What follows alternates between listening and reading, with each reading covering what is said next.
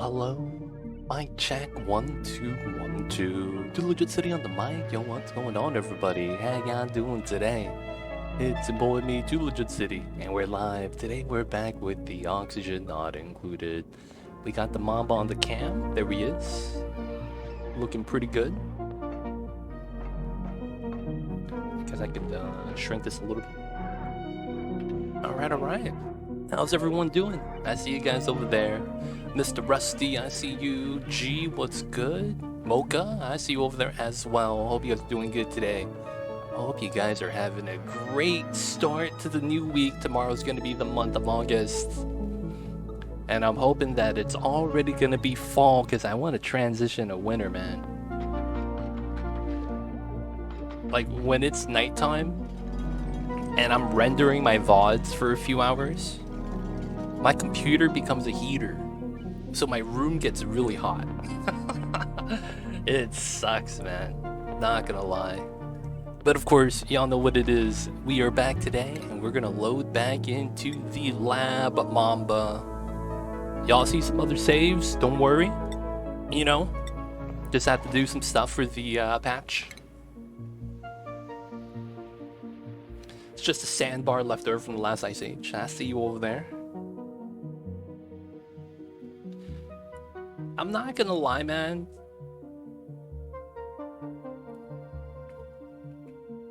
I've always been curious how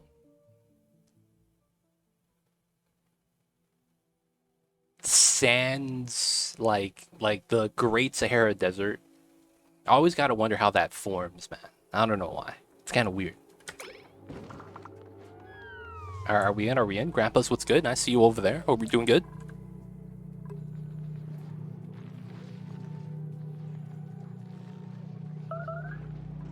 What was that? What are we teching? Oh, we're teching... No. Are we teching that? Oh, I'm teching this. Oh, I don't have the... Yeah, I don't have that. That's fine. That really doesn't matter. Let's just not tech up, because I don't think it really matters at this point. It's hot, man. It's hot, Mr. Grandpa's. Yeah, we got the midsection. Let's go. Let's get that sweeping. Not bad, not bad. We're gonna finish the Great Monument. It's gonna be pretty good, pretty good. Alright, so we were gonna mess with the magma today. A little bit weird, but it should be good. Gotta do, you know, some things with that. Whoa, lag. Alright, I can mine both of these from this tile. Yeah, so this is coming from the wheel. So we just need someone to run it. I could probably add something like this. Wouldn't mind a little bit more throughput. Oh, I see you. It was the opposite, so I didn't really understand that. I think everything's alright. Everything's alright, right? Audio-wise, nothing sounds weird.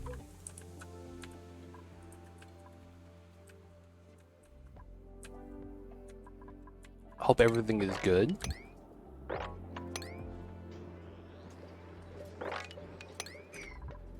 Alright, we're gonna do some trimming over there.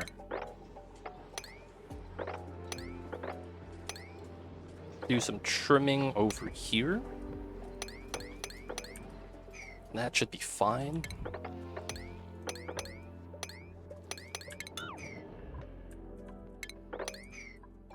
Some trimming over there, because why not? Alright, so we need to get some new rooms for these guys, because we should not have any normal beds. Feels bad, man, but we really shouldn't. Alright, so I'll probably move this setup to here.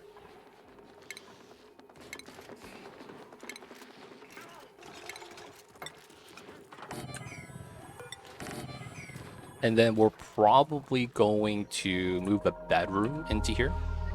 That's 1, 2, 3, 4. That's going to be 5, 6, 7, 8. Yeah, that's probably fine.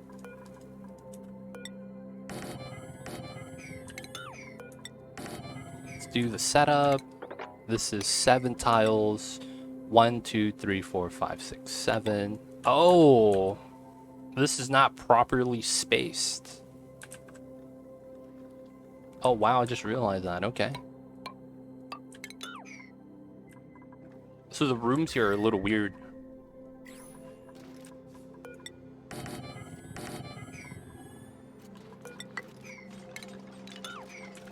That's kind of unfortunate. That means we don't get as many rooms as I would like. I wouldn't want to put a room in the bottom right. That sounds like a bad spot. CO2 is going to accumulate right there. The only other spot would have been like right here then, which I wouldn't have mind too bad.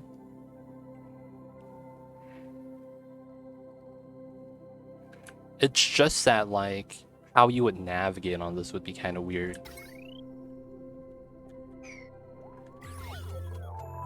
And we're only using this for the deodorizers. That's a really weird setup. We have a ladder from the top, so we might as well trim this out. This is an awkward setup with the deodorizers. Like, it's not really needed there. Alright, so let's get rid of the sun.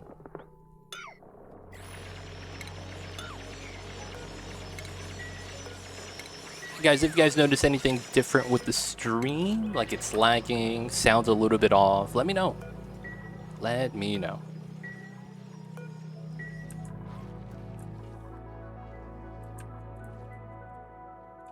Because I feel like I'm tripping. The audio feels off. I don't know why.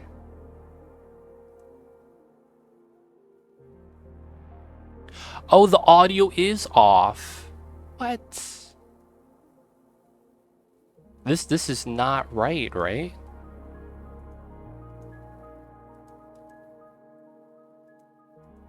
There we go. No, that shouldn't have changed anything though. Yeah, so it goes back to this.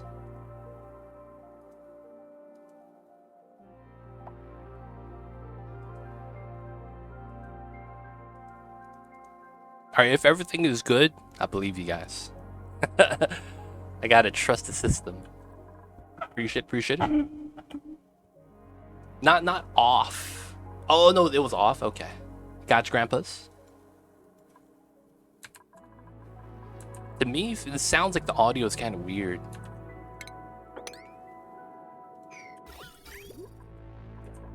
Hopefully it'll be fine though. Alright, so I am missing a pipeline here and an insulated tile. And this is going to be water from the cool steam vent that we tame that's going to feed into our spawn at the bottom. That way we don't use up all the oxygen. Another thing was I needed water into here, right? And yeah, we have like almost no water anymore. Oh no, we have water from... Oh, the saltwater geyser. Okay, that's fine then. Okay, that means I could just do something weird here. Alright, we're gonna be making glass, because we need that for the head statue. We're gonna use ceramic for this, because I can.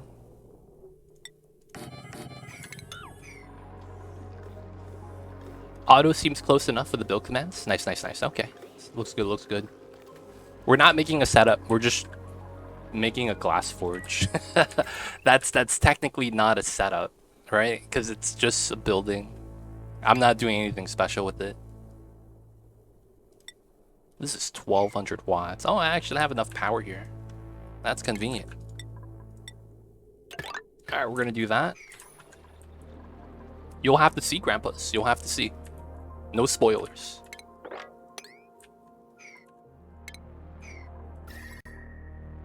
Alright, we'll trim this out just cause.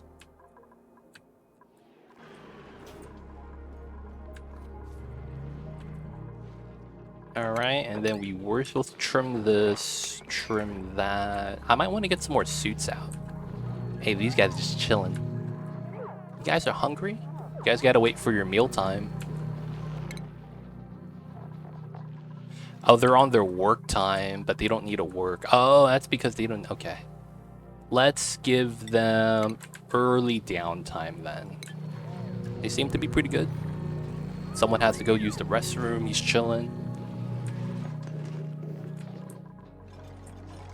No, it would be fine as long as you have enough water. That's really what it is. You could do this because of the mass difference. So we're going to be releasing, I think it's going to be like what? 25 kilograms at a time of molten glass. But we have thousands of kilograms of water here.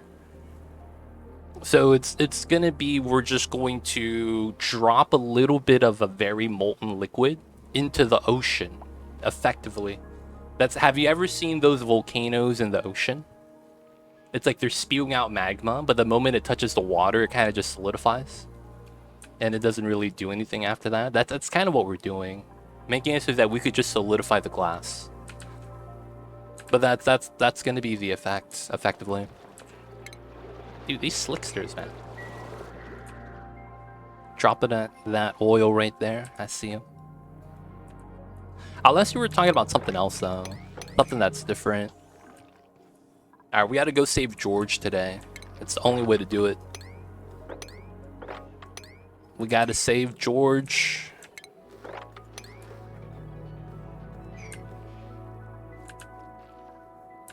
Alright, so we're doing this or mining that. We need to pump this out. Ideally, I need to sweep this. Realistically, that's what I want to do. And then I need to put some insulated tiles here. Probably mine this out. Okay, so we were also bopping more of these sporkids. The zombie spores should be dying. This used to be at a higher value, I want to believe. And then there's the polluted water up top that I don't want to deal with. I think we're just going to have to deal with it, though. Alright, this is not bad. I'm going to keep this path just because I want a path to here. And we're going to probably pump into that. And then, yeah, I'm thinking all the suits are going to be used up. I might want to put a second suit line right here.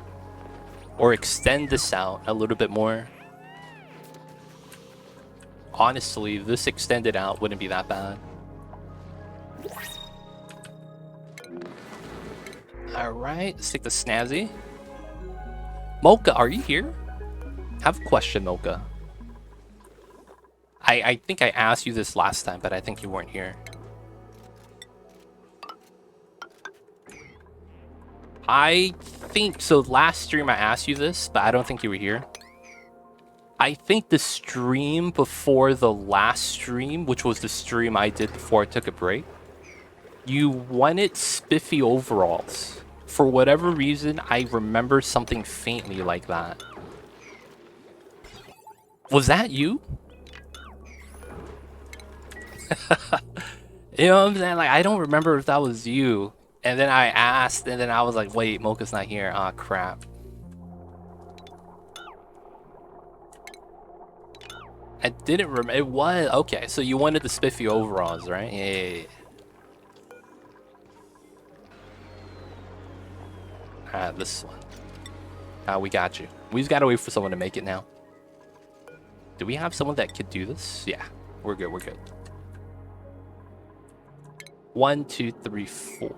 Okay, we just gotta wait for that to be built. And then I need... Oh, I'm out of clay! Wait a second, really? Alright, cancel that. Alright, we can't use ceramic then. We're just using igneous. No, I need the ceramic for the Great Monument, I think.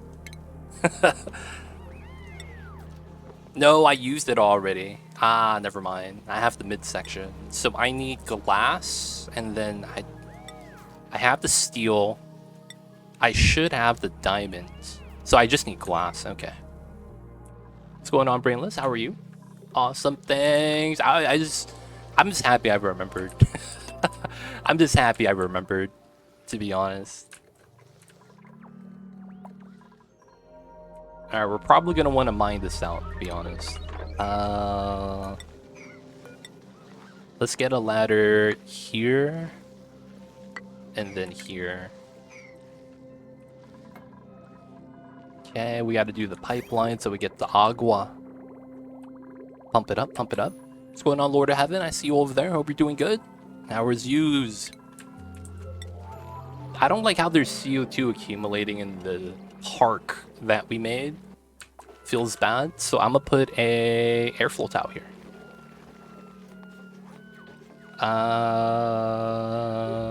We'll put it on this tile and this tile. Oh man. It never, ever ends well when someone opens up with that, Dino Dots.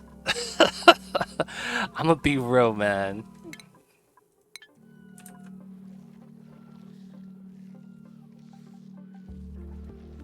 Is it a good joke? Are you gonna get banned? Doing well, sitting in my hotel room, looking at the snow. I'm tired of heck after going down the slope without doing exercise since 19. Dude, you know what's worse than that? Walking up the hill because you don't have a ski pass.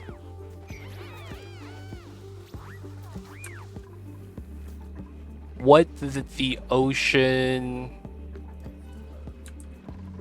Okay. Say to the beach.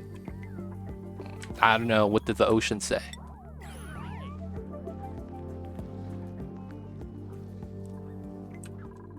I had to walk up the hill because I took a wrong turn. Did you have the snow boots on, dude? Dude, walking in snow is horrible, dude. It's like walking in sand.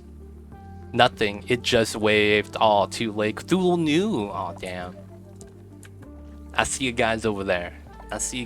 Coming in with the dad jokes. Is that the era that we live in?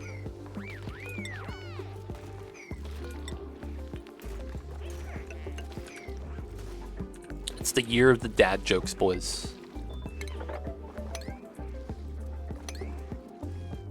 I could probably get away with that. Can I make that? Oh, I can make that. Oh, that's top tier. This is a day for dad. Is this like a holiday or something?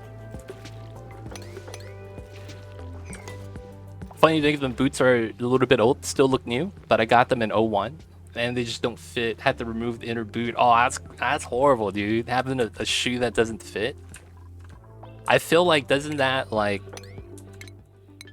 Now, of course, you're not going to be wearing it for like a long time, but it's like, you know, if you wear shoes that don't fit, it starts warping your feet.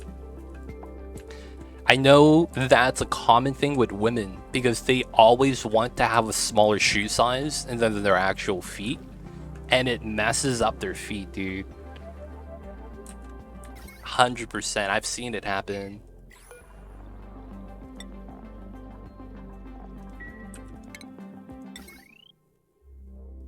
Yeah, but there's some women that have like, oh yeah, having smaller feet looks cuter, and then it's like they do everything in their power to do that. I know this because I used to date a girl that did that, and dude, her feet were messed up. It was funny because she would look at my feet and she goes, "You have nice feet," and I was like, "What the fuck? What do you even mean? This is normal, man." I just wear shoes that fit. You know what I'm saying?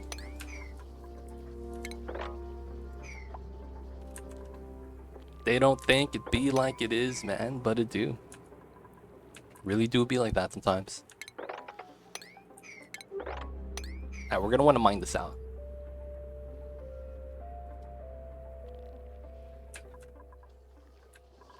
Where do you learn to make a banana split? Ah, man. My cell internet is not good here. Need to get the Wi-Fi password, but I'm too tired to move. Yo, man, hit up the room service. Hey, man. Hook me up with the Wi-Fi password. I need it, man. Call up the room service. Only way to do it. The Sky Dino Dawes from Sunday school. What a guy.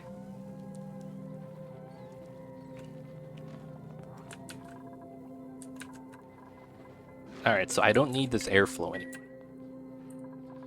Well, the Wi-Fi is usually horrible. I mean, yeah, it's true, but it's like you could probably layer it, right? If you have it. So it's like you have your internet, and then if yours craps out, you'd fall back on the Wi-Fi internet, right? And that's kind of not bad. Is this 99? 99 divided by 4, what is that? It's about 25, so it's gonna be what, 2,500? Oh, that's half of what I need. Oh crap, dude, this is gonna take forever. This is no 2,500 glass. Okay, so I need exact. Well, I need a little bit more. But this is pretty good. If you're lucky, they have a QR code. They scan for a Wi-Fi connection. Oh, those are pretty cool, dude. Someone put a QR code of like animals pooping at a restaurant. They just walked in and put it on the tables. So then the guests would scan it and be like, "Oh, what is this?" Yeah, 24.5. Yeah, I would need one more, and I hit the 2,500. I got carded at a liquor store, and my Blockbuster card fell out. Cashier said, "Never mind." What a guy.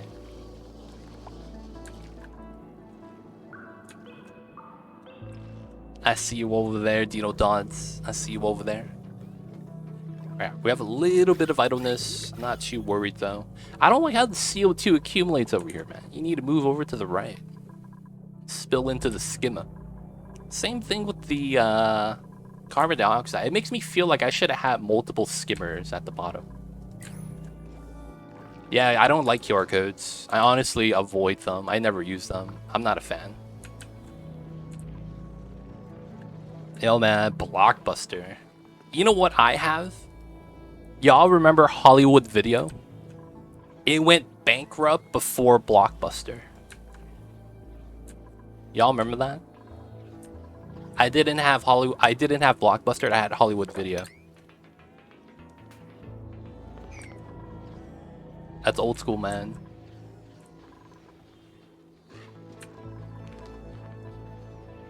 I'm lazy. I just do door crushers. See, the thing with that is, while that works, it requires like an accumulated pool of CO2. Versus anytime a bubble flies next to this, they get zapped. Which is the only reason why I wanted to do that. Man, this is kind of warm, dude. 29 degrees. I thought we could give these guys AC, dude. Is this not long enough? 10 tiles?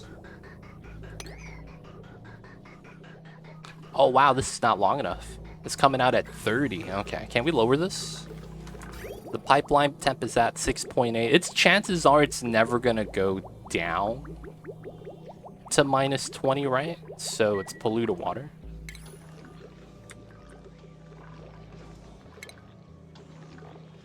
That's not it. Here we go. Minus 20. So I could technically go to minus 6.9. And then hopefully we get a colder temp. If you don't know what Blockbuster is, dude. I know what Blockbuster is. I just never went because apparently because I was young, I had bad taste. I mean, I get it, you know, kids. Kids be kids. Let me put this here. Let me put that here. I guess maybe this.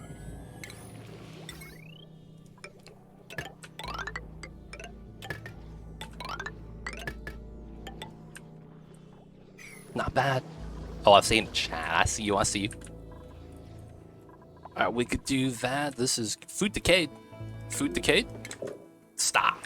Stop moving. Okay, that's fine. If that decays, that's fine. I'm not worried about that at all. Cool, cool. I have no idea what that is, but I see you. All right, we need to continuously trim this. I think that's going to be wise. All right, that's good. We're still making this. Let's speed this up. And then this gold doesn't want to spill out. I like how this is absorbing the heat, though. 2612. I've been rewatching movies I used to love as a kid, and understood why my parents didn't like me watching them on repeat. Oh, you know what's crazy, Mocha?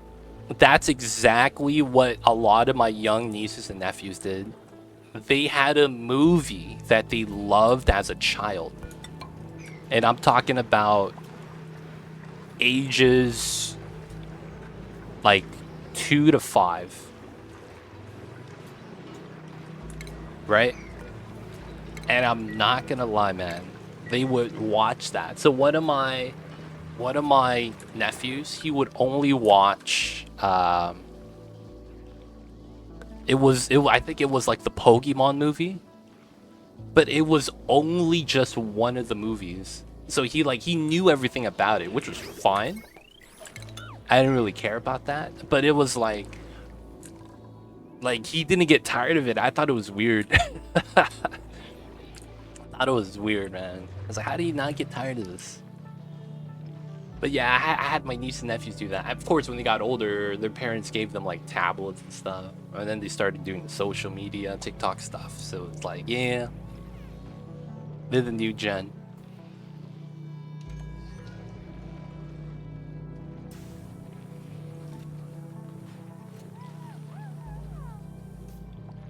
Interesting, dots. Caramel cookie. Sugar milk boiling thing. Oh, interesting.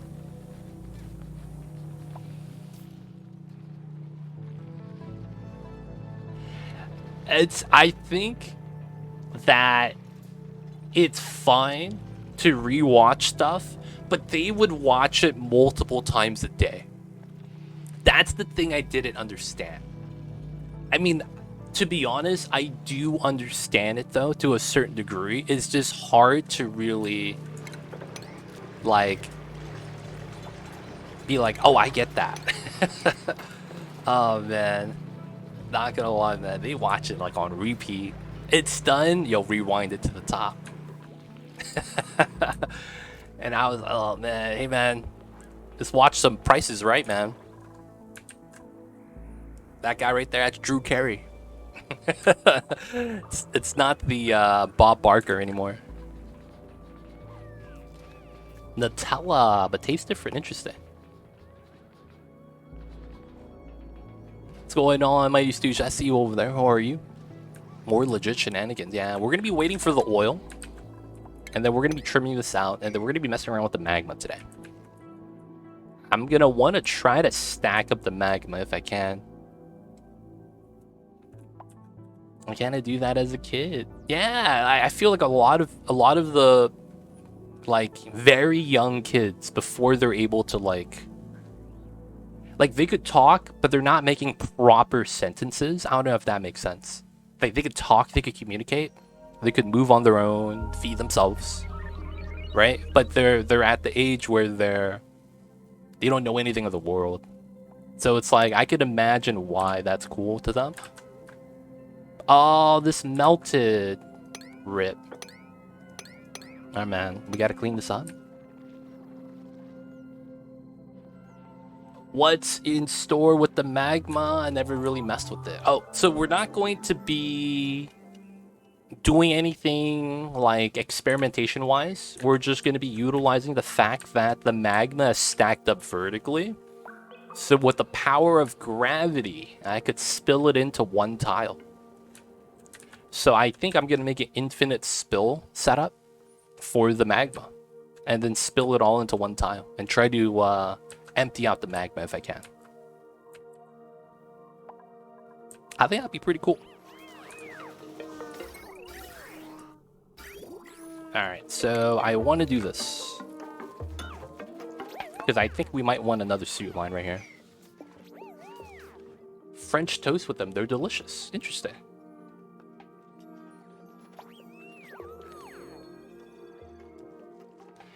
I mean, Steve Harvey and Family Feud is cool. I just like the different mini games. Like, I have a weird, I don't know how to describe it. Is it a soft spot? I like little mini games like that. how they're all different, the pachinko, all the different things. I've always liked those kind of stuffs. All the magma one time. I want to see that. Yep. At least that's going to be what we're going to be attempting. We just got to make progress. Also, we had to save this guy, George. So we're going to want to do that soon. We got to do a little bit of mining, though, so that we could clear this out. I probably want to mine this, though. I'll probably do both of these. And then we want to spill this out. We're going to dig a little bit of a hole so the salt water gets pushed down. And then we want to travel across this way so that we can say what's up to George. How does one compress magma? You'll see. You'll see. What's going on, Unfocus? Yo, man, on a Monday? Come on, Unfocus. Don't get fired, man. Don't get fired. It's true, Dino Dodds. It's true. I get that. I just like the mini games. I also like shows like Supermarket Sweep, where you have a little bit more variability.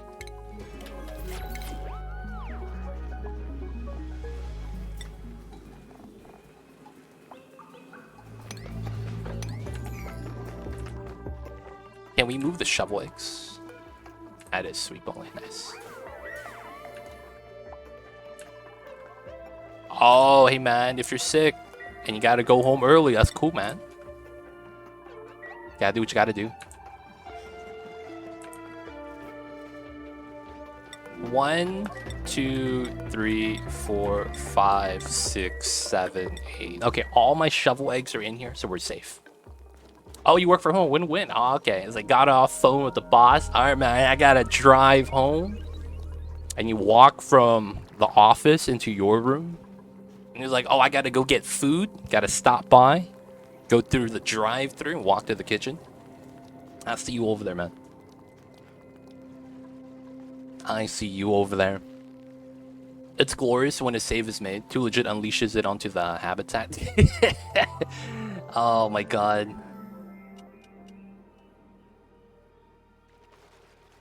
Yo, man, I don't know. Maybe. Wait. What did Dino Dodd say? Stay?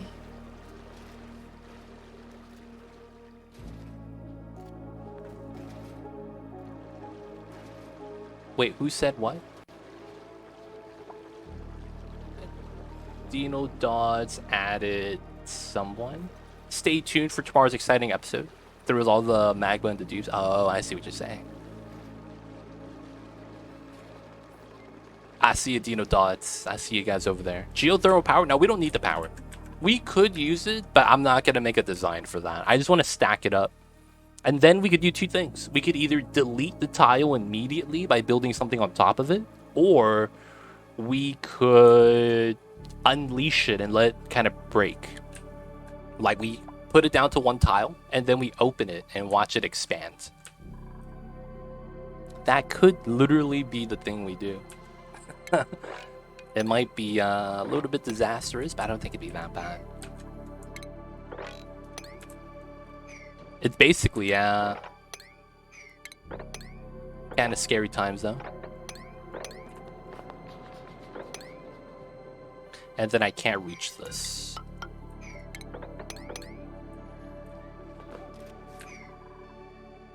Oh! I gotta fix this, because I need to save George, right? And I can't put that there. Okay, we're gonna have to change this up slightly. I thought asteroids were cold. It depends. If a place like Mars doesn't have anything going at the core, why would an asteroid? Oh, that's because this is you know, the video game logic. Maybe they have active volcanoes. I don't know. Who knows, right? Whatever it may be. The craziest thing I think is, I remember I was reading the description of how it would be if you were to land on one of the gas giants. Like, if your rocket was right outside and you got pulled in and you couldn't get out, how the experience would simulate. Someone was describing that because they were talking like that's their field. Like they're in, they do a lot of the astronomy stuff like that. I don't know if that's even astronomy, but they do a lot of the stuff like that. And they basically said that, dude, you basically fall at different speeds, but you never stop falling. And you just kind of float. And that's all you really do. Like, you won't be able to see anything. At some point, you're just going to get cooked. At some point, you might freeze. And it's like, dude, the gas giants are horrible. You just don't know what's happening. Because the idea is that you technically can't land on it. Aren't gas giants thought to have a solid core? It's not actually proved, though, right? Like, that, I think that's like a hypothesis, not actually a full-on, like, they have something to prove that. I might be wrong. If someone's more well-versed with that, they could help me out with that. That'd be amazing. But yeah, isn't that, like, it's one of the theories. Not sure if it's actually true, though, right? That's kind of where it's at. What if there was a layer of fuel-type gas and a layer oxidizer and the rockets ignited? Well, yeah, that's the thing. We don't know how the combustion would work with that as well. And then it's like, how is it that there's so much gas in the same area? Like, there's got to be something mad dense, right? Because then it's like, for you to have gravitational pull, the density of the object has to be huge. I don't know, man. Like, you know what would be crazy? Like, this is crackpot theory at this point, and I'm not really into the sciencey stuff with the astronomy. Imagine that's just a black hole, and that's sucking up all the gases, and that's why it's doing that. Is that possible? That the reason why the gases are there is because there's a black hole sucking them in. But the black hole, maybe it's like not that strong, but a black hole is like technically could just pull stuff in like that. I don't know. And then at some point it pulls in so much gas, it creates that gravitational pull similar to a planet. I don't know. Crackpot theory, right? Crackpot theory. It's crazy, man. Stuff like that with the planets. Alright, let's speed this up. We gotta do what we gotta do. Are we done making glass? Not even close.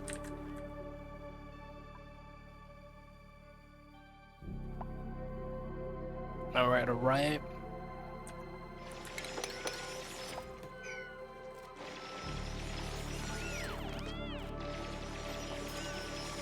Is it possible to have like a weak version of a black hole?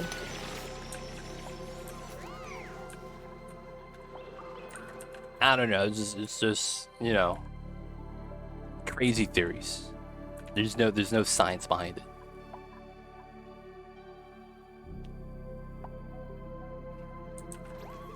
There are small ones. But if they eat stuff, they become big ones. Okay.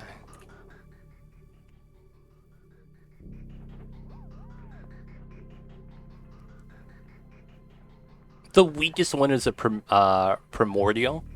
Dude, I've watched enough anime to know that a primordial is not weak. That sounds like some anime stuff right there, man. What? That's a primordial? That's not a primordial, dude. Come on. Primordials are like legendarily strong. That's just anime logic, though. I know it has nothing to do with real life. Alright, I kind of want to move the CO2 pipe so I could extend my suit dock. And then that way we could get more suits out. Or I could just do a second layer. That's probably better. Primordial black hole. I see you, I see you. There's max and min mass requirement for forming a black hole. If mass is lower, ends up being a white dwarf. Oh. Wait. I'm not even sure what a dwarf is.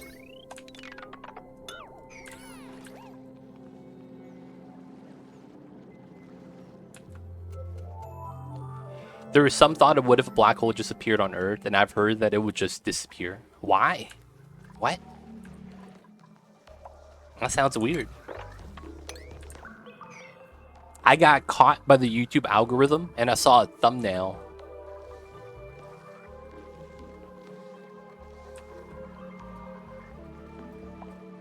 and it was like, this shouldn't exist, and it's apparently a black hole bigger than the biggest star. I'm not even sure. That's crazy stuff, though.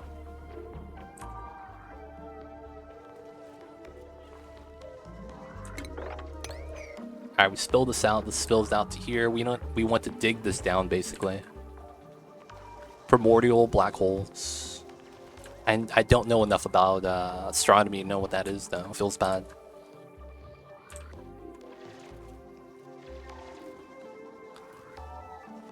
Oh, the particle accelerator? I see you over there. They're the size of molecules? What the hell is that? This sounds like some JoJo's Bizarre Adventure. I'm gonna create miniature black holes on your body, immediately killing you. With my stands, the black hole, the primordial black hole, that's the name of my stand. I'm in, boys.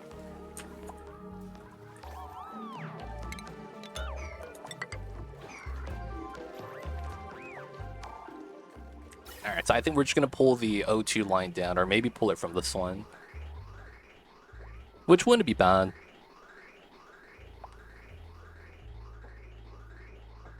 Gateway to different dimensions. Ah, yes, the wormhole theory.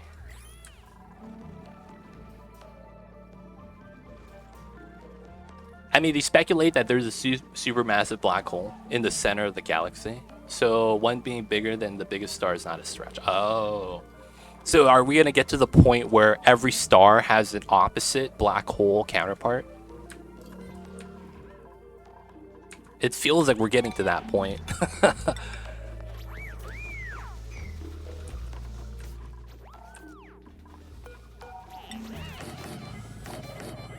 Yeah, these are all going to be made out of gold. And then I don't know why I had this door here. Who do we ban? We didn't ban anyone. Okay, we're just gonna do this then.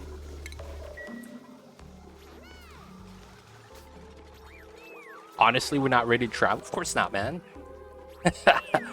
I hope we're not gonna be attempting that, man. Hell no. It was good sci-fi, like the show. Explored ideas typically don't get explored rather than in anime. That's true. I gotta watch Steins Gate, man. I haven't seen it. It's one of those shows that I've heard is very good. That I just need to spend some time to watch.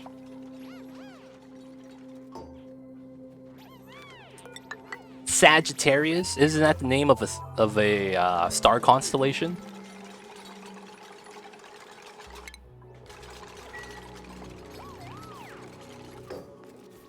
Yeah, true, Shinjatsu. The smallest theoretical black hole. Planck. Isn't Planck a unit of measurement in string theory or something like that? Or am I thinking of something else? I remember that used as a unit of measurement, the Planck.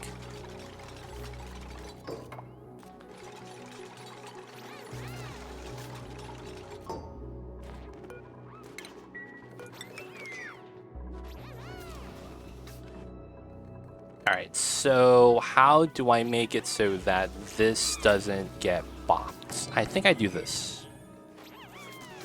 I have to lock the door so they always have to go around. Otherwise, I think once I put the checkpoint, people are just going to start dropping off their suits here, and it's going to be a nightmare. And then I probably want to do this. Is it string theory? I forget. I remember reading about the Planck unit of measurement as the smallest unit of measurement for... I forgot what it was. I forget what it was. There's the hypothesis of the Big Crunch. Everything gets sucked into black holes, and then they start consuming each other, and it's all one massive black hole and the mass of the universe. What if that happens, and then it pulls in the star that's its counterpart, and that's how you get the Big Bang?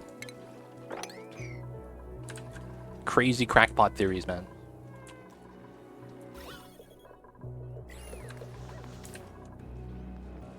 And then it's not that they created life with the Big Bang, they just spit it all back out. Yeah, basically. We compress all the magma into one tile, and then we get liquid hydrogen in one tile of equal mass, and then we just dump that into the magma.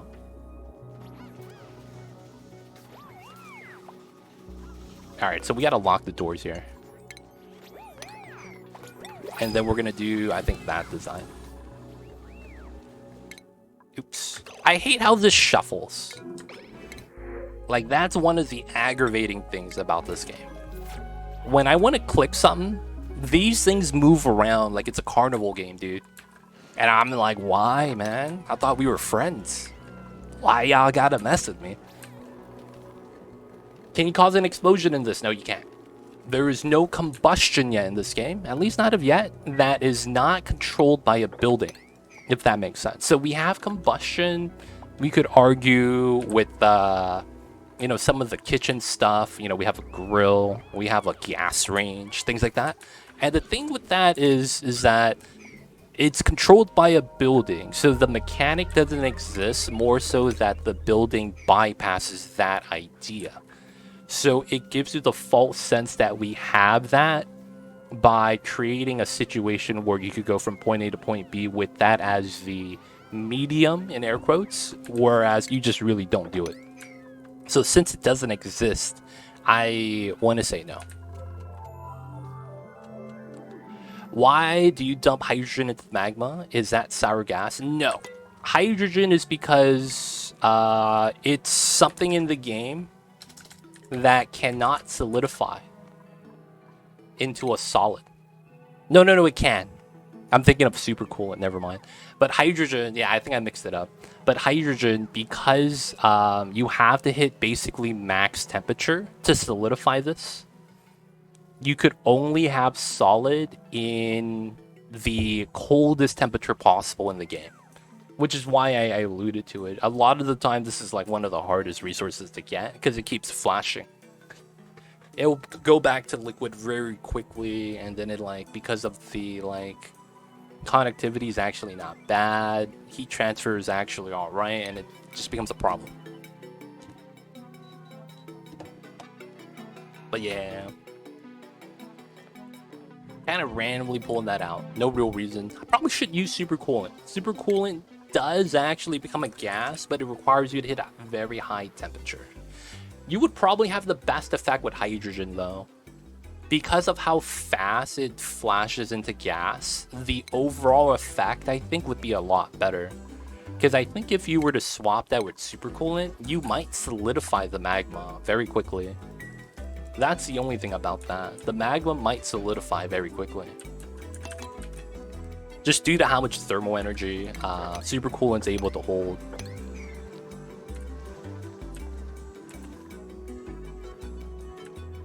Alright, still pumping the oils. They're doing good. Oh, there's a little bit of pumping issues over here.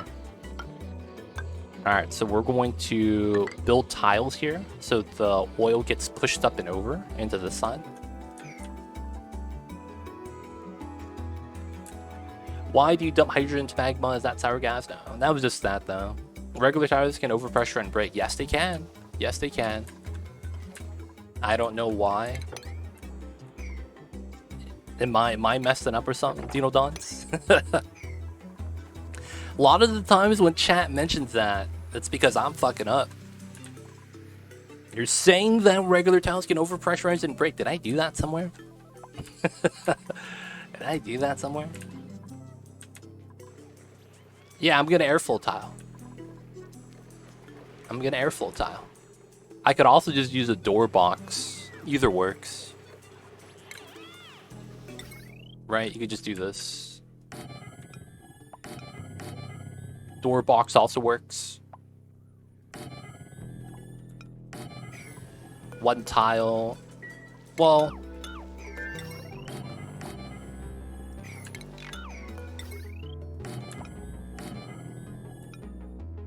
kind of like this.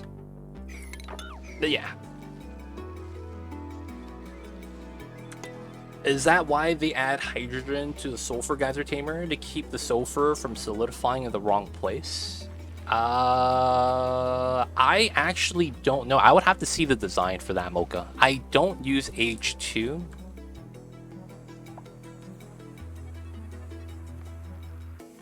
I don't use H2. So I don't know how the H2 would interact in that specific design. I would have to see it.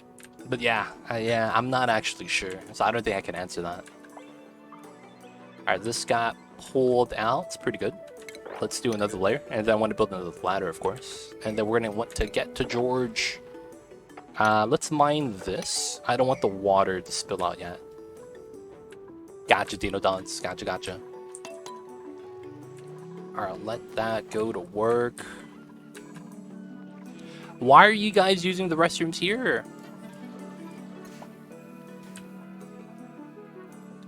Alright, man. They're using like the rec room. They're eating over here. They're stealing their food, dude. Jesus Christ.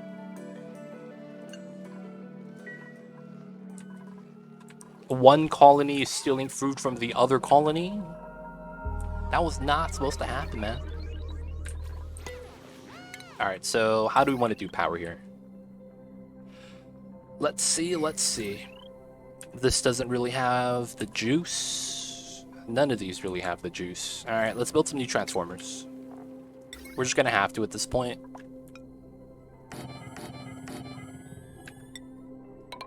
Not really too worried about it, though. I think we could do that. And I think what the play is going to be is we take this line, pull it out. And I think we will basically want to do this line into here, and then we have a new line that goes into here. I could probably move over some of the power consumers into this line as well. It's not too bad. But that should be fine. Remember when germs were apocalyptic? Oh man, dude. Remember when there was no water geysers and you had to put your dupes in jail so that they would cry because they're sad due to the stress that they accumulated?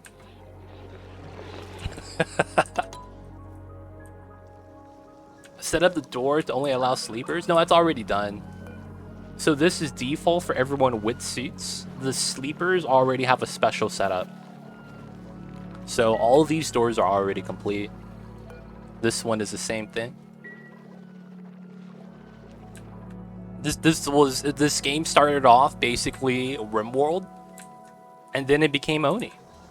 Not gonna lie, I think it was pretty good.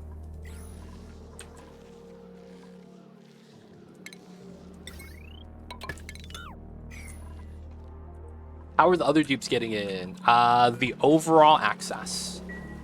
So the special access right here overrides regular access. However, regular access is for everyone else that doesn't have special access.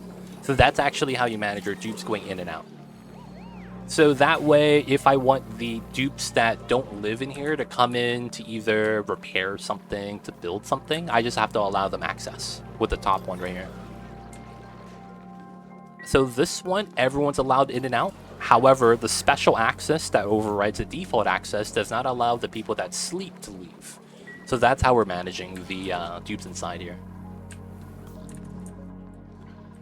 Why the dreamers hang out in the bathroom? Oh, it's because when they wake up, they go to the bathroom, and then they probably don't have any work to do, so they're just kind of chilling.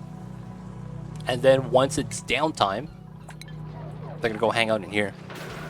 Ari wants to go surfing, you know how it is. Hassan and Tasmadar are talking to each other.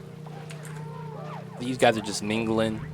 That might be because they already have the jukebox buff. Right, that's what it is. If they're not using the jukebox, they might already have the buff already. So yeah, I don't have enough variety to keep them constantly using the the different rec room buildings. So, but that's what you would want. No, you could keep... No, now they're out.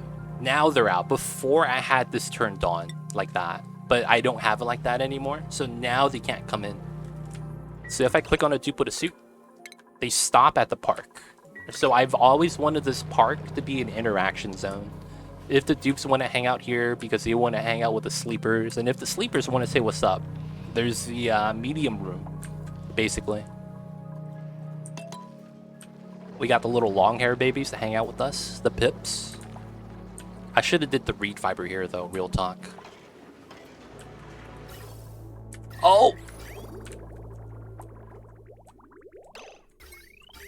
Oh, we're out of water. No, we're out of water. Oh, no, dude. We're out of water.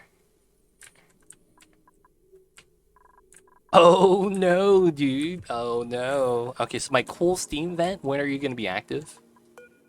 9 cycles. Okay. We're just going to pull this water, I think. We have a lot of ice, but then it's like I would have to melt it. It's going to be a problem. It's either this water or a melt ice. The salt water I don't want to deal with. Because the salt water desalinator is not automatic. I don't want to have a dupe come out for that. We could just sieve.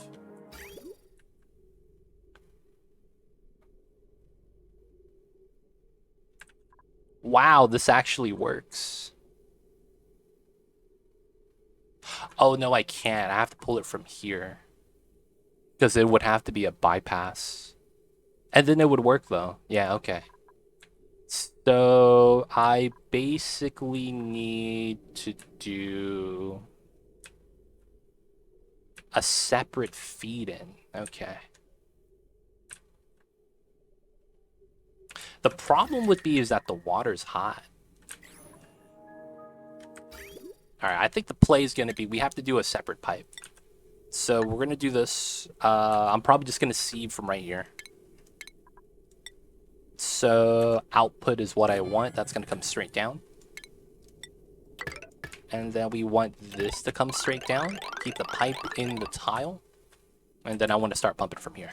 We're going to use a gold pump. Doesn't really matter. And then we're going to use a regular pipeline. Alright, I can't reach. I just realized that. And then we'll go in like that. So we'll need a ladder here. Okay. And then we're going to need a little bit of juice. We're just going to pull it from here.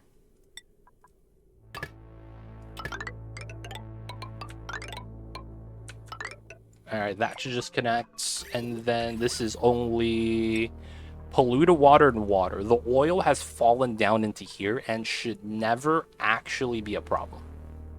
So it should be fine.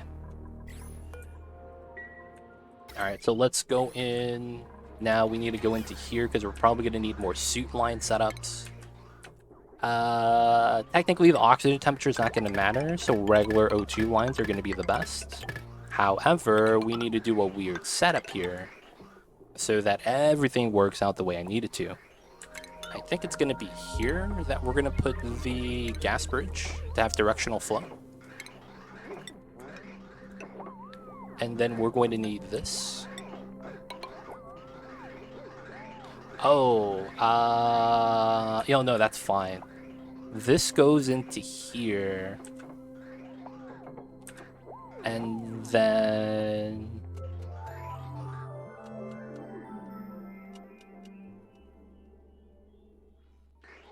I believe this is gone. This is gone. This goes in here, and that connects. And then we fill up these suits. There's an overflow from the top.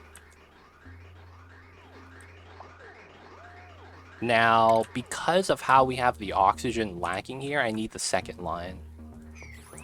And then once we do this, we need to deliver suits. So we need to make 8 suits.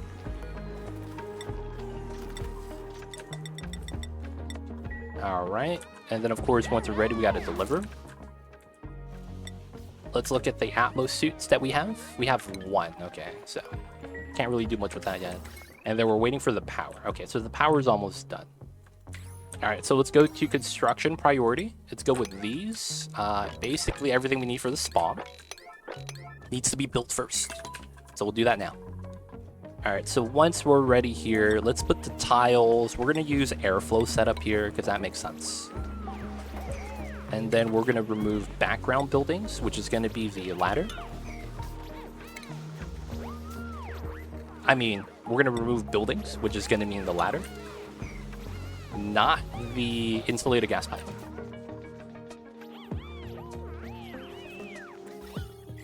Not bad, not bad.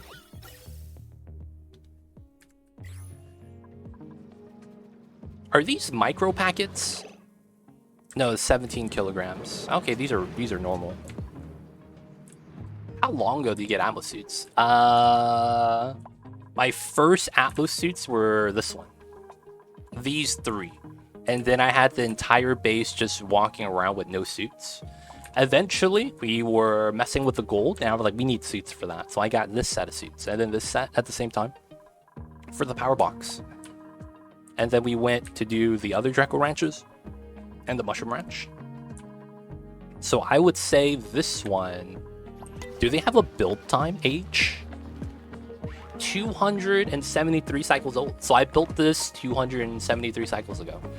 Everything in this game, if you guys didn't know, should have an age tab in the properties. So you can get some exact data if you really want.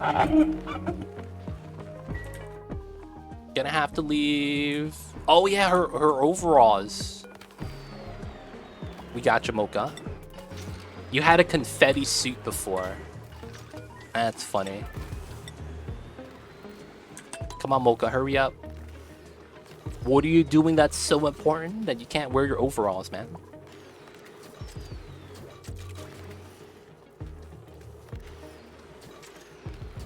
But yeah, I was trying to do an open base, and then I was like, oh, if we're gonna mess with heat, feels bad. What? Why'd you stop? Mocha, why'd you stop? Mocha, please? Mocha gave up, man. Take the Mert seeds. Mocha, why'd you give up? Hello? Mocha's sleeping. Wait a second, is Mocha in here?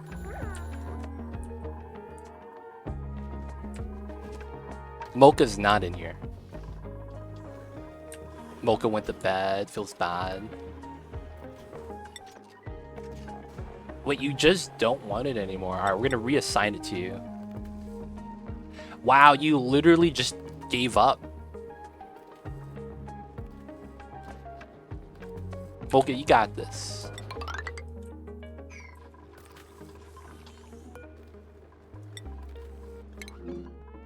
Oh, Mocha's sleeping.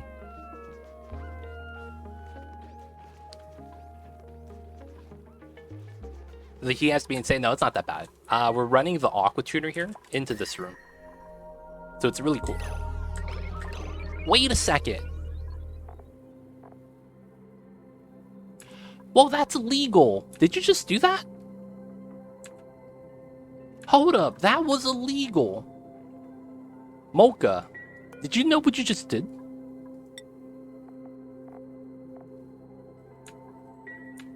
That's illegal. Mocha, you know what you just did?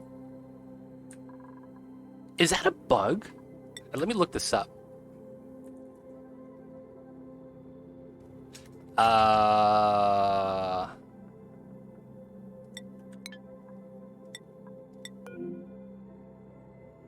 Oh, someone swept it.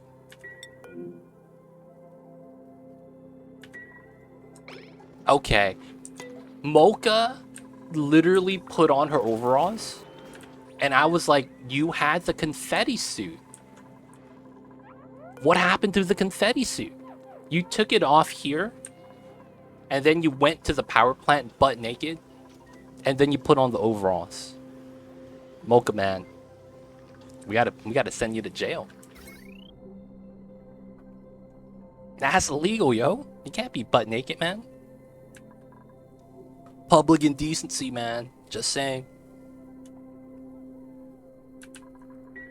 Nah, realistically, I thought you put on the overalls on top of the confetti suit, and I thought I lost the confetti suit forever. I thought that was a bug.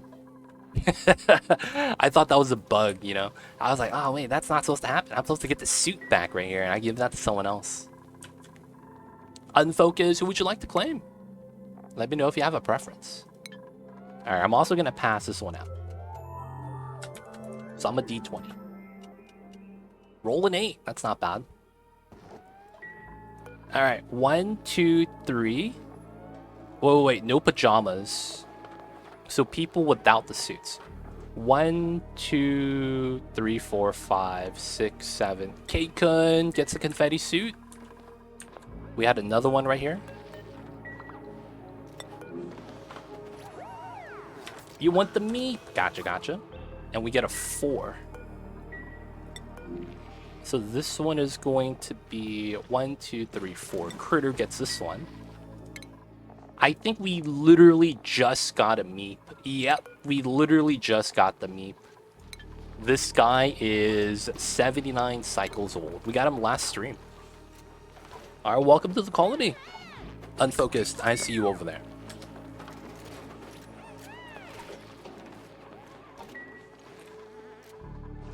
Good stuff, good stuff. Alright, so this is going to be a little bit of water. We'll move that over. I don't think we're going to need the Wheeze word here. And then we're going to start skilling this up.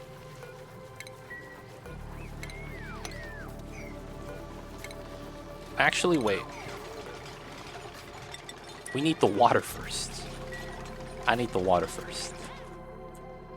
No worries, Mocha. All good. But hey, Mocha, I know you got to go. We'll see you next time. Thank you for being here and hope you have a good one. Be good, stay safe. And have a great week, Mocha. Alright, we're just doing a little bit of surgery. Here. And then we have juice now. Nice. I could also use this power wire for the pumps, if I actually so choose to do so. So it's actually not too bad.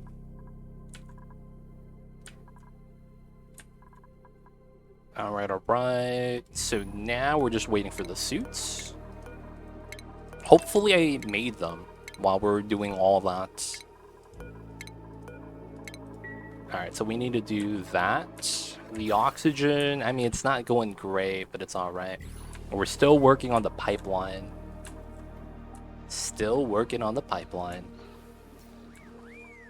Alright, so the thing is that this means my somnium synthesizers are going to start suffocating, and that's not good.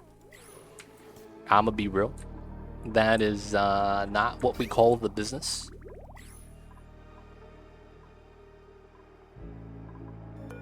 Dormant geysers. Alright, so we could manually use this pipeline temporarily.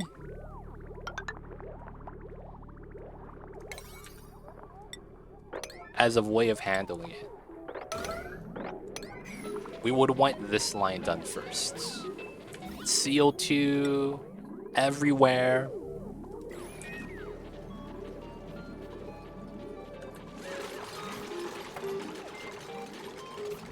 If we could build this, that'd be amazing. Because we'd be able to use the pipeline to overflow and then use a little bit of the food poisoning water. I know it's food poisoning, but it's like, at least it's water. At least it's water. One more input. Nice. So then I could do this now. This is something not connected.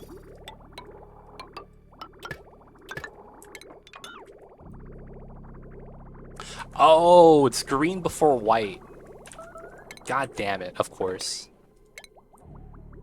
I see the problem. I need a bridge here. There we go. Yellow alert. Hopefully that's fine.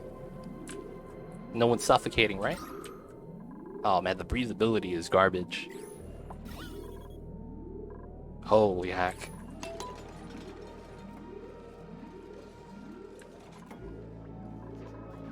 Come on, can we get the bridge? Oh, there it is. Water, which means we get oxygen. Damn, it feels good to be a gangsta. Alright, good stuff. We have hydrogen. That's not going to be a problem. So we're going to be using this sieve basically and the water we get from the bathroom. We have a little bit of a buffer. We could probably go through all 5 tons and not really be, you know, in a bad situation. Oh yeah, the power wire is going to have to come from here. Hopefully that's going to be fine.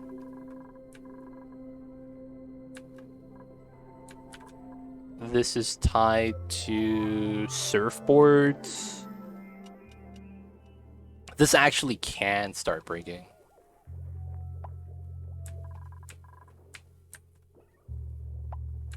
That's actually not that great. It feels bad.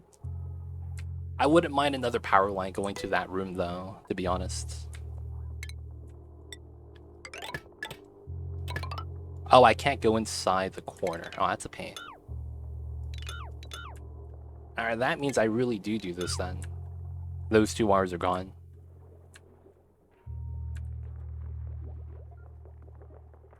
Could I put it on this line? That probably is the play. The bottom line. Because that's 16, and that'll push me to 1560. That's actually safe. Alright, and the pipeline... Wait, why is this gone? What the hell? I also have a pipeline here. Alright, the wire... This is almost done, which is good.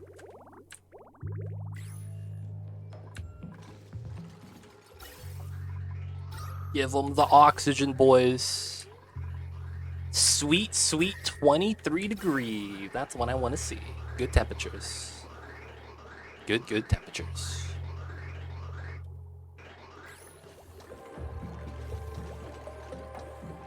Not bad, not bad. Alright, so we still need to get to here. Let's get this down. Let's mine this so we could just walk down this way. I probably want to pull it back to here, to be honest.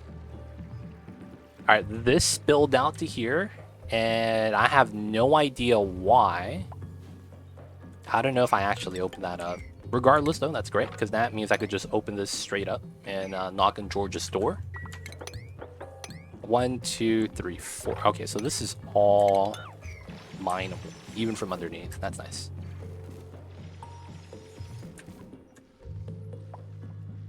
Alright, alright. We're gonna say what's up to George. And then we gotta do our kitchen, right? Well, I still gotta... There it is. And there's power. Oh, man. Alright. We barely used 1 ton. I should have did that earlier. As the choice for water. Alright, the oxygen here has to be emptied. Because, my god, that's a lot of oxygen. We're just going to release that here so that we could have everyone breathing. And now that we have cold oxygen coming in at around 25 degrees, it's pretty good. Pretty good.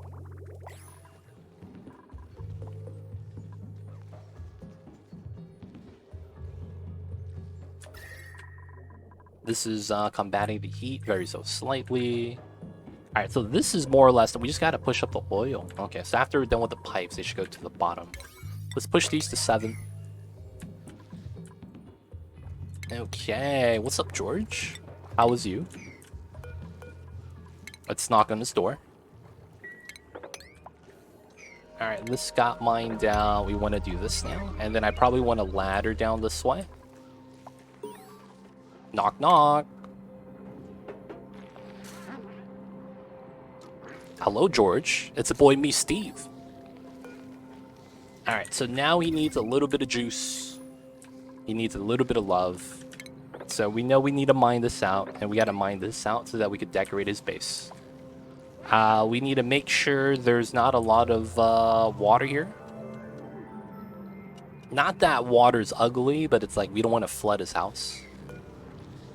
Dude, imagine if water had that core. That'd be wild. That'd be pretty wild, to be honest. We probably pull it from this line. Yeah, it's about done.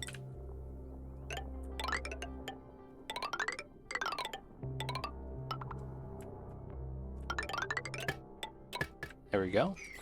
And then from this... Well, I guess we don't need to do that. We do top level down. So we would do that. I basically need to trim everything.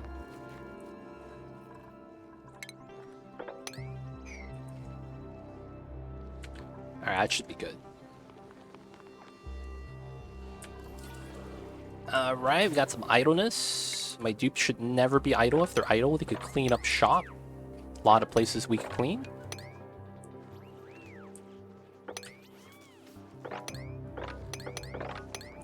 Oh, there's the water.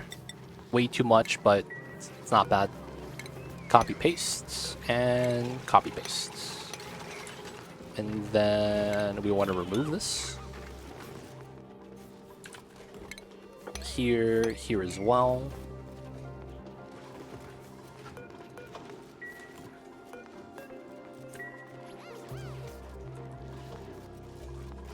Not bad, not bad.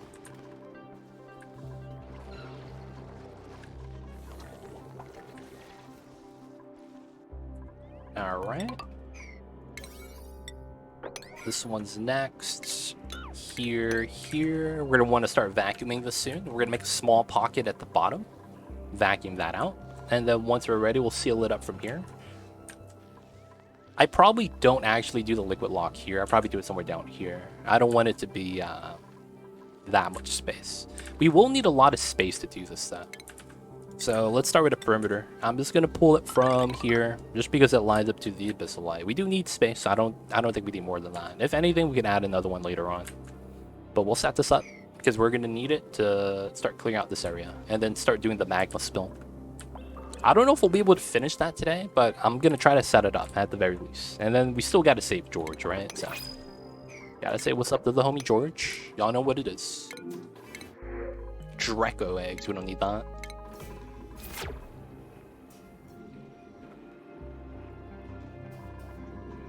Aha!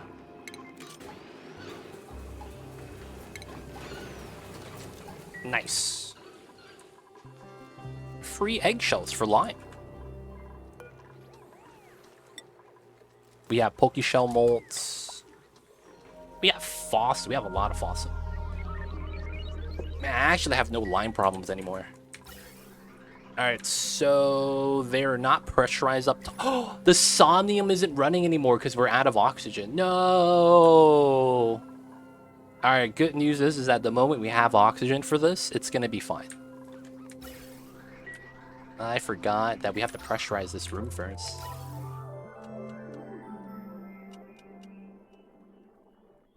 The somnium has been off and I didn't even realize it.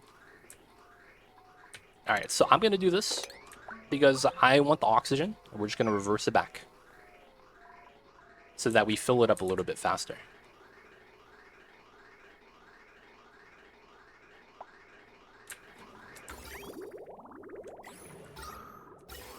Wait, are we over pulling? This corner is.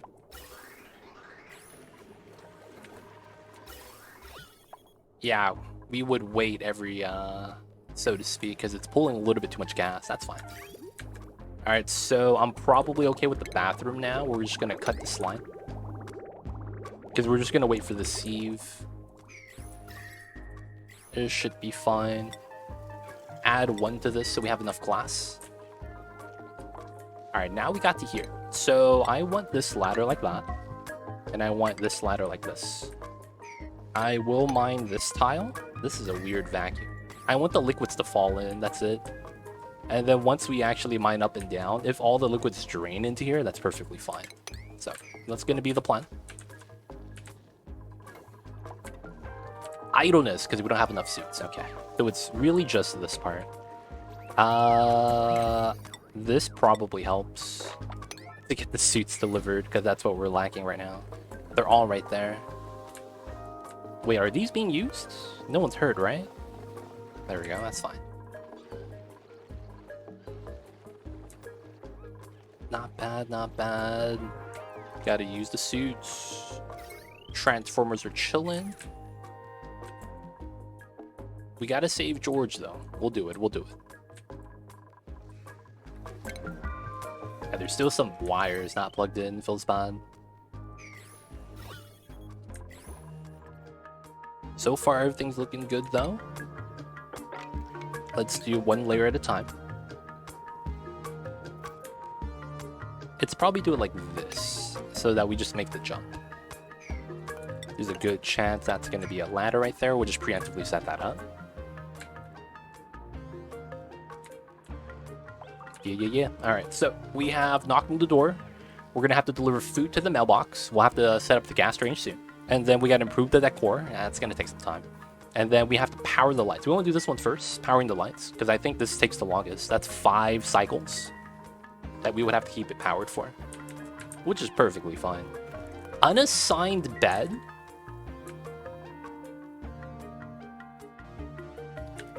Wait a second. How do I have unassigned beds? We have motherfuckers sleeping in the rocket? No. Wait, how do I have unassigned beds? 1, 2, 3, 4. That's 10.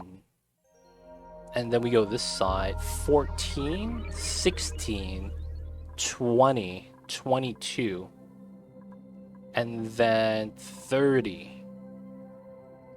Oh, and then there's 12 here. That's 42. Oh, yeah. Okay, so I need to just remove these beds.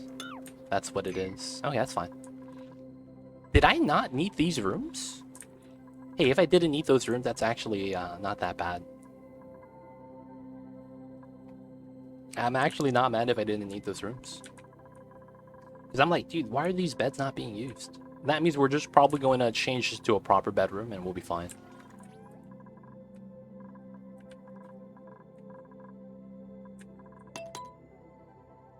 There we go. Not bad, not bad.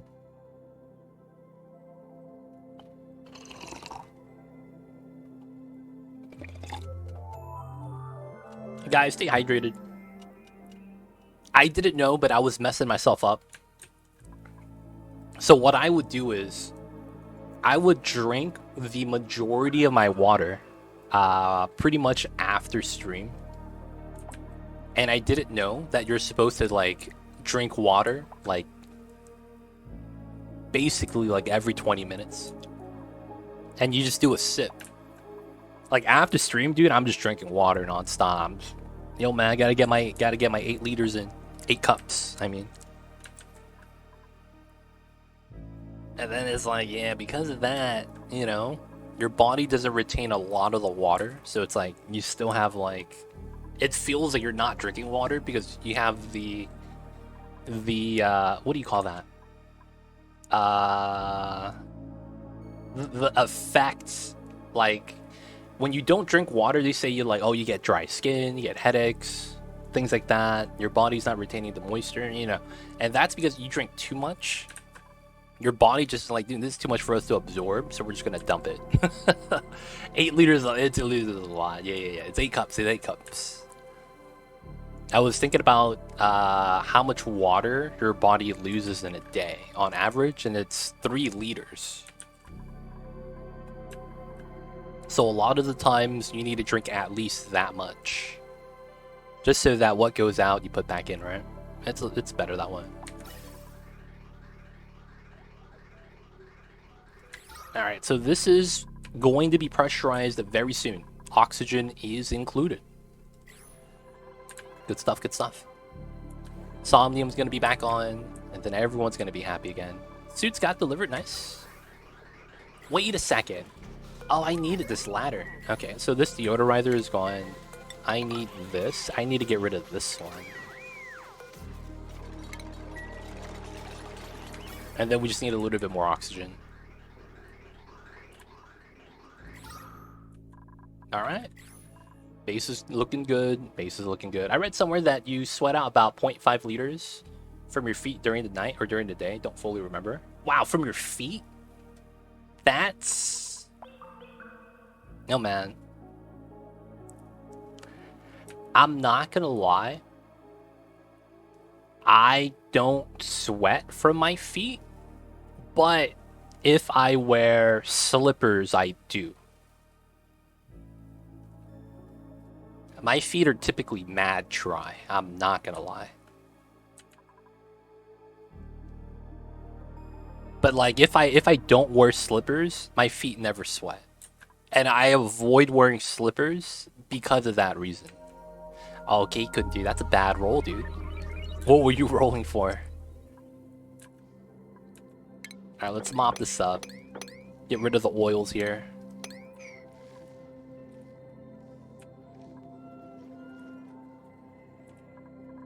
And then, yeah, I'm missing 2 beds.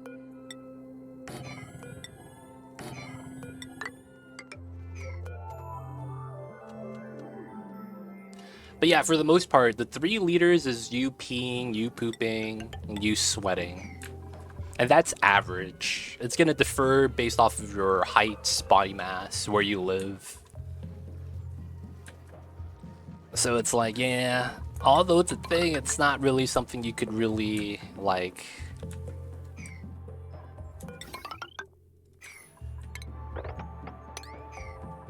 Like, how do I say this? There's no set number or rule of thumb. It's really just variables. That's not bad. Get to here. Gotta do the power. Alright, top layer.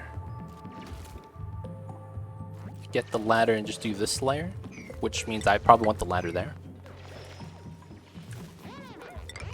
Oops. There we go. Just wear a still suit all day, every day. What's a still suit? I don't think I'm familiar with that. Okay, saltwater did get down here, but it's not getting over to this side, so that's fine.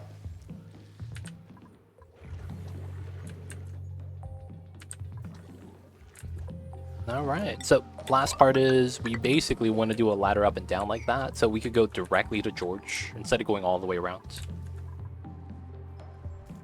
Oh, it's from Dune, the suit that keeps the water in their bodies. Oh, wow.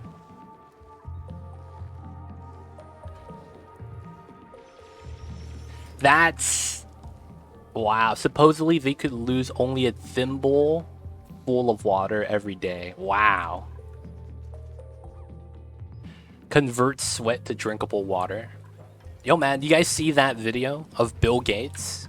He had a science project thing, and the guy that won took manure and then filtered it out and made it into clean drinking water.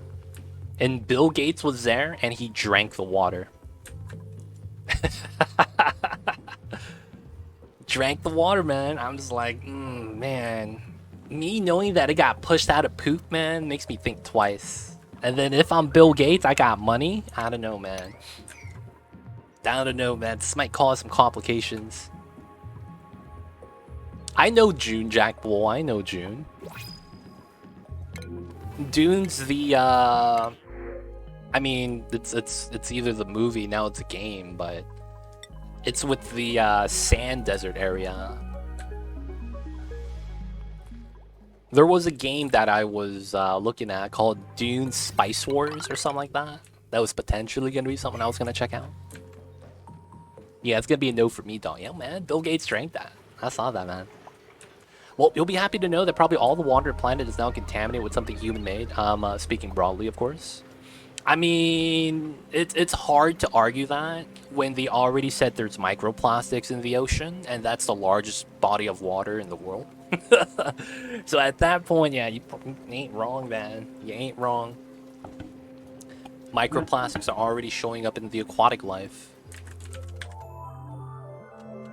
Oh, it was originally a book series. Oh, my bad. My bad, my bad. I got that wrong, man. Feels bad. What's going on, Dog Iraq? Hope you're doing well. How are you?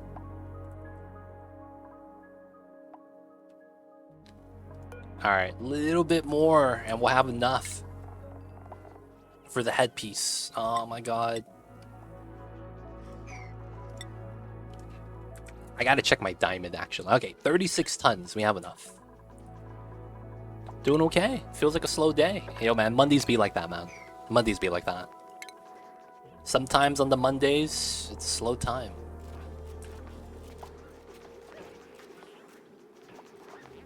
Alright, so we're gonna use the pink design on this one.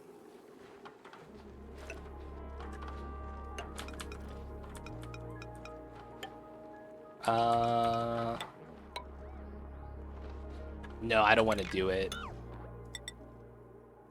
Wait, can I do it like this?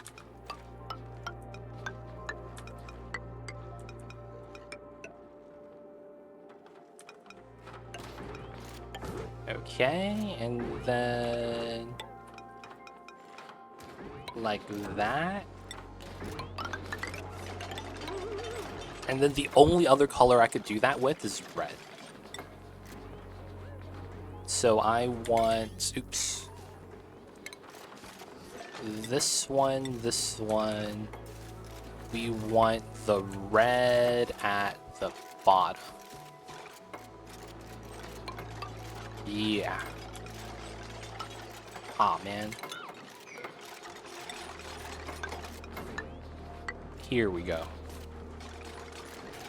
And then we want this. Like that. And then we run the red all the way through. Diamonds are forever. Don't they still argue that Star Wars was copied from Dune? Wow, really? I don't know. I've never heard of the argument. But then again, it's like, yeah, I haven't seen either movie. It feels bad. Well, there are microplastics in all of us too. They had to go back into the blood sample ticket from World War II soldiers, find untainted microplastics to use to control the testing and effects. Oh, wow. Yo, man, it'd be like that. Plastic OP, dude. Plastic OP.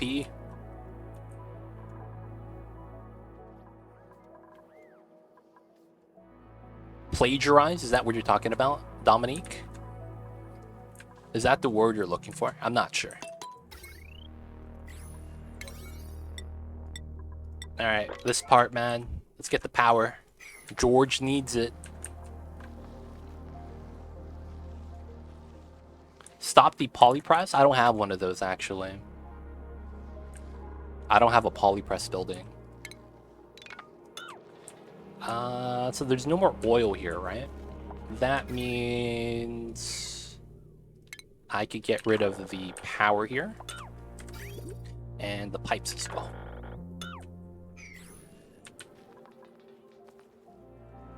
Star Wars was just a rewriting of the hero's journey from classic Greek plays. Lucas took a class on hero's journey in college right before he wrote Star Wars. Oh, plagiarized, the steal copy from others. Yeah, yeah, that's the word you're looking for. But for the most part,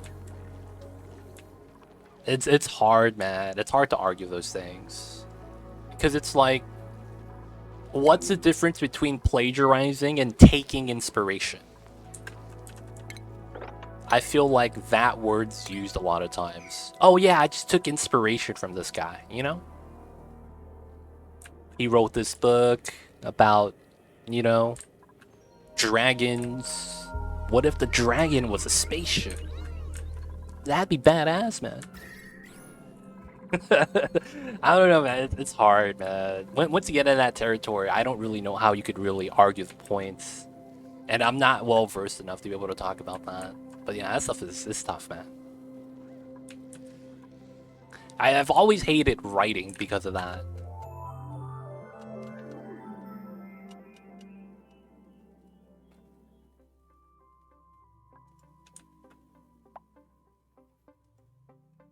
Oh, we got it? Oh, we didn't get it. We're getting the oxygen occasionally. Oh, there it is. Maximum aptitude. Oh, we're out of oxygen. Alright, we're almost there, boys. We're almost done pressurizing. Getting the buff and going away immediately. I need that steady stream of oxygen, man.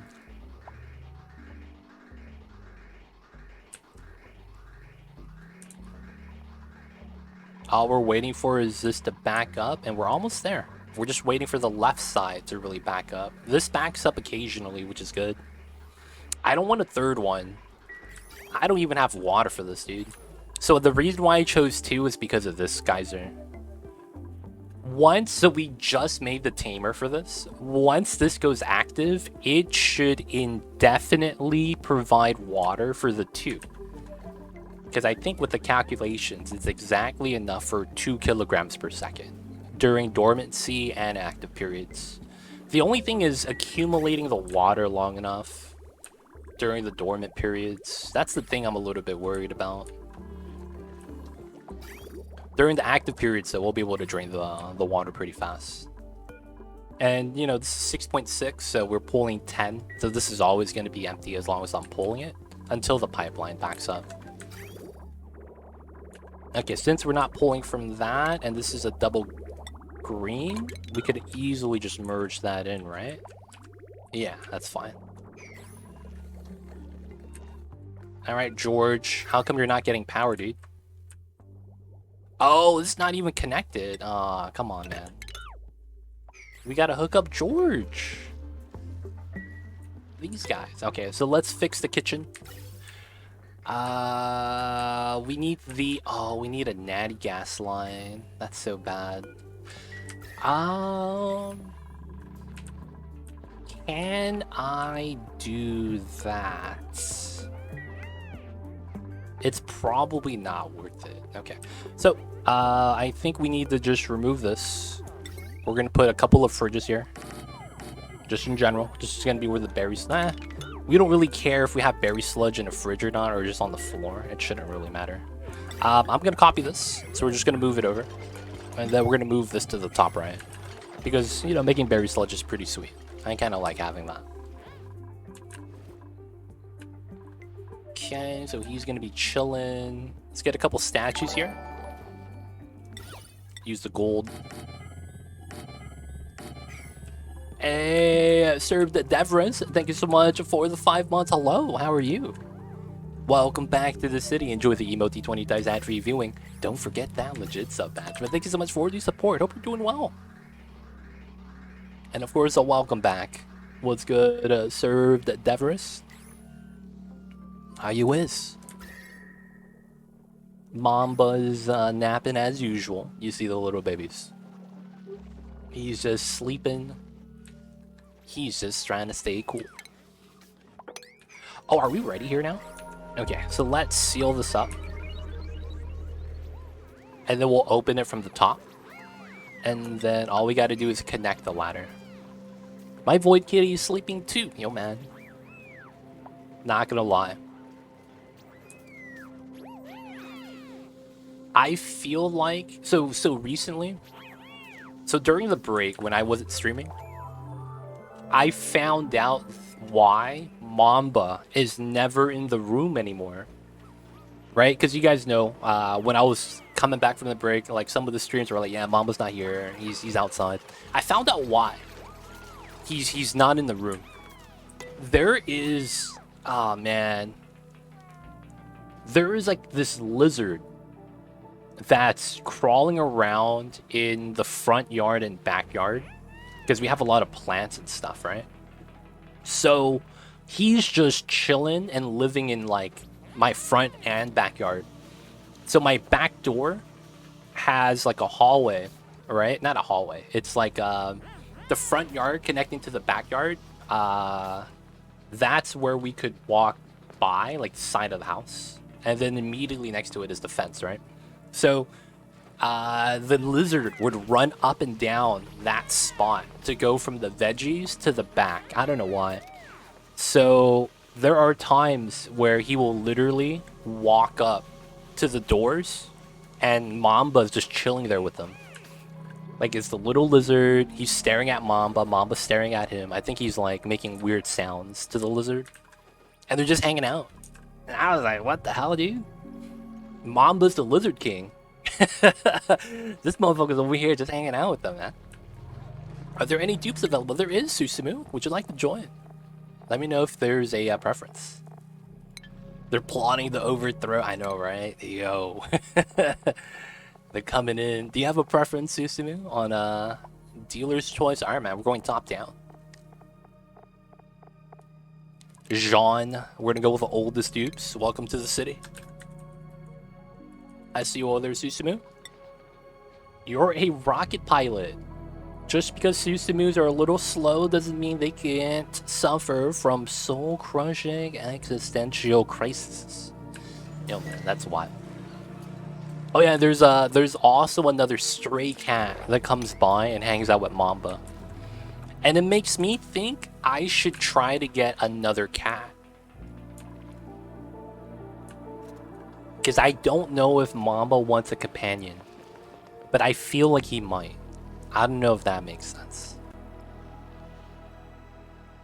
You just missed your chance of becoming George. Oh, it's true. The script made it a little close to home. Yeah, man. Too real for me, IRL. Yeah, man. We're about to save George. We're getting him his Christmas lights. We are moving the food buildings around. So I am going to copy this to here. And then I'm going to deconstruct this. And then I'm going to copy this to here. And then we're going to get the power.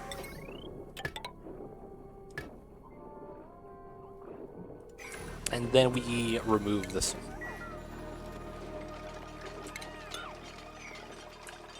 And the reason why I need to do this is because I need to change this building to that. It's basically taking up a little bit too much space.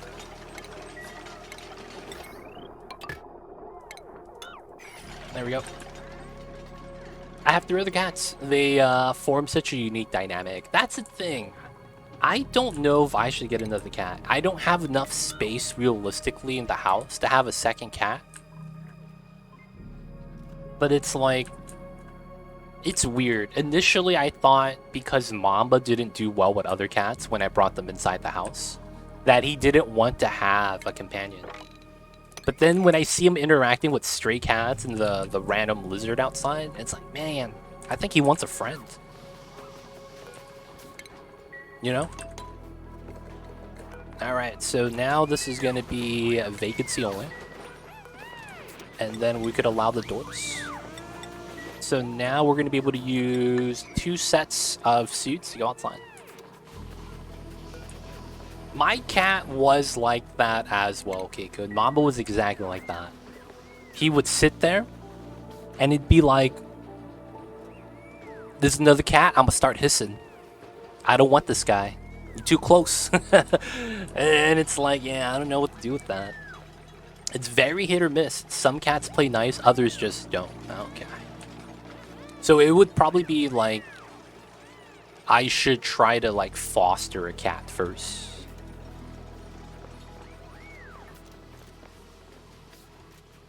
Our cats are extremely social. They probably didn't relate well with other cats at first because he's bonding with you and he's jealous protective. Oh, I could see that as well.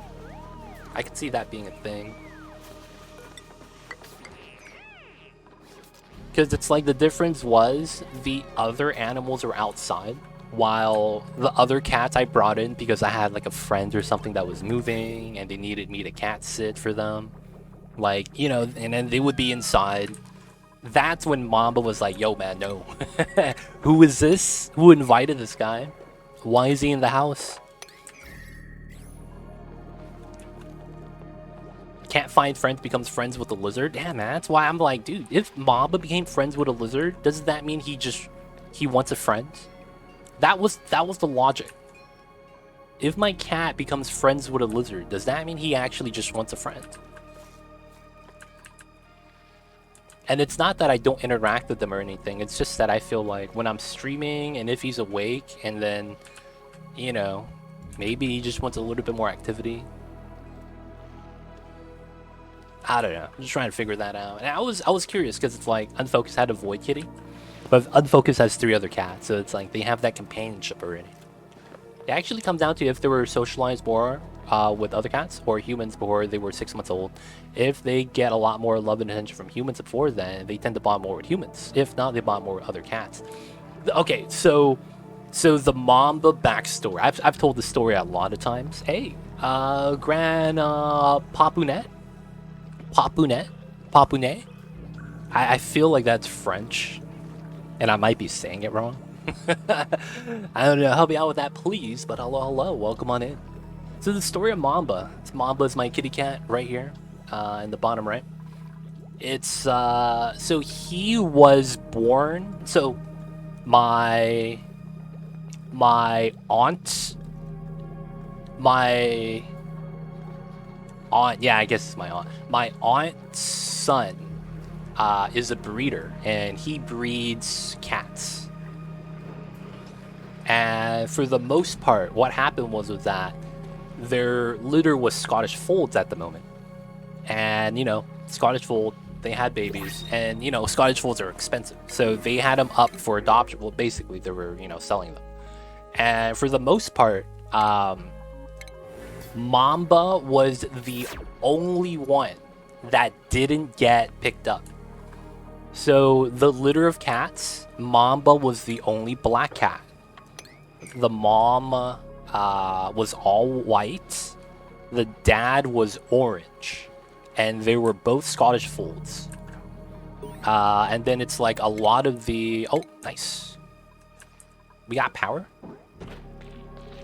What? That's all we needed? Wait a second. That's all we needed? 4 gold statues? What is this? I didn't do anything here. And he's happy with 4 gold statues and only 2 of them were carved? Yo, this is wild, man. I thought I needed a lot more than that. Alright, we're gonna get the food soon. That's gonna be what we're gonna want to do. Alright, so this is good. We want to copy this to here, so that's fine. And then I could just deconstruct this now. There shouldn't be a rail thing. That should be fine. We should be able to sweep. And then I want the gas range here. We're going to move the power wire. There we go. Okay. Alright, so I'm sorry about that. I got off in a tangent. So, Mamba was the last one. And then he eventually just didn't get adopted. So what ended up happening was that, you know, my aunt's son basically said, hey, we'll just keep him. Right?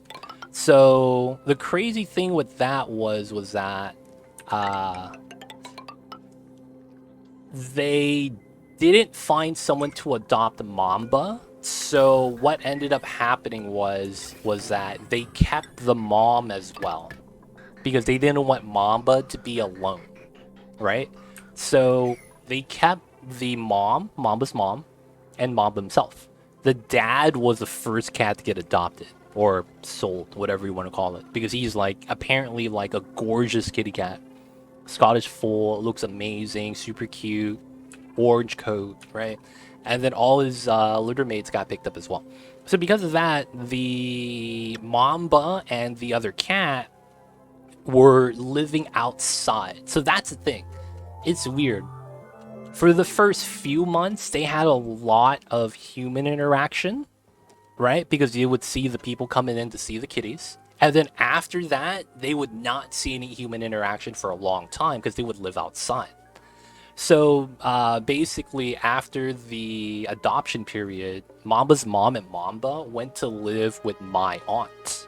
Apparently, the breeder son of my aunt didn't want to have them at the house. And the reason why was because Mamba pooped dead center in their garage. And he got mad because he was like coming home from work and he's like, dude, you took a dump right in the middle of the garage, man. You know, he's going to run over it with his tires and he had to clean it up. So he got mad. So it went to my aunt. So after that, Mamba was there for 2 years. He was there for 2 years. And then that's when I got Mamba. My aunt basically was like, yeah, I don't have that much time to be home that much anymore, so I can't really feed him. So, you know, they said, do you want to adopt Mamba? I was like, sure. And apparently, like, Mamba was not cool with the neighbors, so, you know, didn't want to get close to them. And then that's how we got Mamba. Got him when he was 2 years old. It's crazy, though. It's kind of weird. It feels like the moment we got Mamba, or I did, it kind of felt like he knew immediately that he could trust me. It's really weird. Because when we brought him home, I wasn't driving. I was picking him up. So I was interacting with Mama in the back of the car. So I stuck my fingers in the cage. A lot of the times, you're not supposed to do that because the cats will just tear up your hand. And then you'll just cut up your fingers, right? And that's like very sensitive. He held on to my fingers, but he didn't hurt me. I was like, oh my god, he's you know, he's good. And then he let me rub his face.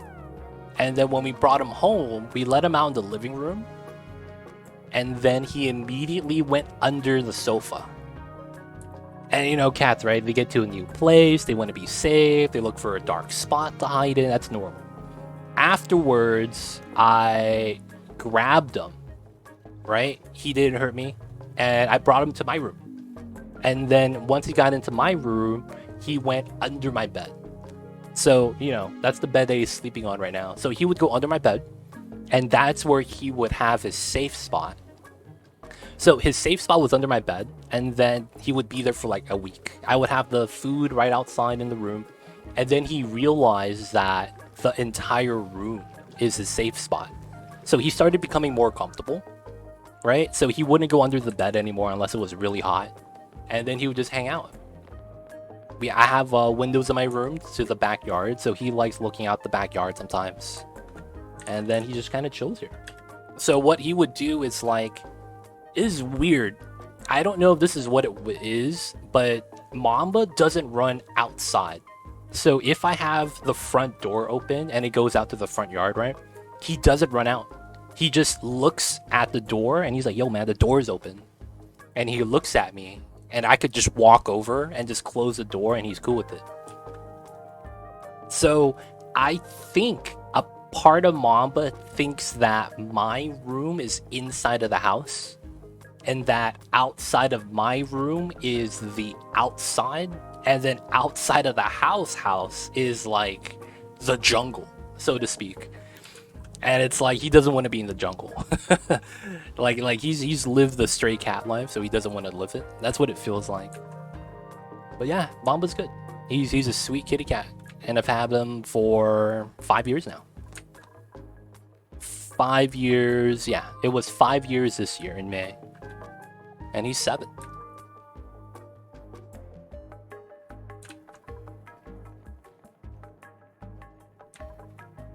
Cats really pay attention to body language. Probably could tell. You cared. Yeah.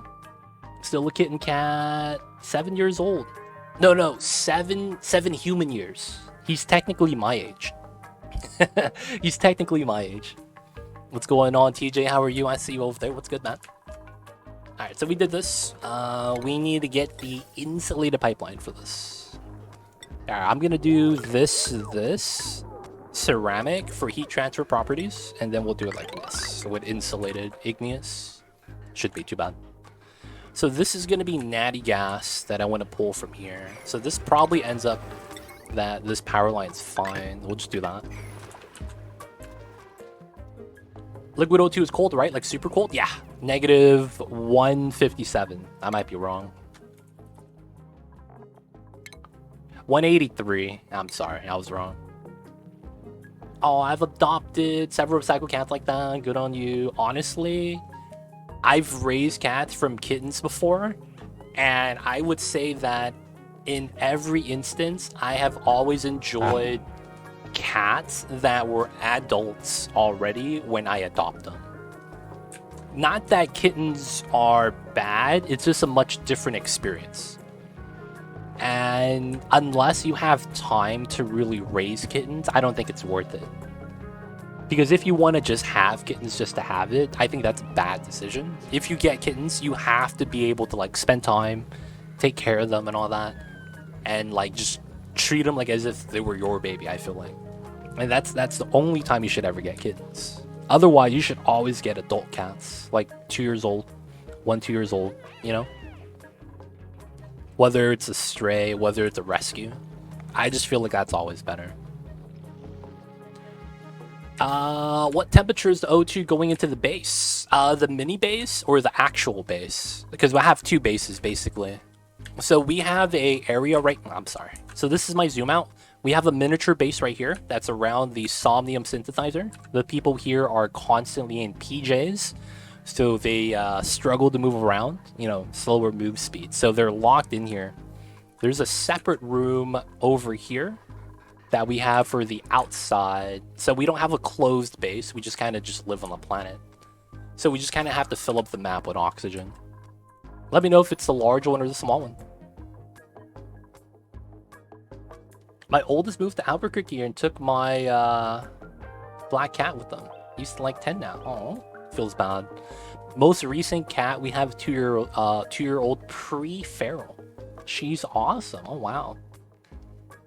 What's pre-feral? I'm actually not sure what that means. I know what feral means, but what's pre-feral? Is that Will Ferrell's cousin? You know, they have the same last name. Damn, I have like a small city when I look at yours. XD, trying to survive. I see you, man. For the most part, oxygen, though, if whoever was asking, is coming out at 22 at the bottom right here. Inside to the base is at 23. I run a cold radiator setup, and that's how we chill out the oxygen. I run a radiator box. She was about to merge into the junkyard cat neighborhood, but was intercepted. Oh, wow, nice. So it's, yeah, she got saved. That's awesome. Corker, yo, man, if you have any questions, need some help, let me know. I got you. All right, we have enough. Are we good? We have the headpiece. All right, we're not going to build this yet because we're going to use this as the finale so that we get the cutscene before we beat the game. All right, we're waiting on the insulated pipeline from there, and that's going to be how we're going to get natty gas. So this comes in... Oh, there's no good line space for this. I technically see a line space. I just do... It's probably fine. I just don't want to keep moving the gases here. That means I have to do this, right?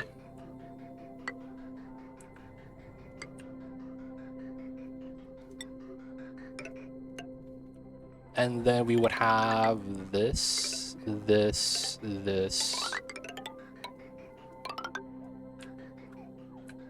Feeding in. That comes in. That comes down.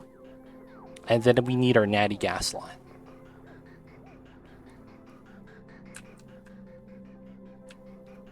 I think we could pull this out and down. Bridge over this. No, this is a fine bridge. And then I just need to get to here. I think I just have to do this. I hate the fact that I have to do that because it means that we hold natural gas in this area, which means it's the heat source leaking out. But it is what it is.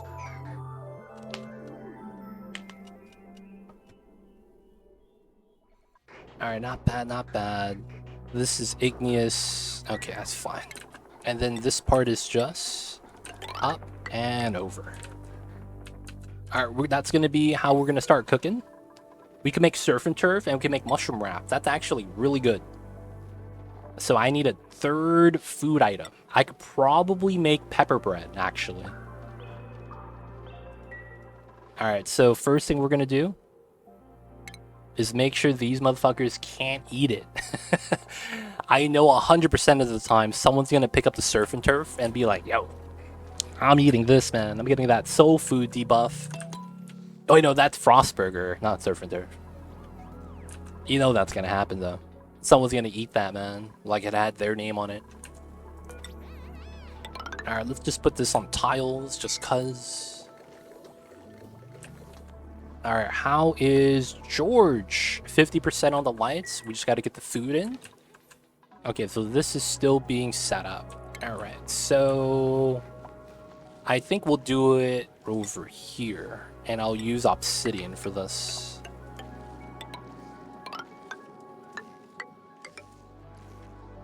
We'll probably do it like that. Get this ladder to come down to here. Gonna need this. And then I am gonna run a double pump setup. 1, 2.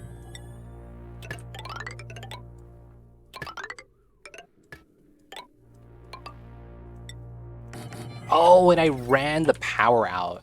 Oof, I shouldn't have done that. Yeah, we'll have to run it back in then. I ran the power out because I was thinking that, dude, these metals are gonna melt ASAP. Well, you gotta put it back.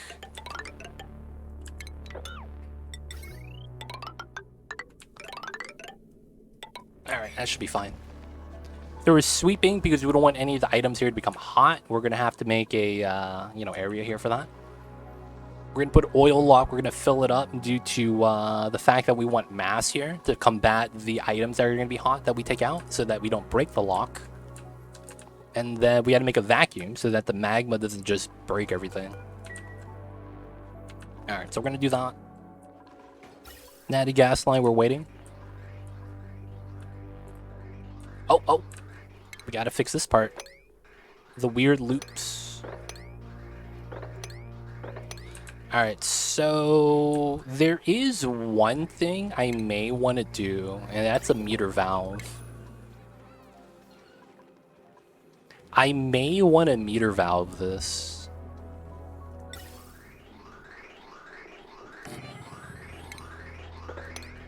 Because I don't want too much gas feeding into this, because I'm not going to be using this for long-term food. I just want to save George with this.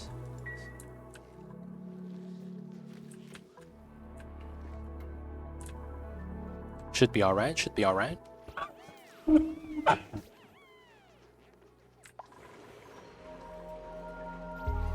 so these are not being used, that's fine. And dude, I like this room design. It's a diamond. And then we have the lines on the bottom. Oh, that would have been cool if we did a diamond and then we did down arrows on this one. So it looks like I don't have a room with that design.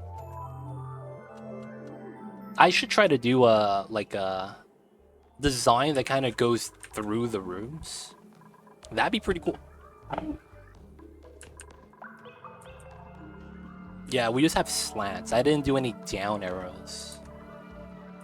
I should have did some of those.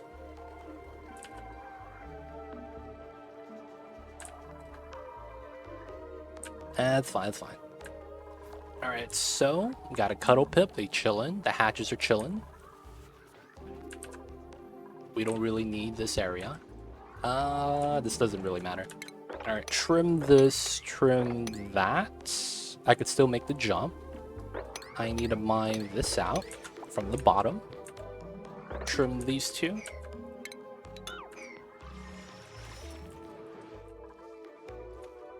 This feels like I don't really need to do anything here. I just want to mine it out.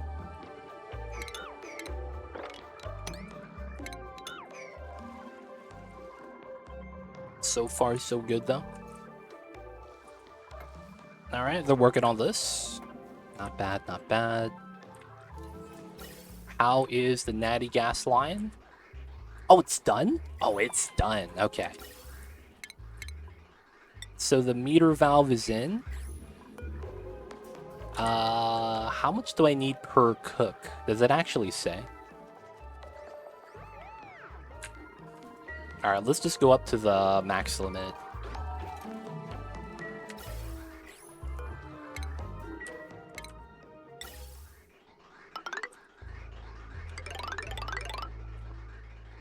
There we go. Got the gas moving. So the downside of this is that since the gas is hot, it's coming in around, what, 100 degrees? It means that eventually this... Oh, this shit is still connected? What the f... They were feeding O2 into my gas range. Oh, man. Yep, that's not good, man. These guys. Alright, we caught that, though. So that's good, that's good. Alright, we're gonna make one surf and turf, one mushroom wrap. And then we gotta make frost spun here. Oh, I'm out of, oh, okay. We no longer make berry sludge. Because I want to make a frost spun.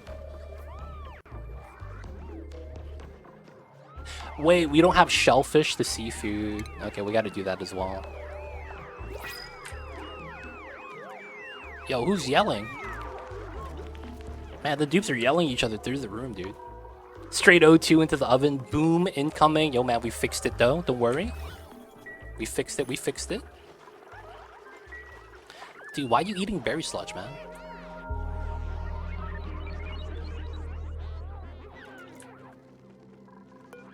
Alright, what do we got? Let's take the copper.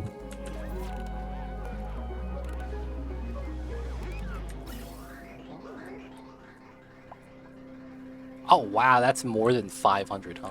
That's fine. Alright, so consumables. I need to make sure no one eats this. George, where you at? Let's give him the mushroom wrap.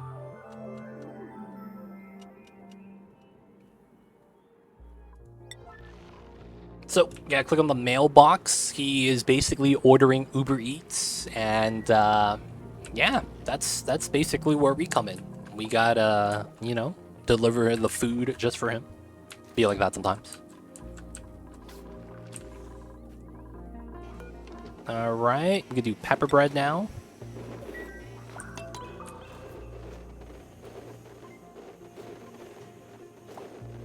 The only other thing I'm thinking about doing is opening up some of the ice biomes. You love the food, nice. This one in particular. You can see that we have a lot of sleetweed grain right here that's been accumulating over the 600 cycles. So this is free food that I could tap into at any point. There's one right here as well. I think there's an ice biome here that I could tap for free food as well. There's another one back here as well. So we're doing really good. If we really need food, we could go up to like 10 million pretty easily. But yeah, as long as we could feed this guy, it's all that matters. Alright, so what did we just make? Wait, it didn't pop up yet? There it is. No surf and turf for you guys, man. It goes to this guy. Yeah, I feel bad for George. I feel like we're debating him. We're giving him all the good food that we normally never eat. So when he joins the colony, he's going to wonder why isn't there any of the food that he had when he was getting recruited. You know what I'm saying, man? We're basically debating this guy.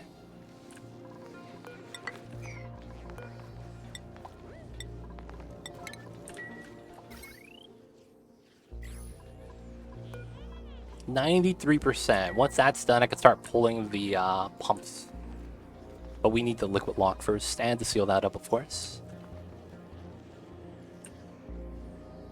Sweep up the items if we can. We don't need to research. So far, so good. Hermit loved this food. Let's go. Alright, then we make the last dish. Wait. Was it you? Oh, you motherfucker, Domino's. He's eating the pepper bread. Aw, you bastard.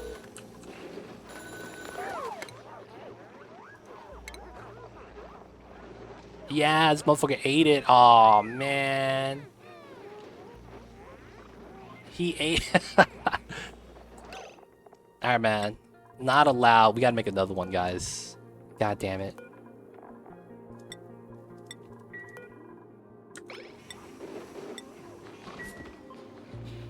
Currently playing on a rhyme-based game, trying to get my spawn going with a water geyser instead of cool salt slush. Nice. Oh, you have a hot water geyser, right? That's great on rhyme. That's actually great on rhyme. Like, if you get that and you could balance out the beginning, dude, you're just gonna have an easy time. Domino's, man. Come on, dude. I put my name on that. And you go into the company fridge and eat my lunch. Why did this break?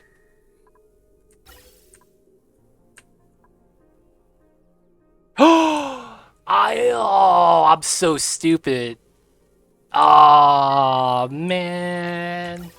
I reversed my hydrogen pump line so I couldn't pump out the gas. And I run the cool gas over the geyser to chill it down from 500. And since I couldn't do that, it broke. God damn it, man. Alright, I gotta fix this. Fix the flow direction, and then we'll go in and repair this. That shouldn't be too bad.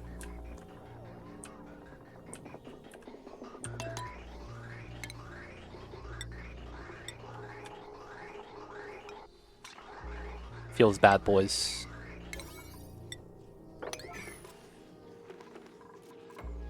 Alright. So we want to go into here. This is a vacuum. Let's allow access. They're going to take a little bit of heat damage as a result. I think we'll just repair. Repairing is fine. So the only problem is that it's 185 degrees. Oh, man. Oh, I thought Fed was going to take it. He's like, nah, man. Oh, no, he is.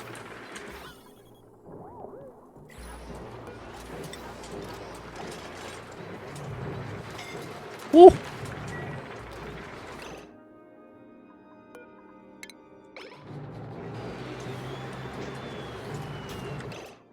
Oh, there's no power as a result.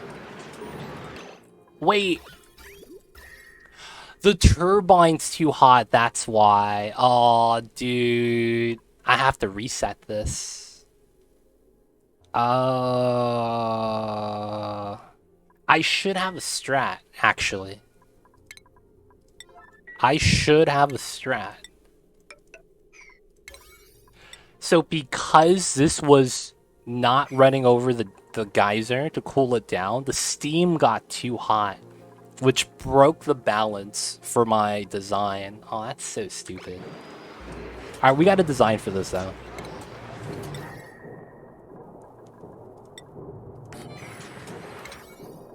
We remove the corner, we put ladders here, we stand here, we diagonally build temp shift plate. Does that work? If that doesn't work, I'll go in through this side again. I'll have to fix this. It was painful to make liquid layers on an electrolyzer with 25 around me, but I think I got it working out. Nice. Yeah, if you get it working, you should be good. You know what's the trick with that, Taco Void? You actually let the electrolyzer run first to warm up the area. Repairing this is actually pointless, huh? Yeah, there's no point right now. Because this is not running. Because if you ran the electrolyzer first, you would have warmed up the area. That would have made it a little bit easier. And what might have helped is if you would have had one of them running, and then you fill up the second one that wasn't running with water.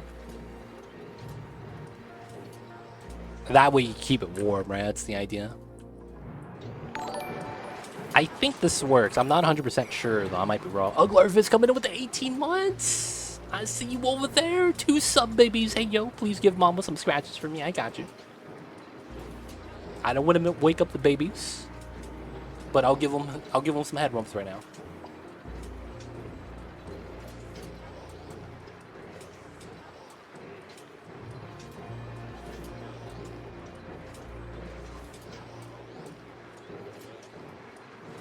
He got a little bit of head rubs.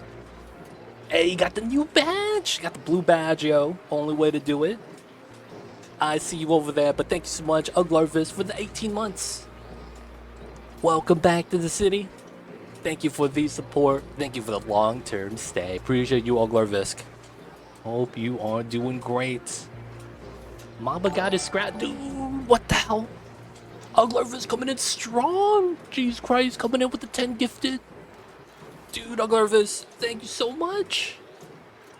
Doffed87, Savage, L, JP, Murky, Xenosign, Shootsatsu, Hator, GGR, Ludvigs, Kit 1982, Liberver, and Veiled Mushroom. Guys, if I just said your name, you know what it is.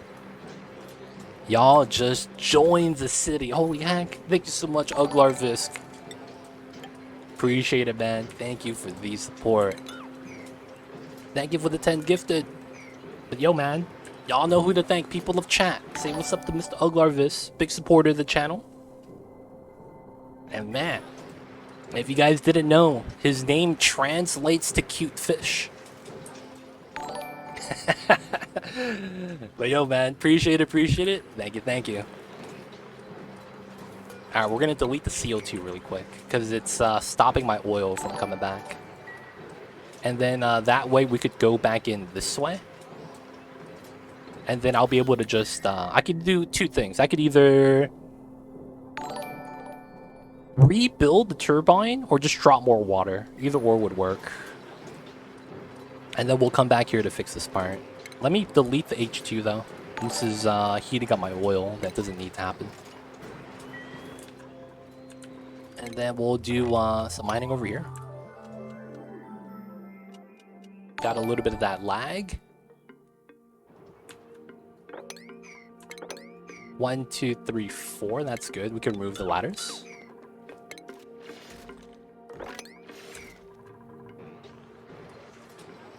Oh, I see what you're saying.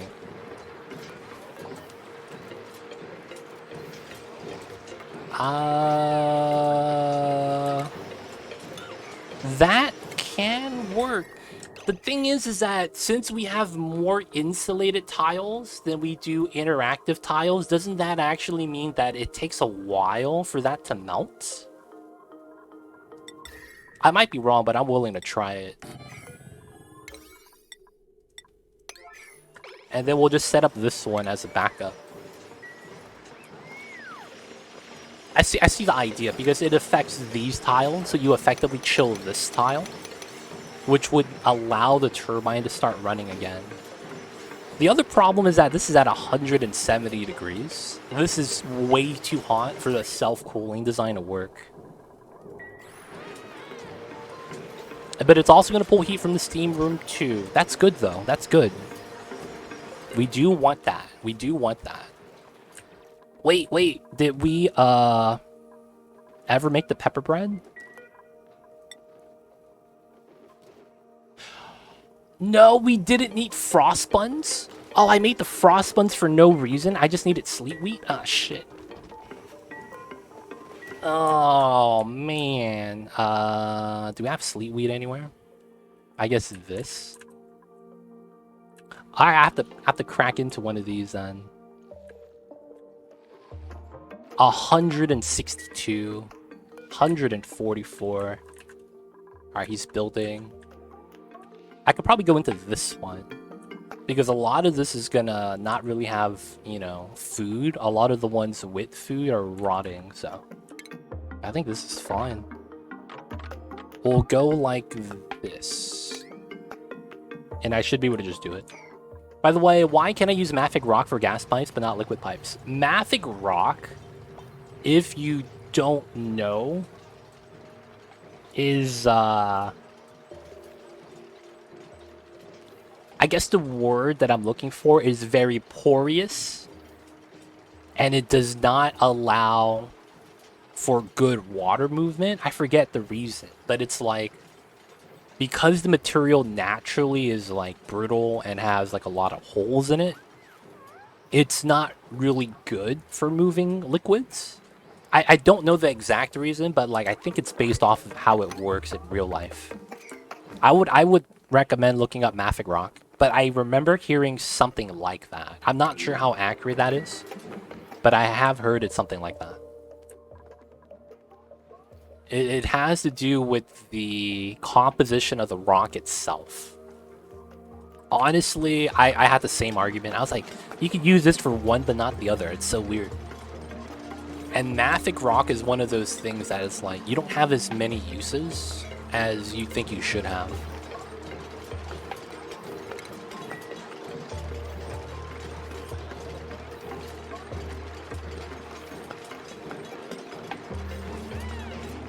Alright, let's see how this works. Snowfox, I see you over there. Give me 1 second. Oh, it melted. It's pretty good. Oh. It heated up the water. I have steam. What the fuck? What is that? It heated up the water. Oh, that's jank, dude. How do I have steam in here? Dude. Lord. Okay, we have power now. Oh, look at that juice, dude. Oh, and we're overheating. Alright, man, we tried it. Like, it kind of works. I just don't know what to do with the steam here. It was. Yeah, I think we transferred heat from here to the top. But the weirdest thing was when we did that, this specific tile went to 40 degrees. It doesn't make any sense. How does this tile, the only tile that interacts with the room right here, drop to 40? But we get steam as a result. That didn't make any sense. Because this tile dropped to 48 degrees. Oh no, that was the weights. Never mind, I misread that. I think I read this value as the weight. As the temperature. Okay, never mind. I'm going crazy, fam. Alright, we're just gonna go back in. You know how it is.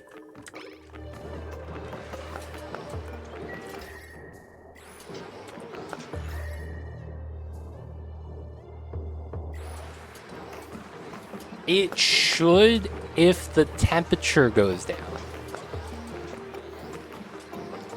But because we're running... Oh yeah, I guess it should. Because it is self-cooling.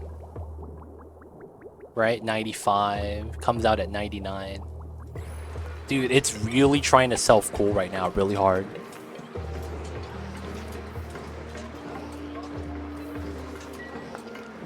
Steam has the same thermal conductivity as steam. Maybe it'll help it cool slightly. No, man, I need to get this running, so I'm just gonna go back in.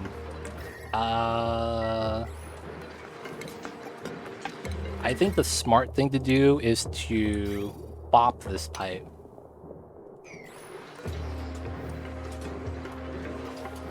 Oh no, dude! You gotta reload, dude. Load back a cycle. Load back a cycle.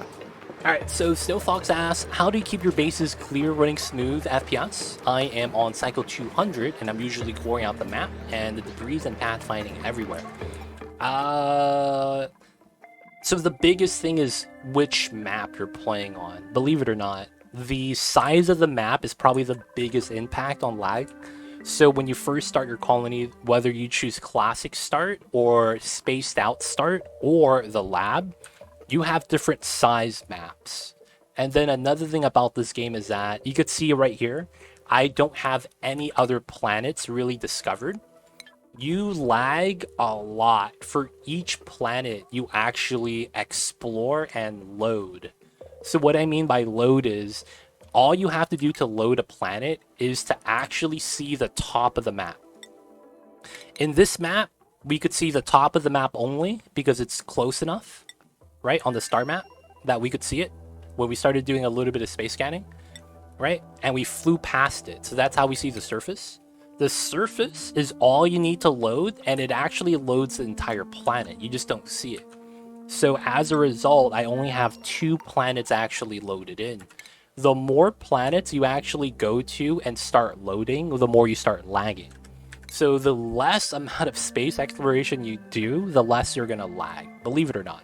Second thing to do is there is a lot of thing with flying critters. I'm not lagging too bad, so I don't have to be forced to kill them. But flying critters, especially if you're doing what you're doing, create the most amount of lag because of this button. So, you see the pathfinding? This is about 10 times worse than a duplicant's pathfinding because every single tile that they have access to is being calculated. So if you want to pick up some frames, you want to kill all the flying critters. They cause a lot of problems, as you can see. Comparatively, a dupe, right? You can see that it's not as many lines. However, a dupe is constantly calculating because of how they do their job errands. right? Why am I... What's the water coming from? What's the water... Oh, yeah. That's my bad. Right? They're constantly updating for the errands right here. So because of that, the game is constantly doing calculations. So what you want to do is help it out by reducing the number of calculations. Now, if you core out the map like you do, and you have a lot of walking paths, the easiest thing for you to do is imagine this wasn't tiles, these were ladders, and you were just clearing out this space. The best thing to do is literally put doors here, and then on the doors do this. Copy, and then apply it to everything here. No one could go through the doors anymore. Right? And that means that you're not calculating the pathfinding anymore. They stop at the door. So if you core out a map and you have ladders everywhere, at the start of the ladder to walk flat, you could just lock them out, and then you won't simulate that area as much. You're still simulating the gases though. That's the one thing to look at. If you have multiple different types of gases floating around, usually the ideal situation is just CO2 and oxygen. Since there's only two different elements, the algorithm for the gas movement doesn't have to be constantly calculated. Each different gas you introduce kind of messes up with the lag because you have to simulate a different gas relative to the gas that it's in. So given that, you want to keep the fewer amount of elements possible. If you have controlled rooms like this, that's perfectly fine. But in the outside space where you have gases floating around, you want to trim that down to as few gases as possible. Of course, that's going to help you pick up frames. Another thing is debris. These items on the ground cause a lot of lag because they have a visual picture next to it. A lot of the things that generate lag in this game are optimized with like liquids, they're just a colored blob. Gases is a colored square. But when you have items on a rail, you actually move the picture of the item. So that actually generates the most amount of lag compared to the other rail counterparts. Right? You have to move the picture of the mushroom instead of just a blob. So that actually causes a little bit of lag right there. Another thing that causes lag, if I still have it, is a door crusher setup. This is good to delete gases when you don't want to pipe up to the top of the map, but the animation of doors opening and closing cause a lot of lag in this game. The more doors you have doing this, the more lag you'll have. If you have a large pool for your Paku, that's effectively a flying critter, right? So you want to lower the amount of tiles you have. Now another thing is critters. If I go into my colony overlay and we have domesticated critters and wild critters, you could see that these two values right now are at 62 and 92. If you can, call your critters. You don't need that many alive, just keep the bare minimum and kill all the extra. Each critter is about 7, let's say 69% for the memes, of a dupe in terms of simulation. So each critter you kill is going to pick up frames. Outside of that, the other thing you could do to smooth it out is lower your camera panning speed. You go into the options game, you have camera pan speed. The slower it is, the better the frame rate's going to be. Right now I'm showing 45 FPS, and when I move around, I drop down to 33. Oh, you guys probably don't see that. So because of that, camera panning is a little bit of a lag. You could slow that down to make it look smoother. The items that I were talking about before, each one of these simulate a couple things. And the thing about this that sucks the worst is heat transfer. When you have gases moving around, you have a lot of items on the floor. They're not at the same temperature. And they're going to basically have a gas come in and they're going to interact with the stack. It's going to be really weird. The best thing to do is to actually move all of these items so they're stacked on top of each other. That way you don't have to simulate every image as well. And then you want to put it in a vacuum. If you can't, putting it on top of an insulated tile is good enough, as that reduces the calculation of heat transfer between the item and the tile. And then you could do that to make it so that all the items that are on the floor are in one location and it doesn't lag as much. As you pan around, those items have to be basically, moved in. So by doing that, you can make it so that unless you're panning on top of your, this is probably a good example right here. Watch how fast the dupes move. Oh, does it not lag? It's supposed to lag when I hover over the items, because there's a lot of items here that I'm supposed to like load in. And then when I hover off of it, they should move at regular speed. It was actually not that bad. I lost 12 frames only just by doing this. This is not bad.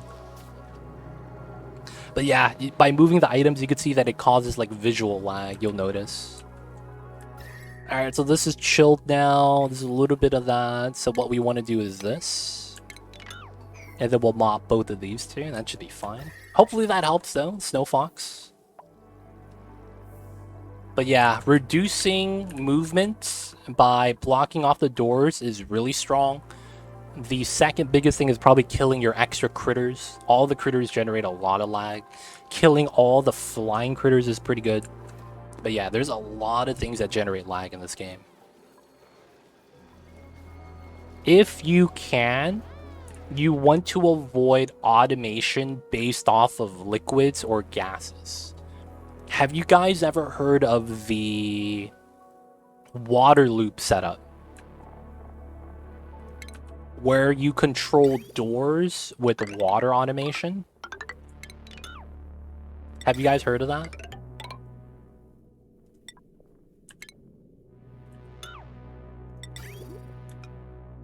Yeah, same with the door pumps. You never want to build that. That causes so much lag, because automation lags a lot less than running a liquid in a loop.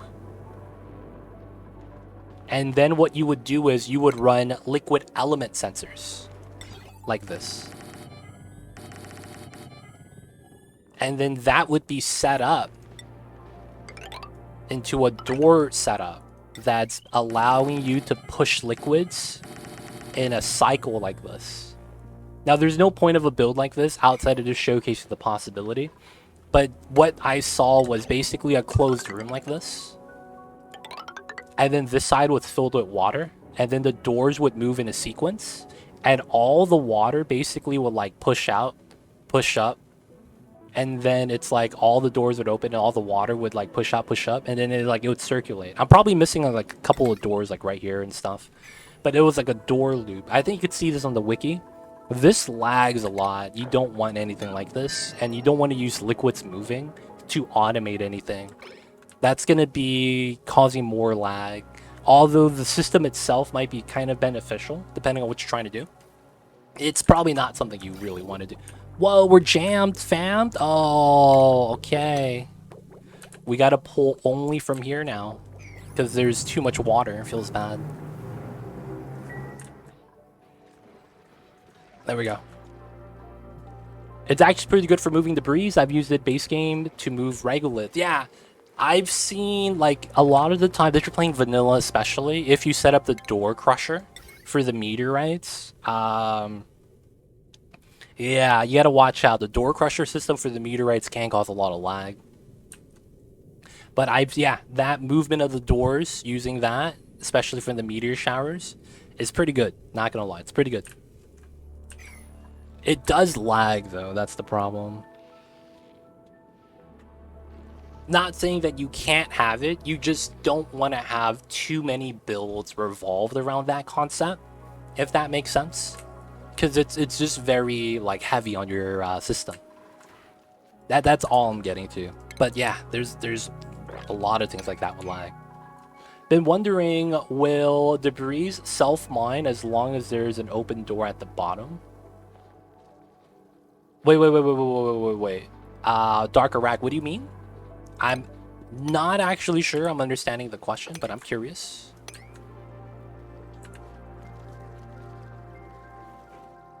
Yeah, it costs a lot less ores. Not as much as critters. Yeah, critters are the worst. It's because critters are alive. That's the main reason why they lag more than like pretty much everything else. Oh yeah, did we feed George? There it is. I think the pepper bread might be spoiling soon. 93, it's not fresh, man. Basically, wondering what happens when a meteor regolith tile lands on an open door.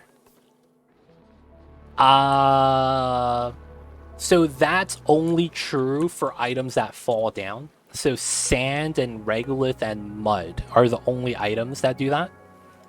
At least that's base game, because technically you have crushed ice and crushed rock, I think, that acts as sand. But those items that fall down naturally, that are affected by gravity, right? So sand, regolith, mud, that gets crushed by a door only if you know how to set it up. So it does not fall into a standing up door, it has to fall into a horizontal door. And then it deletes it. However, I've only tested it on regolith. I don't know if something like mud is actually okay. Hey, there it is.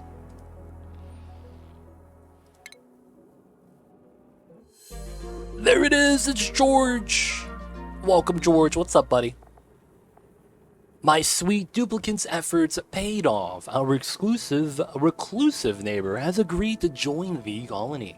The only keepsake he insists on bringing with him is a toolbox, while Rusty seems to hold great sentimental value. Now that he'll be living among us, his former home can be deconstructed or repurposed as storage. Alright, George, what kind of stats do you got?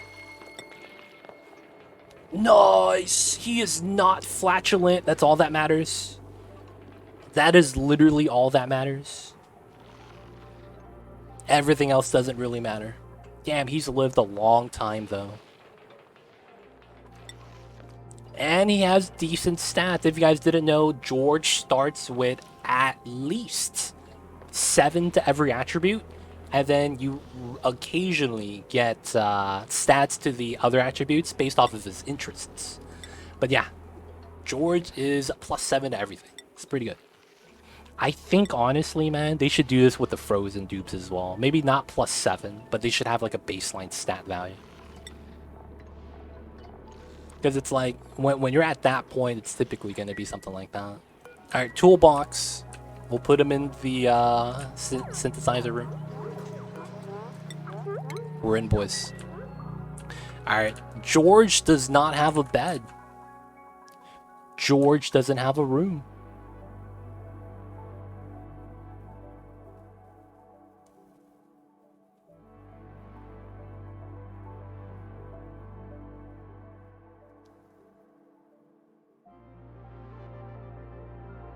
I know, right? He needs a bed. Alright, I have an idea.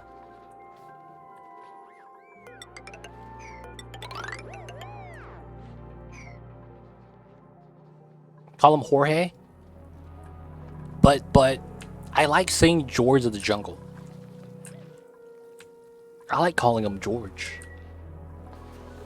Isn't Jorge Spanish? Wait, does that mean it's not Jesus? It's Jesus? I don't know, man. I'm just saying, we gotta keep it consistent.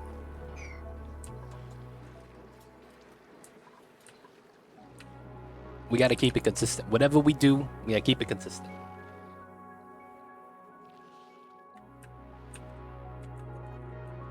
Watch out for that.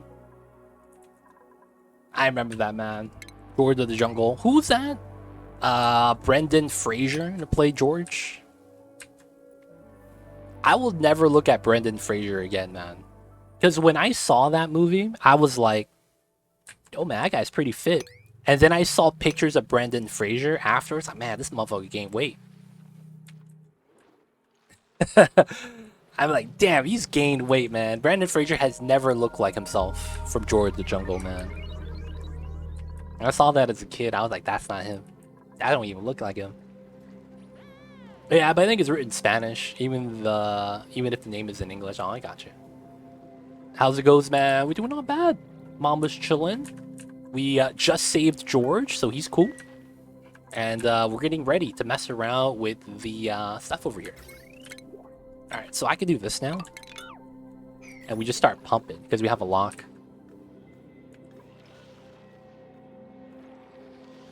Oh, he did, huh? Yeah, there was a lot of crazy stuff happening in his life that was, like, really just not known by the general public. And then when he did that one movie and he won, what was it called? The Whale? Or something like that? Oh, he messed up his back after doing a stunt, and then they didn't. Oh, dude, that's tough, man. That's tough. I don't want shovels. They're really good, but I don't want to take them. I didn't know he messed up his back. You can make a mistake pumping 90-degree oxygen into your base. Wish me luck. You're going to be fine. A lot of the times, just moving your oxygen around is going to chill it, man. You're on Rhyme. It's going to be really, really hard to actually do anything. My actual tip for that is you don't want to fully insulate your spawn box. You should allow some of the walls, like these tiles. I mean, you don't have to do it, but that allows the tiles to absorb the heat, and then the cold temperature outside just kind of cools it down. But yeah, just don't use insulated pipes while moving it, and it should be fine. It's not like you're going to liquefy your oxygen ever, right? So it's like, you might as well just use regular pipes. Faster to build, right? Not as costly. That's why his comeback has been in indie films. Oh, wow, really? Man, he's went through a lot, huh? That's crazy. So he's basically like Keanu Reeves. Yeah, that's tough, man. Wow, that makes sense. Wait, didn't he have a TV show sitcom called Frasier? Didn't he have his own show at some point? Am I thinking of someone else? I want to... That was not him? I thought that was him because of the last name. There was a show called that, right? He just wasn't in it?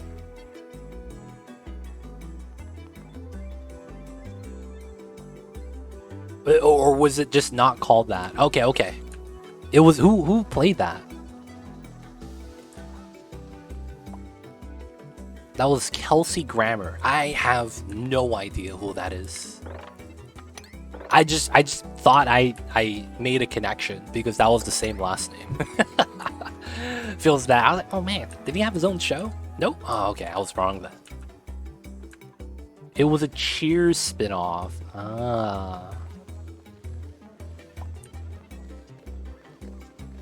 I see, I see.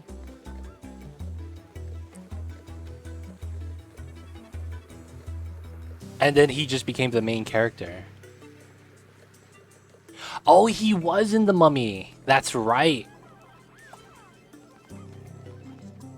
The Mummy Returns.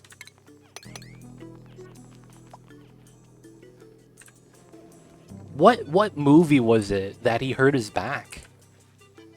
Was it George of the Jungle? That makes sense. He's like swinging everywhere. Is no one moving the toolbox? Oh, they can't. I gotta allow access. That's fine.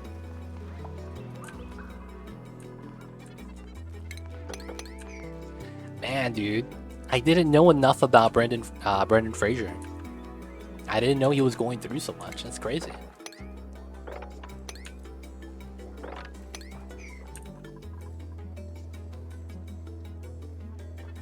Oh, it was the last Mummy movie he did.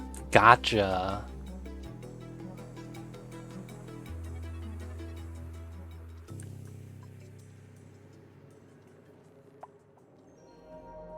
Oh, wow.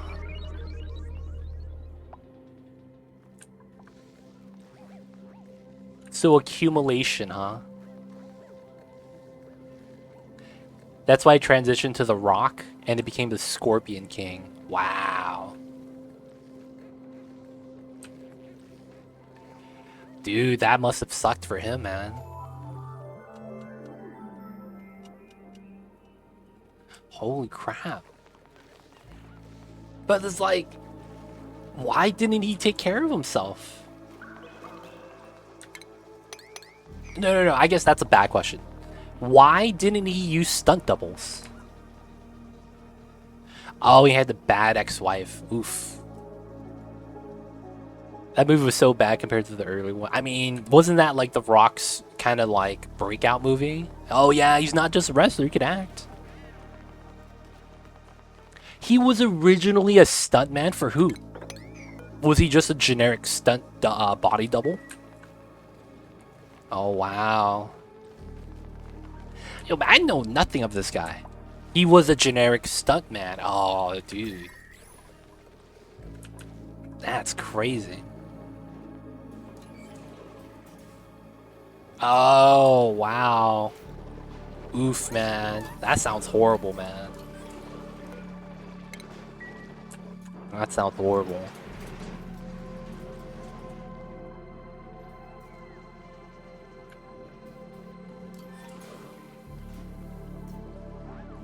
The main reason he disappeared.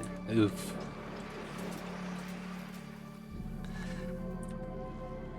You hate to see that kind of thing happen, man. You really do. That stuff, man. Encino Man. I've heard of that movie, but I only remember the name. I do not remember anything about that. I remember hearing the name, though. I just don't know anything about that movie.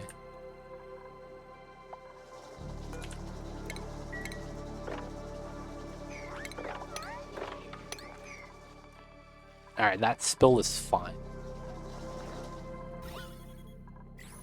And then we're going to want to go in through this way. And then we'll seal this up. And then we'll start opening up the oil from the top.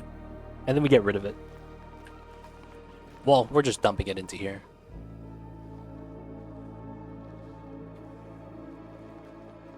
Oh, he was a caveman frozen in ice. And then he got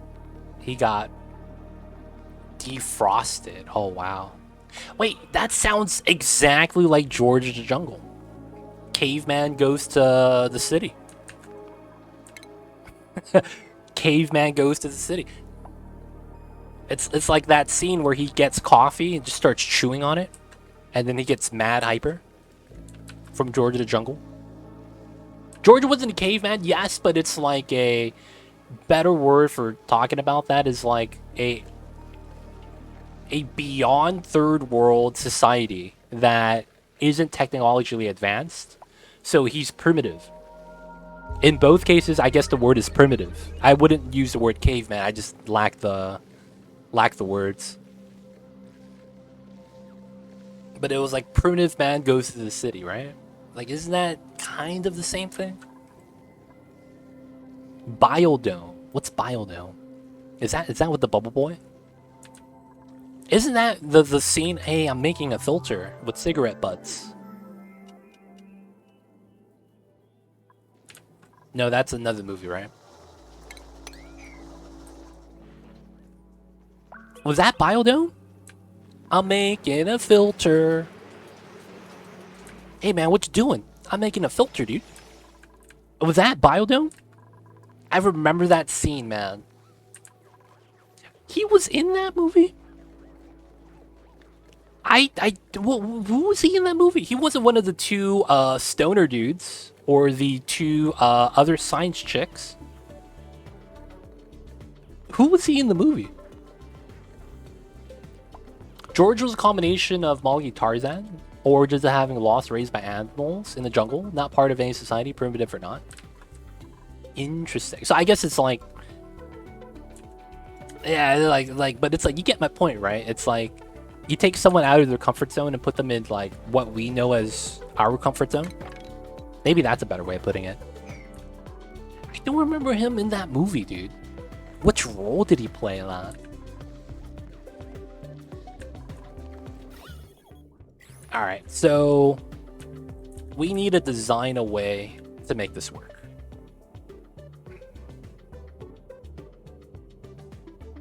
I could be wrong with him in Biodome.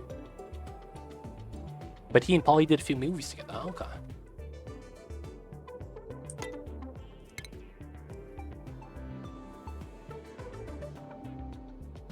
Alright, so let's prep up the Magma shenanigans. So, we're in the process of the vacuum. I need to think this out, so I'm just gonna be thinking out my thoughts. Yeah, it's alright right now, man. It's alright right now. It's only 88. Any technology sufficient advance is indistinguishable from magic. The awe discovery. Yeah. It's basically like what we see as normal, they see as magical, and then you have Harry Potter. what we know is normal, and then the world brings us to a magical world, and it's like, oh man, now we're George. Now we're saying Leviosa. Alright, so we're gonna have a design like this. And I need to spill into it. So how do I want to do this design? This means that this has to be gas, and this has to be gas. And then it means that we need this design. And then I need to be able to walk into here. I think it's going to be something like this.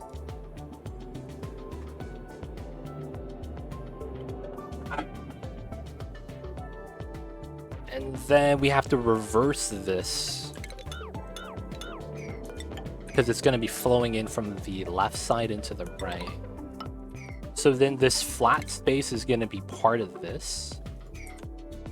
And then I want that at the bottom. So we actually don't need to use airflow. I could probably just use the neutronium, which would make it so that these two tiles might be the best. And then all I would have to do is put insulated tiles here. Because then it would be 3 thick, and it wouldn't break due to that. I have in my hand a magic box that can answer any question you ask. It's my smartphone. There's an anime, dude, where a guy goes into another world isekai style, and he has a smartphone that works. So it's like he died. God was like, hey man, I sneezed, fucked up, and some lightning came your way and hit you, man. You weren't supposed to die yet though. So you know what? I'm gonna give you a second chance. And this guy was in high school, right? So he's like, I'm gonna send you to a new world, but I'm gonna give you one item that you want to take with you, whatever it is. Just let me know. And then he was like, oh yeah, I want my smartphone, dude. Yeah, he's a high school student. I want my smartphone. And he's like, yeah, but you can't use it over there. He's like, all right, can you make it so that I could charge it somehow and then have it connect to this world, so I could like keep up with the pop culture? And he's like, oh yeah, that's cool. So he basically has a smartphone that connects to a different parallel universe. And then he could call up God. He's like, hey, yo, God, how you doing? Have some tea with them. but it was wild because he had a smartphone, and it's like that. He goes into this fantasy world that's medieval, and people are looking at his smartphone. He's like, dude, what is that? What are you doing? He's like, oh, is there magic in this world? Yeah, there's magic. Oh, this is magic. and the people look at him and like, yo, man, we know what magic is. That's not magic, man. What the fuck is that? And then later on, you know, shit happens and he just beats everyone's ass. It's like, okay, that's magic. This guy is strong, dude. And like, it's hilarious. Oh, I can't reach that. I'm gonna have to mine that. But yeah, man, smartphone is magic too, depending on which type of era you're going to. And if you have the ability to use it, it is considered magic, man. You have a lot of capabilities with it. All right, we're gonna do this design. We're going to use these 2 neutronium, and then we're going to not mine this abyssalite so that we could have the 3 thick spillage setup. So we're going to use... This is how hot? 16? We have a volcano here, right? This comes out at 17. This is not bad.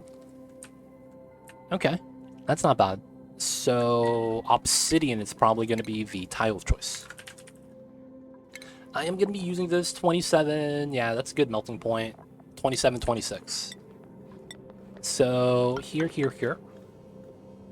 So it's gonna go into here.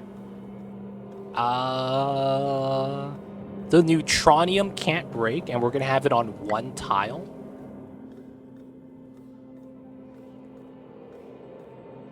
And then I want this here. And then although I want that, I can't build that yet. And I think I wanted a just-in-case door right here. Just in case I fuck up. I want to have an emergency door I could close. And then... Oh! That was scary because of the heat transfer, right? So maybe what we could do is... What's ceramic? 18. Okay, so that's not actually going to be a problem. I would rather use ceramic for this. Here and then here, which means I need to make ceramic. We need clay. Do we have a slime biome? I have to break into this then. Yeah, right here. Where's my clay at? So we could do this. I am just gonna mine into here. I just need to grab the clay. There's a lot right here as well. We'll just use that to make the ceramic. Should be pretty fair. Okay, so we went into here. The steam never condensed. Feels bad. It's in micrograms. This is never gonna condense. Micrograms don't interact with heat anymore. They're literally just floating entities, not doing anything anymore at that point, effectively. So this is never gonna go down in temperature. This is at 52. This is broken. Okay, so the strat here is we're just gonna rebuild this, and it's gonna reset the temperature back down. It's going to be able to basically cool this down. We're not going to get any more heat because the pump's broken. And then we're just going to basically do this. San Antonio 101. Yo, man. When are you guys not going to have insane heat, man? Real talk. Oh, rip Taco Void. Don't worry, Taco Void. You're writing this down every time you make a mistake, right? So that next time you don't make the same mistake. Yo, man, if you're able to do that, you're golden.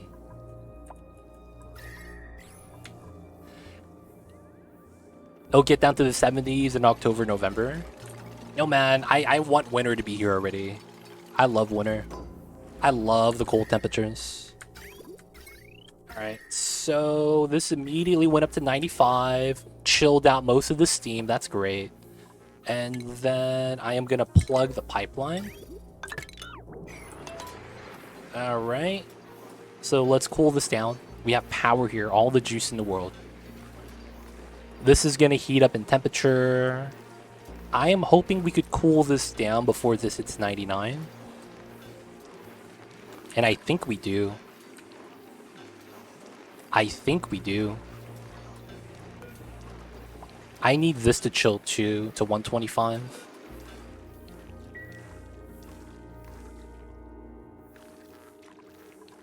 You guys only get winter for 2 weeks? Damn, that sucks. Would you guys want to have Christmas and be able to barbecue? That's how it's done in Australia, right? Hey, it's Christmas. Come on, bring the steaks out to the grill. That actually sounds kind of nice, man. I'm not gonna lie. Oh, you guys do that in Texas? You guys done that in Kansas? Oh, wow. I bet you it's that, like, having the ability to do that is, I think it's great. I don't think there's anywhere in the world that you could do either or. But it's like, oh man, that'd be kind of tight, man. Oh, it's 116 Arizona. Oof, dude. Would you happen to know the record temperature that was in Arizona? Sometime in the last week in January through February, we'll have 2 weeks that's below 40. Oh man. The last cold snap, dude. 60 outside on Christmas Day. It's crazy. We have plenty of winter in Minnesota. Practically 8 months out of the year. Oh, man. The thing is that I like the winter time, but what I don't like is ice. This is like the weirdest thing. I don't like ice, but I like the winter. I don't know if that makes sense. 128 is the record? Jesus Christ, dude.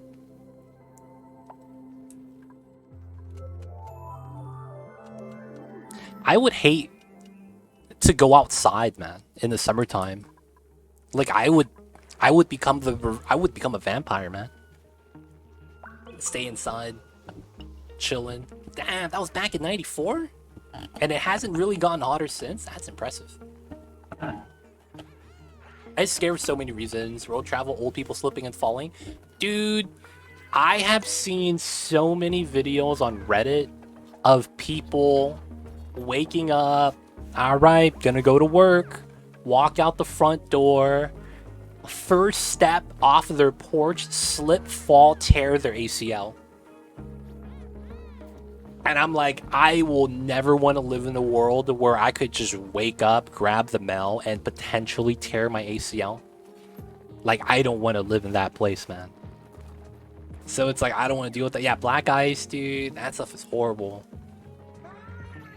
And then you got to deal with the snow on top of your car.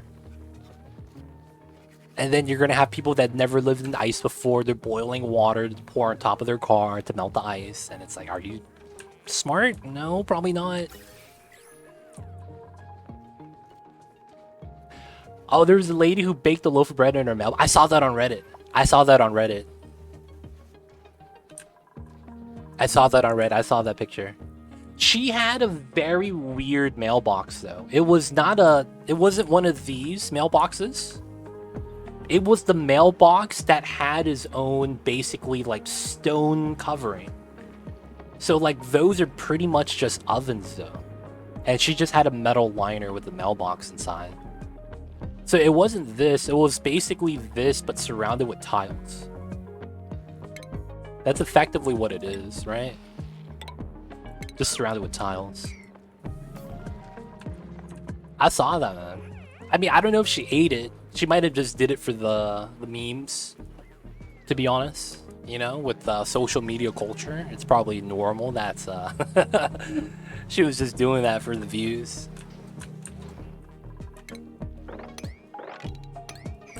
Alright, let's do it this way. Go down that way. I'll have to make sure we don't leak out the water here, though. Alright, we still got to sweep, though. Ceramic. Should be doing pretty good. This is going to be a steel door. And then I am going to want signal switch. I think we do it here. Steel automation wire should be fine. Hey, Kadeni, coming in with the 3 months on the 2 month streak. Thank you so much. Welcome to the city. Hope you enjoy your stay. Enjoy the Emote 20 Dice ad-free viewing. Don't forget that legit sub ad. But thank you so much for the support. Appreciate it. I'll see you over there. If the grease on my hands won't come off on my jeans, it won't come off on the bread. Oof. I don't know, man. I don't know. Alright, we're gonna fix this now. We should be good. Alright, so we have power. All we gotta do is fix this. Alright, leave before you take damage. Alright, so let's deny access, and then let's close this. And then we can open it back up, and we have something known as a vacuum. Why did this take damage? This is not supposed to take damage. I guess I haven't primed this up properly yet.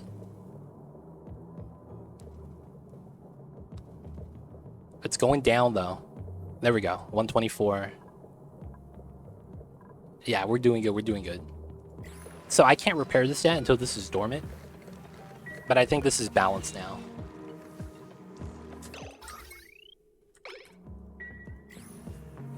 Oh, this isn't hot enough. Okay, that's fine. This is also above 1,000, that's correct.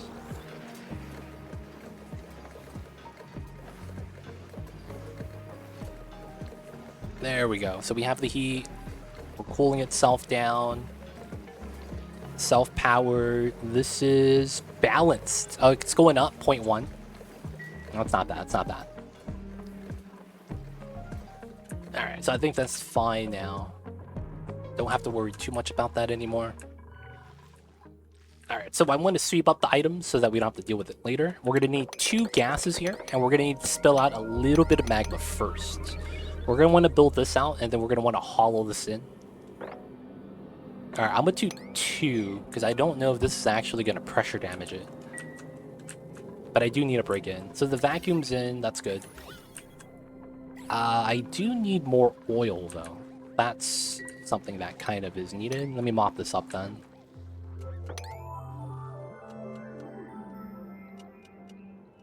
Oh, I guess I could do it here. Turn this off so that the oil goes here. And then we have auto bottle, right? So this one should be pulling. Yeah, crude oil, 1700. Alright, so we have a door made out of steel. So we do want this to kind of heat up.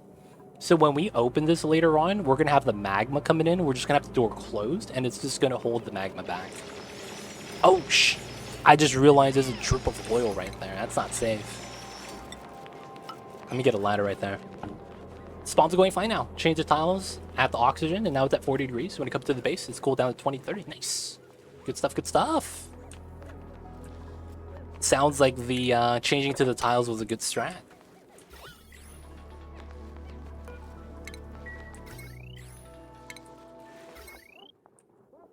I don't think we're going to need power here. I'm just going to remove as much as we can.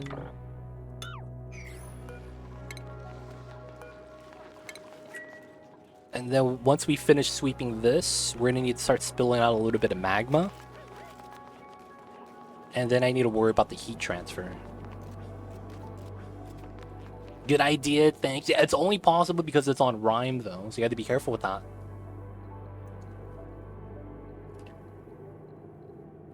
So I just discovered this moment that I can connect water between teleporters to cool one of the planets and heat the other.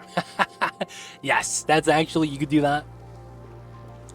Sacrifice the heat on another planet. That's what we used to call the Sim City strategies, where we would dump all the trash into a city so that all the cities around that city are beautiful. Yo, man, that's strat, man. Dump all the bad stuff on a planet so that the other planet is great. Be like that sometimes, huh? Alright, so we'll wait for them to sweep, do the jobs. Oh, we never got a room for George, right? So we gotta set that up. Alright, we are not gonna be doing the headpiece yet. Oh, I need to remove this tile. And then I probably want this. And then I want to put a ladder right there. This is going to be George's room. We're going to give him a view of the Great Monument. And then we're going to make this a ladder way to go up and down. One is more than 35. The other is less than 5. Yo, man, that's hot. That's decent. That's not even hot. That's like hot because we're humans. 35C is pretty hot, you know? But it's not that it's hot, it's just like, man, it would suck to just constantly be in that temperature. I would do that and make Junkyard City into the super recycling area and it made the most money. Really? I remember doing that though as a kid.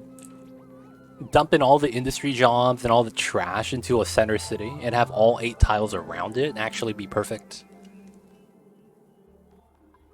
I remember something like that, man. Those were the jank days.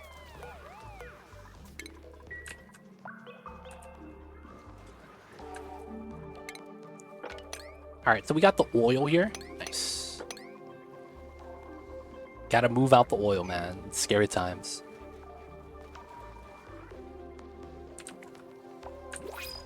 New printables. What do we got? Grab the water, sure. We have idleness? Okay. If they're idle, they could clean up the base. Let's find an area where they don't need to have suits, and then we just have them clean up that area. That way they don't use the suits.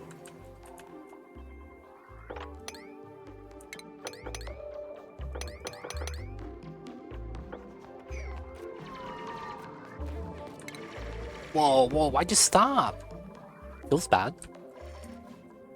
Alright, I might not need this anymore. Wait a second.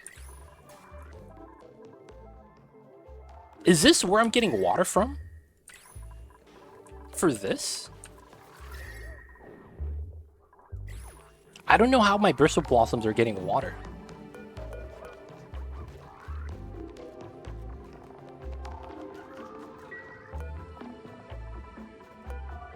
Yeah, we just have water here. That's fine, I guess. I think it's coming from here, but I'm not 100% sure. Alright, how's the cool steam vent? It is not keeping up. Yeah, we need this layer to go below 1,000 for this to actually erupt. Oh, man. We just can't keep up with the water pumping. Good news is that... Oh, no, this is bad. We're not actually accumulating oxygen. This one is, though, right? Yeah. So everything's literally getting pumped, and it's leaving. Oh, wow. That's tough. And it's because it goes into the suit line.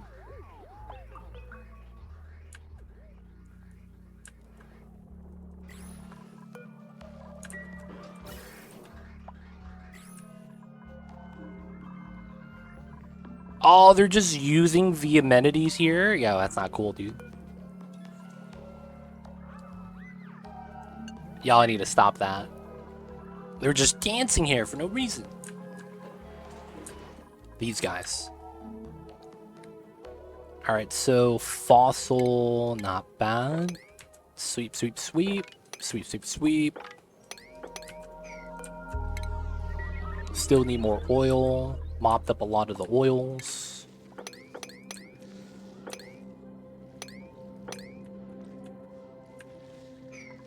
Can they just not reach this? Oh, they can't. Oh, I didn't see this. They can't reach this. It melted, and then the snow is preventing them from getting there. Feels bad. There we go. And then we'll be able to get oil here now.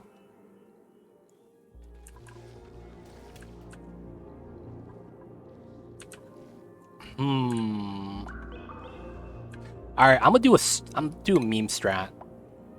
Because I'm kind of tired of this. This hits everything.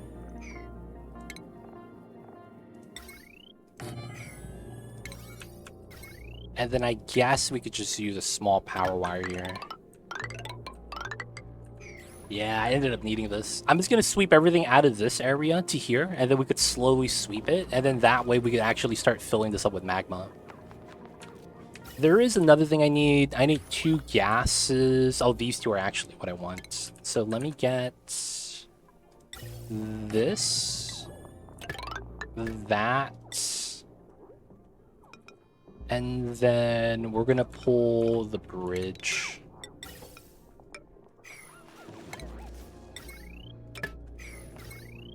Yeah.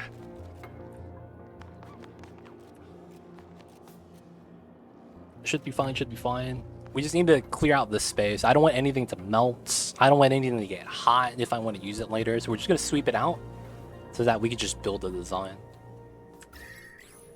Alright, alright.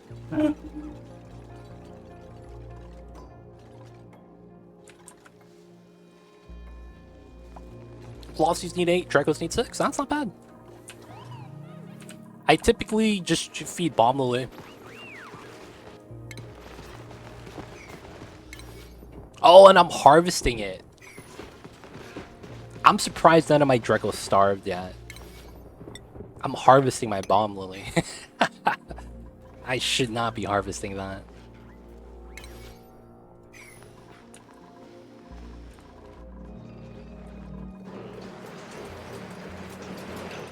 Oh no, bro! I froze. Oh no, bro! I froze the water. Oh no, bro. Oh no, bro.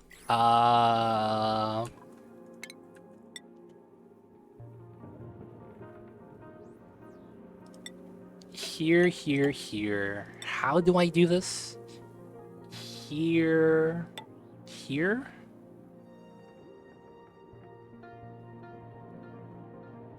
It would be here, right? I guess I could do this.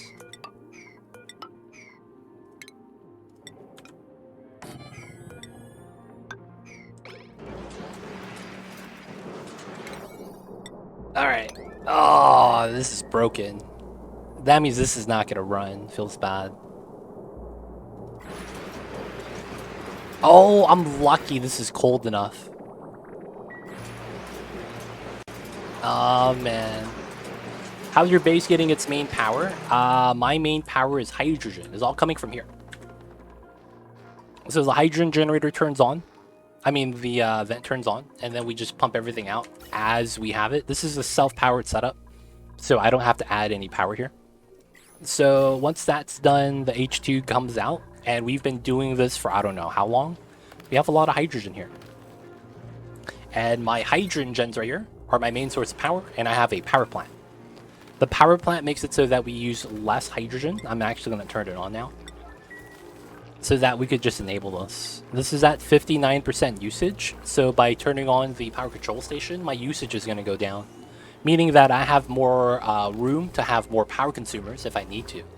But for the most part, yeah, that's what we're doing. That is what we're doing.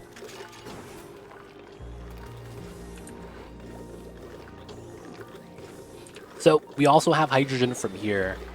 And then we have, yeah, our electrolyzer set up. Green knit.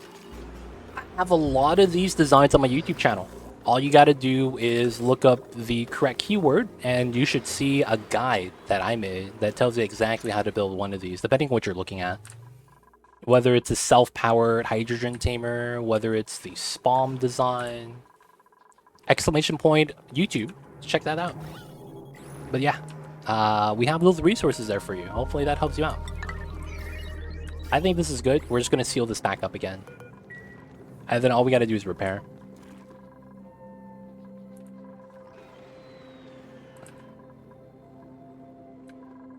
But yeah, we have the builds over there if you want to learn the builds. Otherwise, if there's like conceptual questions that you may have, maybe you're curious about what I'm doing in the certain circumstance, ask away. I'll be happy to help with that.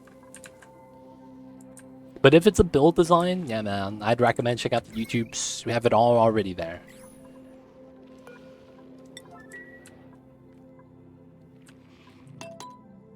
Do you have a debris chiller tutorial? I'm trying to learn how to build one. Ooh.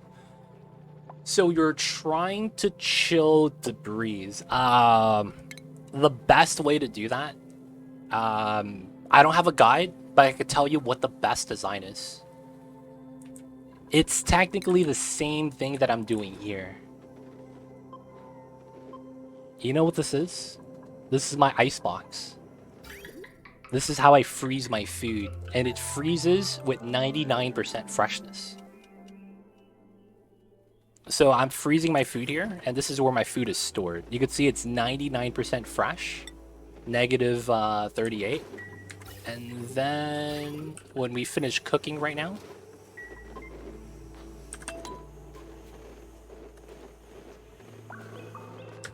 alright, this fried mushroom starts at 94 degrees. And then it gets chilled with only losing 1% freshness to minus 38. So I want to say this is the design you're looking for. I am not using it to chill debris. I'm using this to freeze food, so that we could have a, you know, 0% rot permanent food storage. I want to say this is what you're looking for, though. Not 100% sure. The problem is that my target temperature in this one is minus 18. Well, it's minus 35, actually. So I'm chilling it to a very, very cold temperature. But you want a design like this. The ice blocks are because of the mass.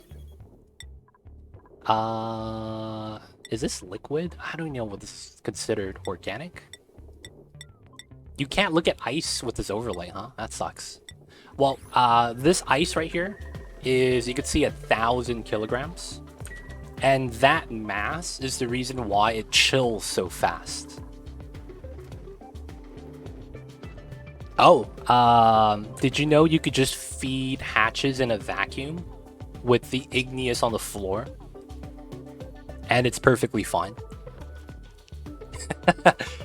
Hatches don't interact with heat with objects on the ground or with what they eat. So they could eat the molten igneous at 1400 degrees.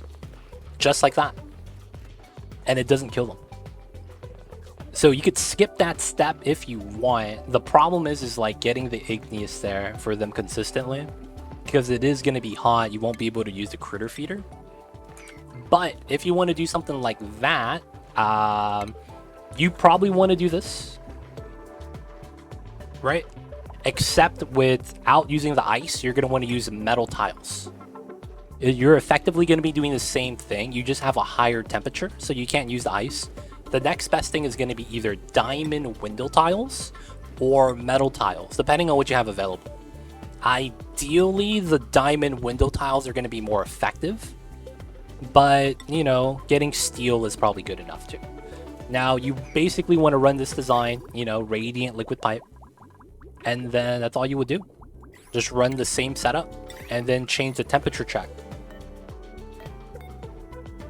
Right? Because I have this. I have a sensor here, right?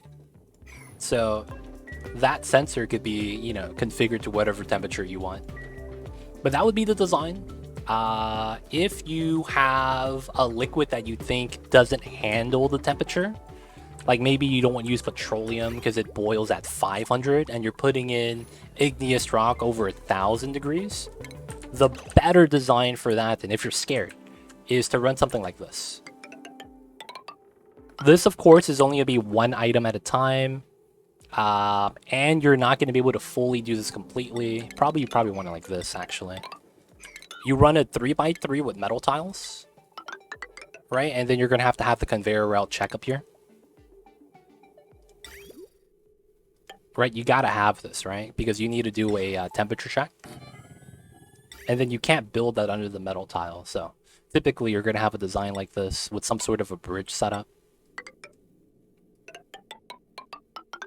Right? So, you know, you can imagine it's going to be something like this. And then you could probably add in items right here. So then this is going to be your loader.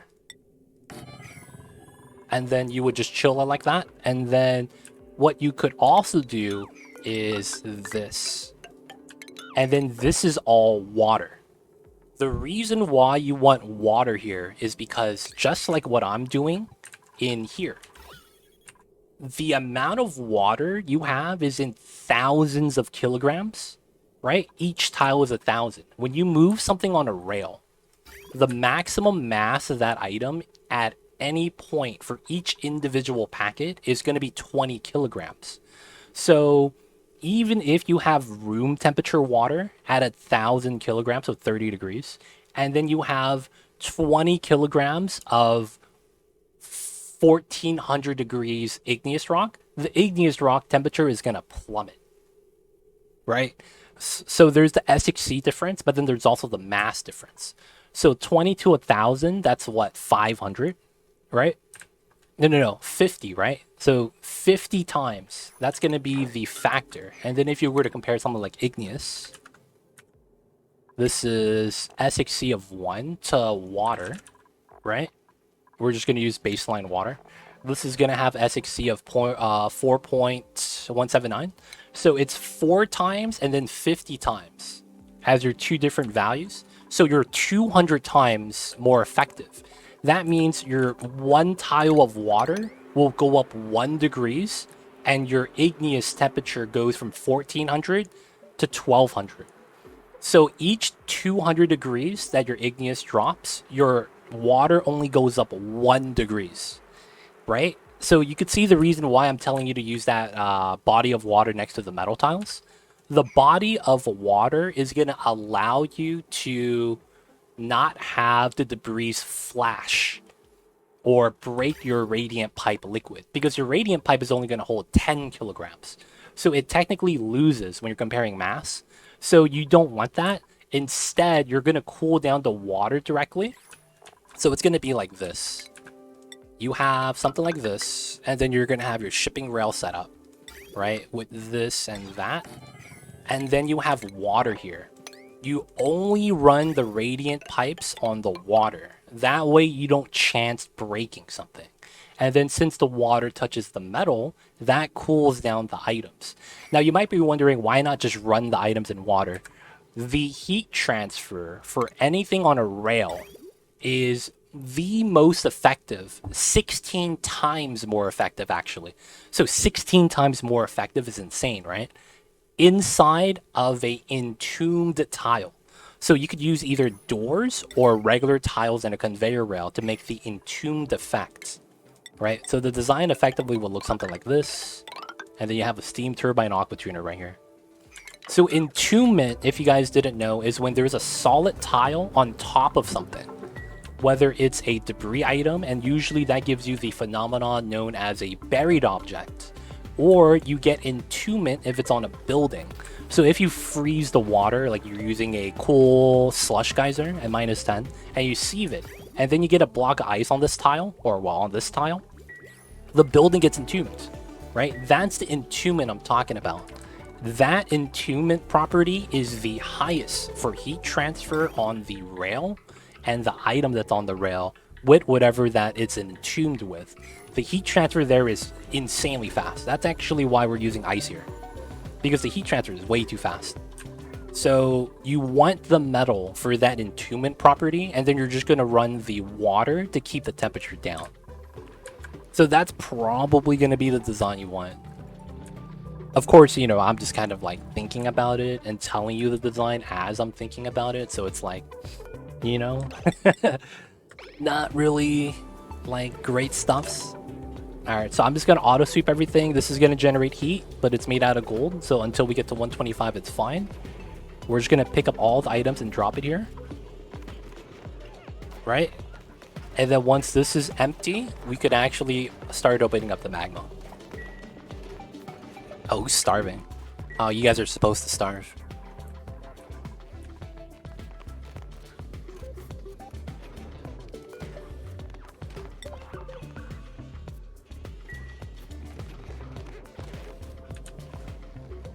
Oh, this is done. Alright, we can turn that off.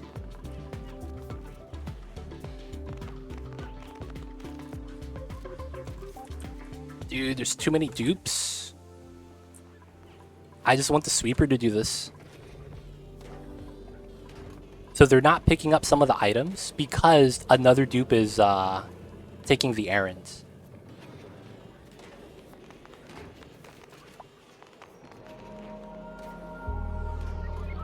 It's a lot faster if we do it though. 400 kilograms, 1200, 700, okay. Yeah, the dupes just grab the rest. Thank you, explanation. Really help me understand it and see what I need. Was perfect. Gotcha, gotcha. Let me know how that turns off. And if you can, could you post a screenshot of the design on Discord later? I want to see how it turns out, man. Because it's like, I know I didn't make it, but I helped design it. So I want to see how my baby turns out. I want to see how my baby turns out, man. It'd be like that sometimes.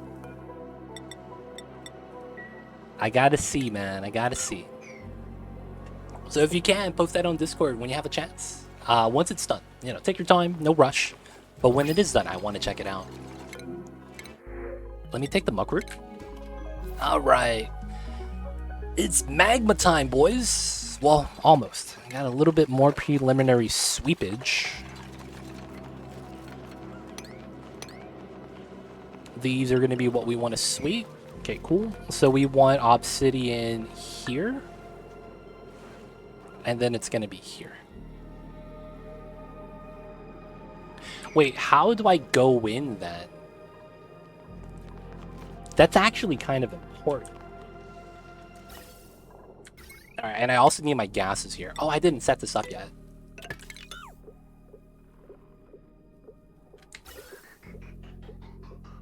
Alright, so I need this and that. Those are my two gases. CO2 chlorine. So this is removed. We don't need this anymore. Technically, this is gone. And then we got to move that into here once we're ready. I guess I would never want to have a door here. I think I would want to come in from the top or something. Oh yeah, I'm gonna need that. Oh, that's stupid. Yeah, okay, so this, I think that's what I'm gonna need to do. Yeah, no worries, no worries. Take your time with it. No rush, no worries. I just want to check it out once it's done. I'm curious to know exactly how effective it is. Because it's going to be effective, but I just don't know how effective, right? So I just want to see it in action. But yeah, take your time, no worries, no worries. Oh! CO2 chlorine, CO2 chlorine. These are great for infinite pressure. Alright, so we're going to need another steel door here. And then I'm going to do this. So the reason why I'm doing it like this is because I'm also going to need ladders here as well, because we're going to break into the top eventually. Once this falls down, this is going to be the first vacuum pocket. So a lot of the times I'm going to be able to go in, go down, come in from this way, and then cause a leakage from this side. And since it leaks from this side, it can't push up to this way. So we have like a weird, kind of like a vacuum pocket. It's kind of like when a boat capsizes and you have like a vacuum, not a vacuum, but you have an air bubble right here. That's effectively what we're trying to create so that the magma doesn't push up. Alright, gonna want to sweep those items too. I had a cool steam vent user build, but it never worked. The steam machine never worked. Wait. Green Knit, I'm sorry, I just saw the question right now. Which design did you use? I'm curious if you used one of my designs.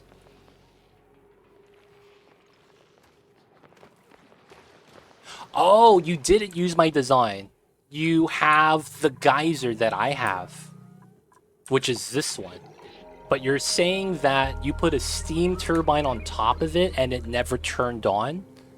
So you were never able to actually get it working. Yes, okay. I can tell you the reason why, and I know exactly what that is. That is what we like to call, I guess for lack of better words, it's lack of experience. So it doesn't tell you here, but the steam needs to be at least 125 degrees. And that was the problem that you ran into. So not only do you need steam, the steam needs to be at 125. And because this only gets to 110, it never hits 125. So you were never going to get that. I hate to say that, but you were never going to get that to work. Now, if you want that to work that way, you can. You have an option of getting to this building. There's something known as a... No, that's not this one. Where is it? Right here. There is something known as a geotuner that's in the superheated forging tech. If you get this building, it will increase the temperature of the geyser. So it doesn't matter where you build it. You just have to have it in the correct room type, the laboratory. And then you could feed that building the resources it needs, and then it will increase the temperature to 125. Or is it 35? I forget if it was 15 or 25 it was added in. And then your turbine will work. Hopefully that helps. I don't even know if Green Knit's here anymore. I might be just talking to myself. Alright, sweep out those items. We're gonna do this here.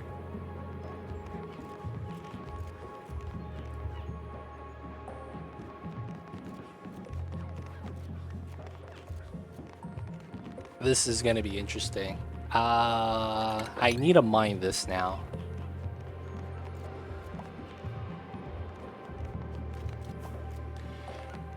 Wait a second, do I want to do a weird tunnel spill? Or is this okay? I want to say this is fine.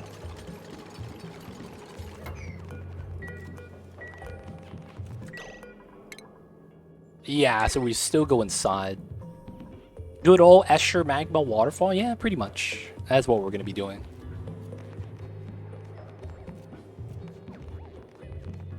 Gotta do that Escher waterfall. Aw, man, dude. I have these pads underneath my chair that were supposed to, you know, prevent kind of like the chair imprint into the carpet. Those things, man, fell off. It feels bad. Hate to see that kind of thing happen. Alright, let's sweep that. This is weird at this point. I think I need to build this first, right? It's just that I'm thinking that this potentially solidifies it.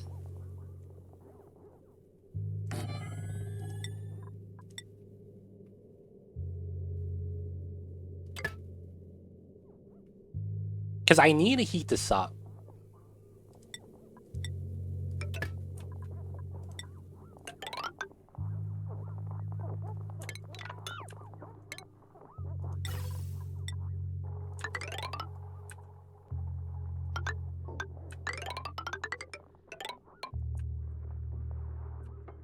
Going on, Milk Drinker? How are you? I see you over there.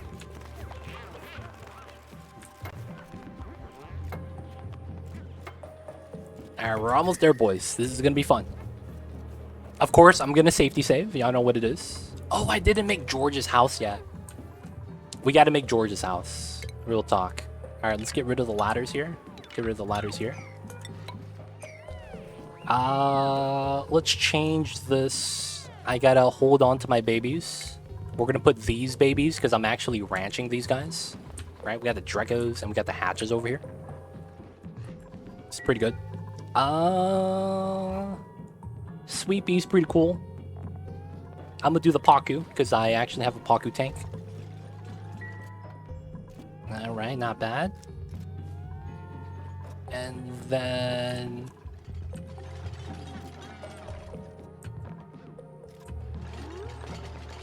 yeah, we removed that. Oh, there's a problem with having his house here because I won't be able to build the head. I've been doing good. Loving the Skewed series. Thank you for posting them. Wow, the statue's so big. Yeah, it is. I'm missing one piece still. Each piece is 5 by 5. So it's effectively like, you could argue this is like the size of a rocket. Hey, glad you enjoy. Milk Drinker, appreciate it. Thank you for watching the videos. And of course, we're going to be having more coming out soon. Alright, still doing a little bit over there.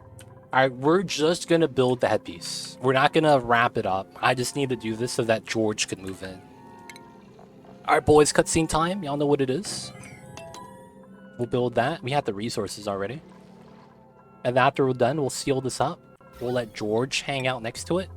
I need to make sure it's only oxygen inside. That's what I need to make sure of. So we'll probably do something like this. Since we should be able to build all that out.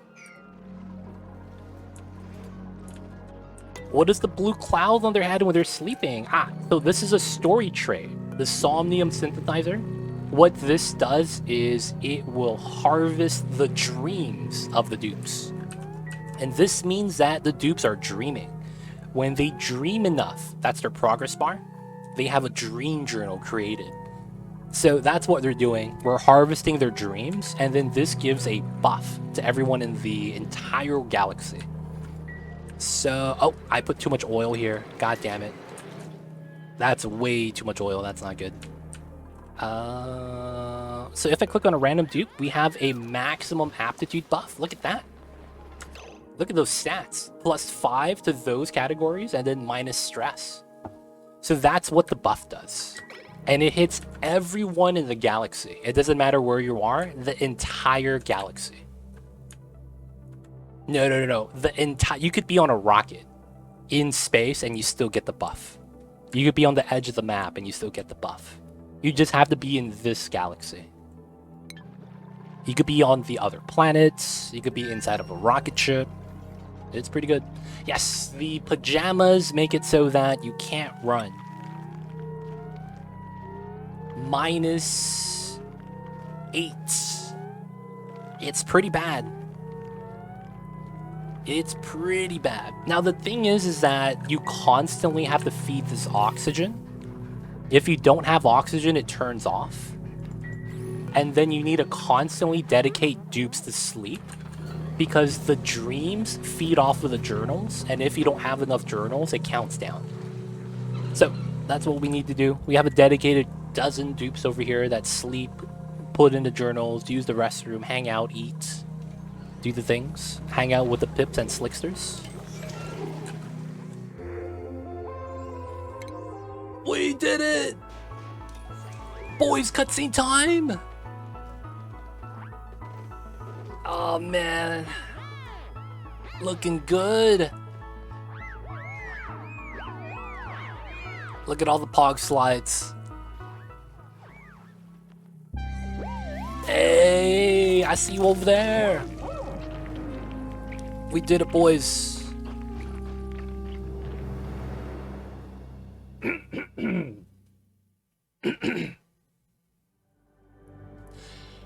Few civilizations throughout time have had the privilege of understanding their origins. The one thing that matters is that we are here now, and we make the best of the world we've been given.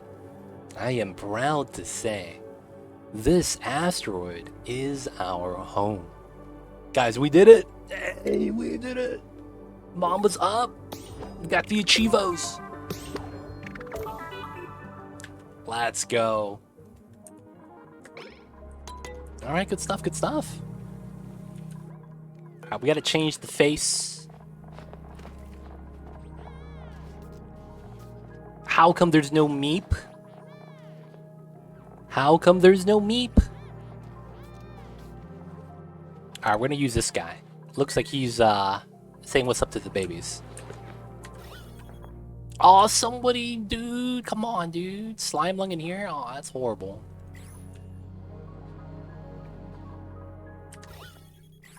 Alright, either way.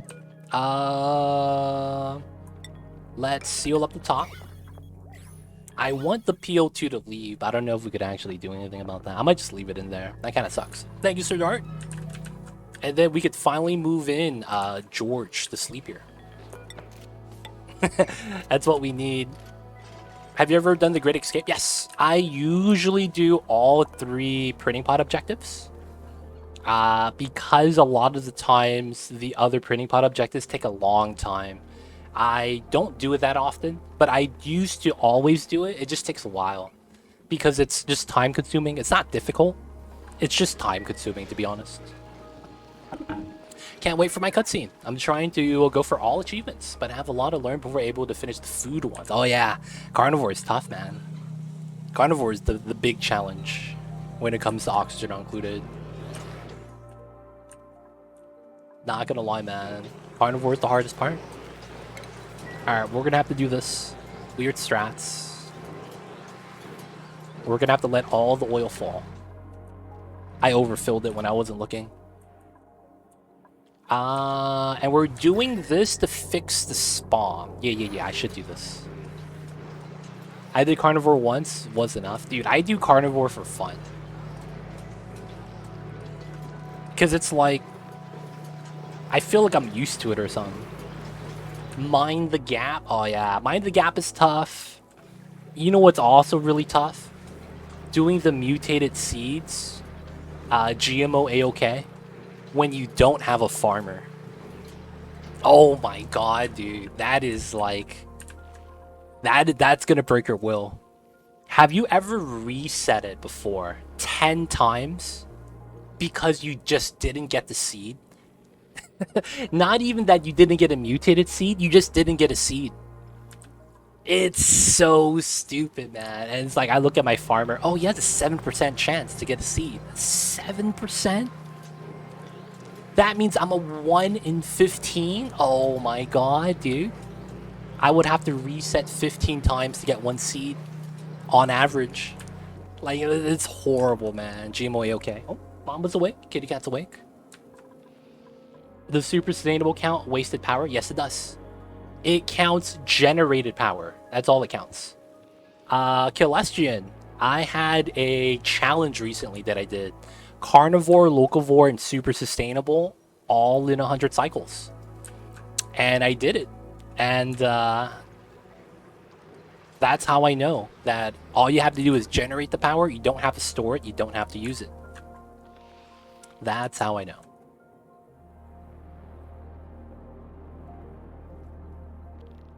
Losing your nosh beans due to them rotting. Oh yeah. Gas grass was tough. I had to put that next to the reactor. I did, man. Without the research reactor, I don't think I would have been able to do gas grass. That took forever. Gas grass was tough. There was another plant. I forgot what it was. Oh, my kitty cat Mamba wants attention right now. Alright, guys. I'm gonna give Mamba his rubs, and I'm gonna do it on cam. I'm gonna see if I could do it.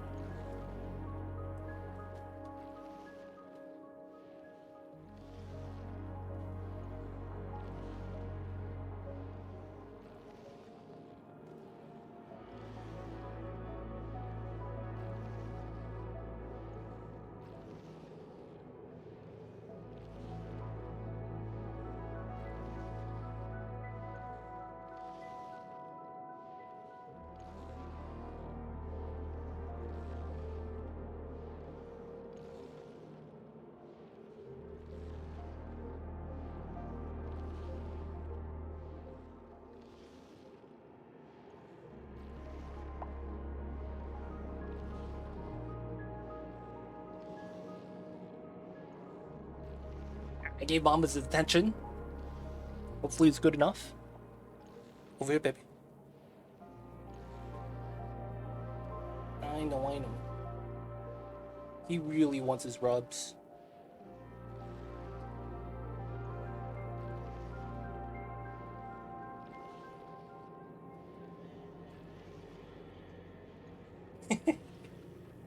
I know.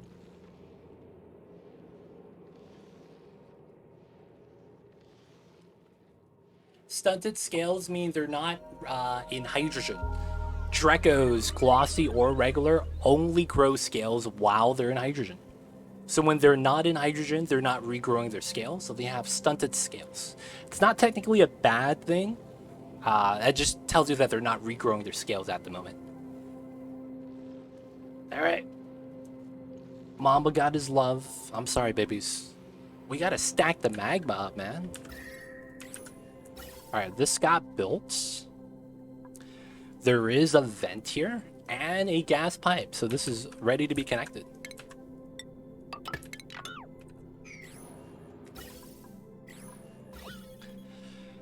Ooh, okay, we'll wait for the autosave. And then I have to push out the liquid here.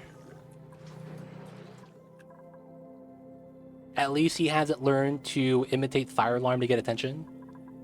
He does that. He does that. He'll just stand next to me and just keep meowing. That's actually why I gave him his attention right away. Like, he jumped off the bed, meowed once. I'm like, okay. If I don't do it, he's just gonna sit there and meow. Like it's a metronome. It's like it's on a beat or something. So I knew better. So I was like, yeah, you know what? I'll give him his kitty rubs. He'll be happy. Gets a little bit of attention. He'll recharge for a little bit. And he knows. Alright, so we did the autosave. I'm a safety save. And it's time to mess with the Magma boys. Are we gonna see bad things happen? Or will everything be fine? I should fix this first though, because otherwise my oxygen starts getting warmer. Alright, that pushes out the oil. That's what I wanted. And then we could do this. Oh, she does a chirp that's high-pitched like a fire alarm noise. Because she knows it's one of the few things that will get instant movement to make it stop. Oh, that's horrible. The kitty's too smart for its own good. The kitty's too smart. The kitty's is too smart. I named the Mamba. And the reason why I named the Mamba is because of this.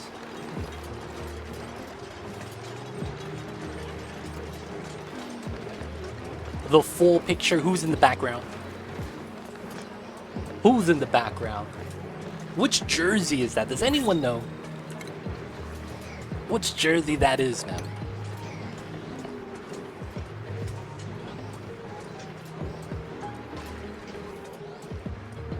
Gotta put it back.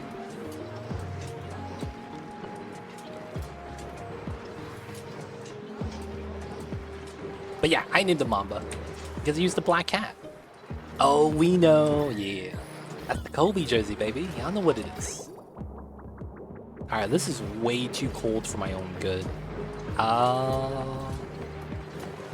Oh, that's actually what I needed to do. I actually need oil here.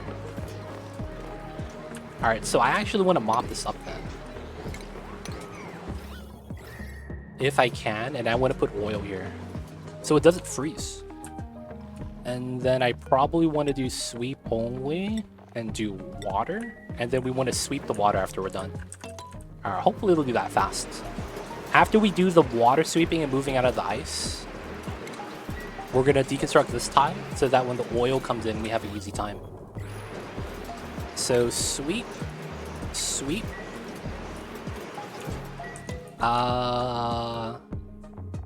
Sweep only, and I want liquefiables. But yeah, I named them. So the reason why I named them Mamba was because I was watching the playoff series, and Reggie Miller was one of the announcers, and he kept talking about Jordan and how Jordan's nickname was the Black Cat. That was Jordan's nickname. So, you know, I was like, dude, he's literally a black cat. I'm gonna call him Mamba. I'm gonna call him Mamba, man. Kobe's taking over the black cat nickname. And then that's how we got it. Finish your food production area. Yeah, of course. Food production, and then Great Hall. And then my food chiller. Any questions? Let me know. If you need an overlay, let me know. Oh, the farms. This one? It's a mushroom farm. So we come in, we harvest, and then the sweepers pick it up and move it out. We also have slime in these receptacles. That's why there's water here. That way the slime doesn't off-gas. So that way the auto sweeper could pick it up and deliver it to the farm tiles. Alright, no problem. So that's why they're there. And then we also pick up the mushrooms. They do off-gas on the rail, but guess what? All of my rail is inside the tile. That's actually what I did for this design. I have my slime here that we trot, and the door is locked. Guess what happens? When the door is locked, the dupes drop off the slime, but then can't go into infinite loop. And then this guy picks up the slime that's here, puts it into here. This is constantly in water, so there's no off-gassing. So I actually prevented that by doing that. We have a couple of hatch ranches right here. It's automatic. We have a refill room right here to bring it over. Wild poke shells that we found. They're just gonna die and become shellfish. And I do that because I have, you see this? That's all polluted dirt right here. Tons and tons and tons. So they just eat that. I get sand, and then I could use the sand for sieving. For, you know, my cool slush geyser and stuff like that. Treckle ranches. I don't know if this is what you're looking for, but these are ranches for food. Because the extra Drecos die right here. Oh, there's 2 stone hatches at the moment. So when this dies, we pick up the meat, and that goes into the kitchen. That's literally it. Shovels, mushrooms, hatches. And then we have wild poke shells. Oh, and Paku. This is my Paku ranch. And typically you want this right next to your printing pod so that once they spawn, they could just come out of here and join the family. And then the same with these eggs. So once they hatch, they could join the family. But yeah, that's the base so far.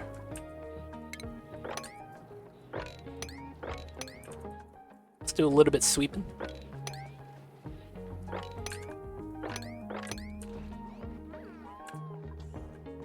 Very neat. It's gotta be neat. It's gotta be neat. Alright, so we have the oil in here. So the strat here is gonna be this. This is never gonna fall down, so we should be fine.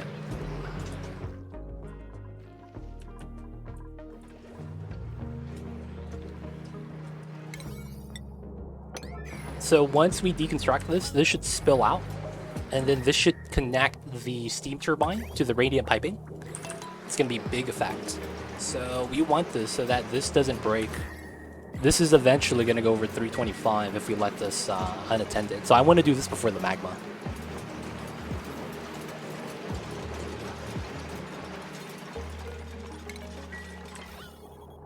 There we go. Immediately back down to 30 degrees. Everything's working again. Perfect. Alright, so we maintain the vacuum, so there's no weird stuff happening inside. And we're good. Now we want to seal it up, because otherwise the radiant pipe is going to be chilling the entire map. Typically you don't want that. It's going to work a lot harder than it needs to. I have a problem with my hatches, that they're going to be a build-up of hatches in my incubator room. So are you looking for an automatic or a manual way to do that? Automatic requires a sweeper. Manual is having a dupe automatically go in and reduce the numbers. You have two methods for that. I could help you out with that, though. It's going to be either one of those two methods, though, forcefully. There's really no option for that.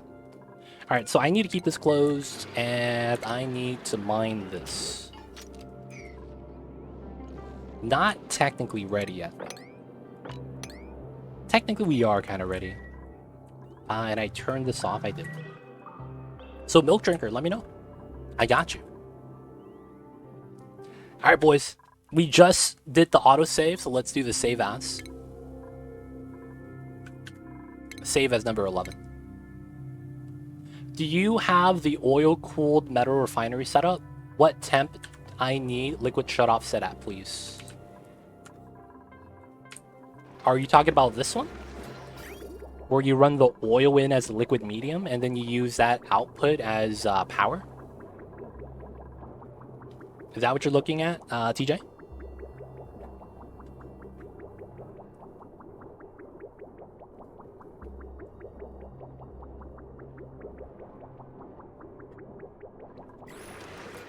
It depends if you use oil or petroleum. But I use 190. Because I want to hit 200. But that's going to be what you want. You could actually push it up, because you could see that when I make steel, this only adds 138 onto the oil. And the oil isn't going to boil until 400, right? So hopefully that's going to be helpful. You could use 195, 190. Because if you add 140 to this, it's still below 400, right? So it's going to be fine.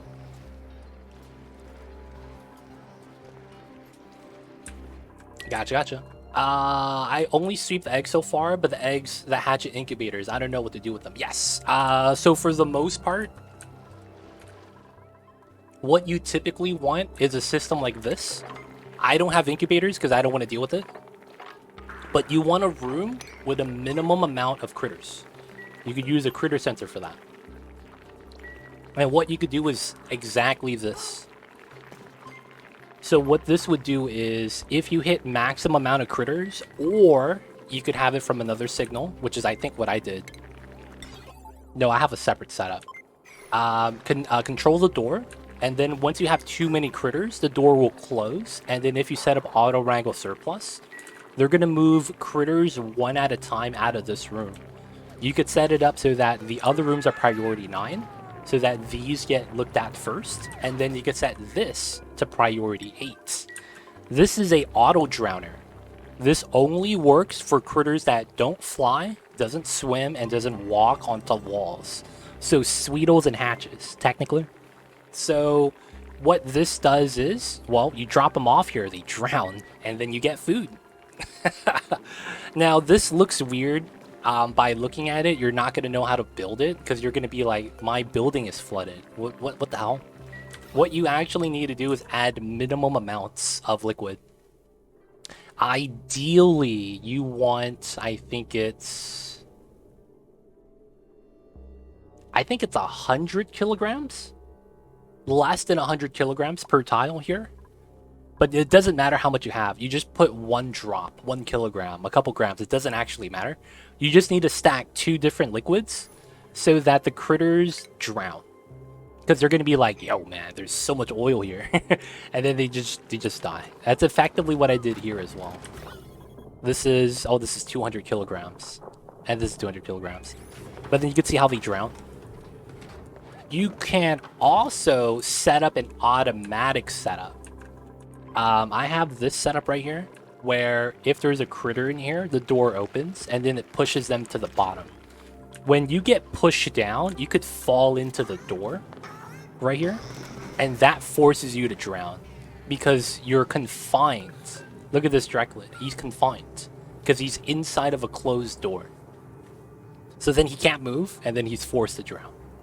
That could be a setup you could make. You could do it this way with it manually putting it to the critter drop-off. You could make it so that a door drops them in. It's up to you at that point. You could also do what I'm doing. I move the eggs here. So when the eggs hatch, they drown automatically. So what you could do is, when you have all of the incubators running, have all of the eggs go into this box. So that only when you need to hatch an egg that they'll have the eggs drop off, if that makes sense. Another thing you could do is just have all the eggs in general go into here, and then make it so that when the dupes need to, just like this, they could just walk on top of this, grab an egg that they need, and then they incubate it. The only problem with that is if they have a scheduled thing, they might drop the egg while you're on the ladder, and you're going to be like, yo, why do I have a tame hatch over here? This is not even close to my hatch ranch. Well, it kind of is, but you know what I'm saying. But yeah, that could be your options right there. It's up to you, of course. You get to choose. Alright, let's get to work, boys. Let's get to work, let's get to work. Famous last words. Let's go. It's time to crack into the magma tank. Okay, so this is gonna go here to here. I climb down. I want to mine this, and I want to do 1 tile because we want what's known as a bottleneck. This actually reduces the flow of the magma, and that's actually important for this design. Alright, so that's slow. I close this door. Alright, now there's heat transfer. I want to wait till this door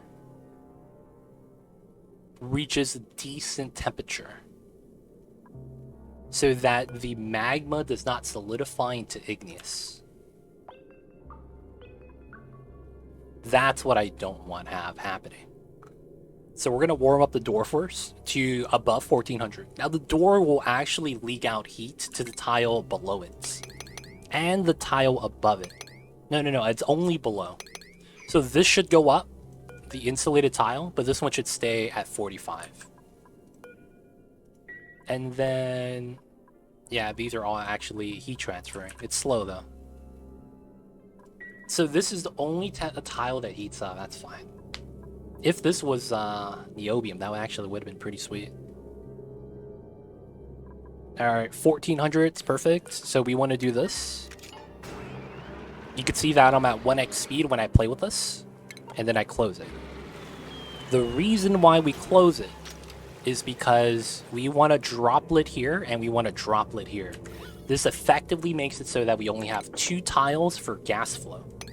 So what that means is we do this.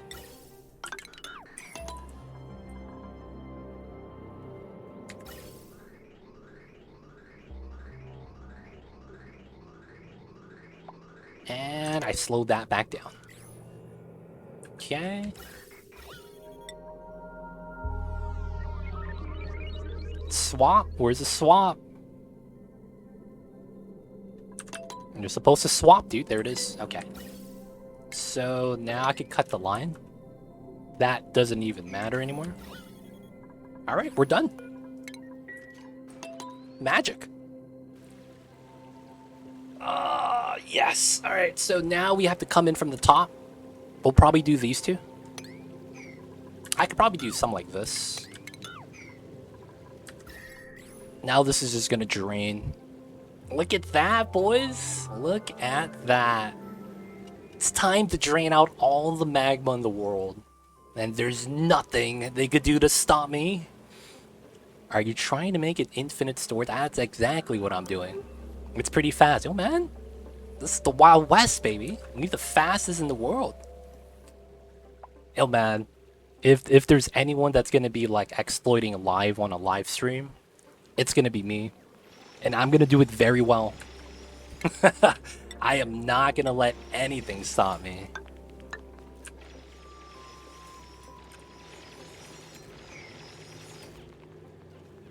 I was scared to make infinite storages. Does actually make things safer. Yo, man, at the end of the day, as long as you understand what you need to do and have the strategy and mechanics around it to back it up, there's nothing that will ever stop you. So, like, stack it up the magma, that's cool. No one could stop me, man. Everything's gonna be alright. Alright, so what we're gonna need to do next is... I need to get to the floor so that I could build tiles here so that the magma naturally spills out into here. Because this magma at the bottom I won't be able to reach. So we're going to want to do that after it spills out. I'll probably want to push magma from the back as well. Insulated tiles can't break. This is the only tile that's pressurized. And since this is neutronium, it can't break. And then since this is 3 tiles thick, that is the second thing that can't break. So if you guys didn't know, instead of having airflow tiles here on a infinite pressure setup like this, that's like 85,000, whatever, instead of airflow, you could use any tiles. You could even use fertilizer, which has a softness value of like 1. Do I have any naturally occurring fertilizer anymore? I probably don't, huh? Alright, clay. This has a softness value of 5, right? You can find like algae, softness value of 2. These items that are very soft, it doesn't matter. In this game, it's coded into the game that if you have 3 tiles thick of any 3 solid tiles, you could never have it break. And that's an inherent mechanic. So that's probably into the game because at some parts of the game, you're going to get pressure damage. We could see right here with the oil, that's what's the case, right? Pressure damage. And then the oil, right, was, you know, causing some problems. A little bit of pressure damage right here. So 3 tile thickness prevents that from basically collapsing your game. So if we didn't have that 3 tile thickness rule, there's like a chance that abyssalite starts breaking from the magma, oil starts breaking into the magma, and then you get sour gas, and then that just cooks your entire map and you can't do anything about it because by the time you got there it's already sour gas, you know, things like that. That's like, at that point you really just can't do anything. It's to prevent like chaos like that. So the 3 tile thickness rule is going to ignore how soft the tile is. Normally when you have pressure damage, the hardness value actually matters. And that's actually why you're probably told, if you guys didn't know, you want to use granite tiles. I probably don't use that, but granite, I believe, has the hardest value that's not obsidian or ceramic. Like something you get pretty early on. Doesn't require digging skill. Granite is 25. Oh no, granite and igneous is the same thing. No, yeah, 80. There we go. Granite is 80. Igneous is 25. I had sandstone somewhere, right? Sedimentary rock is 2. That's really weak, actually. And then if we had sandstone, that's 10. So granite tiles are the best for a water storage, even if it's not infinite pressure. Just because when you start stacking up the liquids vertically like this, the tile at the bottom, 1083, tile in the middle, 1010. So because of that, gravity pushes down on the liquid, which means the bottom tile gets the most amount of liquid pressure. And liquid pressure moves in the 4 cardinal directions, meaning that it does not go diagonally. This means that if you have an infinite pressure box like this tile doesn't matter. Right here does not matter at all, because the pressure is putting down vertically, down like that, and horizontally left and right. There's no diagonal movement for liquid pressure like that. So a lot of the times you just need a up, down, left, right setup. I just hopped in. How did you make infinite geysers? They look so convenient. You know what else is convenient? Infinite magma tanks. Kahako, the Fae. It depends which one. For the most part, though, each design has a different mechanic we're trying to utilize, depending on which one you're looking at. So I would recommend going to my YouTube channel and looking for the different infinite geyser designs that we have, so that, you know, you take your time with it, look it through. We have, the YouTube channel explain everything. If there's a specific one, though, you could ask me now. But yeah, there's a lot of infinite geysers. And if you look through it, I actually list a lot of different methods too. So if you want to achieve infinite pressure, there's a lot of different ways. And of course, you could copy this, but I don't know if it's actually going to be perfect for your situation. So if you actually go to the YouTube channel, check out the other designs and see how they work. It might be easier to build. It might be more convenient for whatever situation you have. So it's a lot better just have the knowledge. And then we go through it as well. So if you have any questions that we don't answer over there, I'll be happy to help them. What would you do if you one day need the magma? I would go to the second planet and realize that this is frozen core. Okay, never mind. What would I do if I need magma? Oh, we have a volcano. I could just seal this up so that it stops producing, but then we have a volcano. So we actually produce magma. It's not bad. Is this a volcano too? Nope. Just neutronium. Since we have volcanoes here, I'm actually not too worried about that then, because they're always going to be producing when we need it. I mean, we would have to wait, but yeah, it's probably fine. I'm actually planning on releasing this.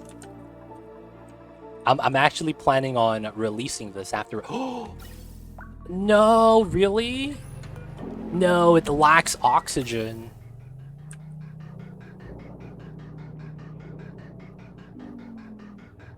Feels bad. Okay. We are going to cut this. Yeah, that's better. I am not going to feed this into the suits anymore, because I think we just need to keep the synthesizer running. 5 movement speed bonus is not bad. 50%. We get the maximum aptitude run speed. 5 athleticism. It's pretty good.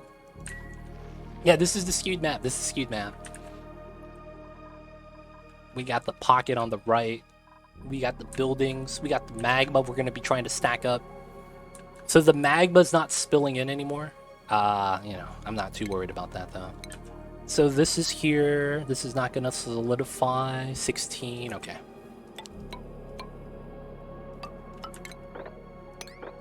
So we got to do this. And so we have this leak out, and then we'll mine this out. After that, we're going to have to mine... Well, we have to ladder all the way up. And then we have to mine this out so that everything here could spill out to the center. And then we'll have it go into here. Dude, I have 143 already inside. The pool is rigged? I'm gonna check the pool. The pool is rigged. Yo, man, the people spoke. I can't be mad about that. The people have spoken.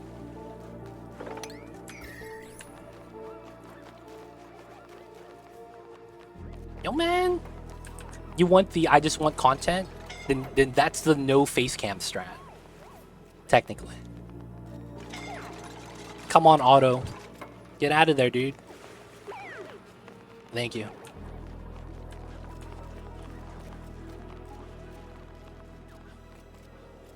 Because I guess it would be like, if I do no face cam, it's the least amount of work. So then it's like, you'll get more content as a result. I wouldn't have to fumble about setting up the webcam stuff. Oh, are we? No, we're mining this, right? We haven't mined yet.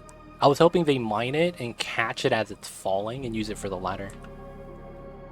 Probably not gonna happen though. Yeah, this is pretty hot. Alright, so...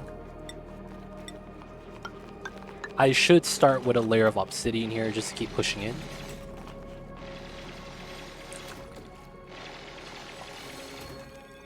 Leveling up, let's go.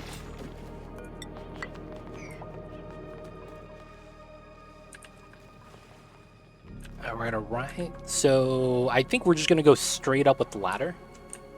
Which probably means I'm just gonna have a straight ladder here. I might as well do this as well. More magma spills, let's go.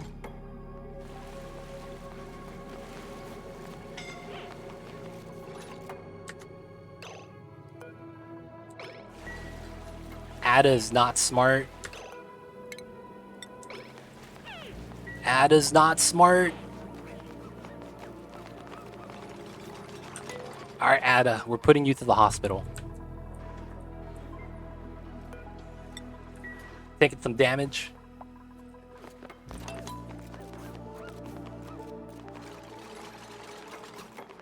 Alright, this is not bad. Technically, I do want other tiles here. I won't do that one because they're going to get stuck. These tubes are not that bright.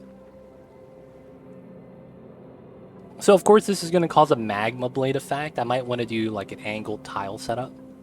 So, like 5, 6 tiles. So, probably go up vertically here. Probably to here. And do another vertical set on the back. So that everything spills down properly and doesn't have the magma blade issue. This is that.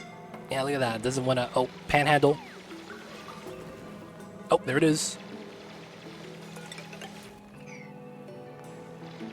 Oh, Lamari. You only take damage when you're fully submerged. That means the second tile to dupe the head. They could walk in magma for a little bit longer. But if they're fully submerged, they start taking full damage. Feels bad, man. Dude, this takes way too long to drain, I guess.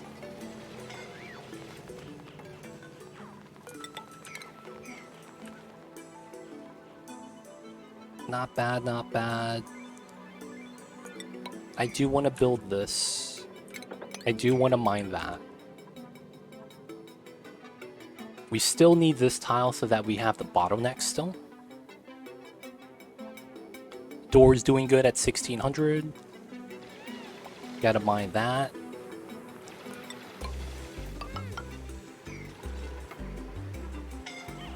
Oh, they're taking damage. These guys are not smart.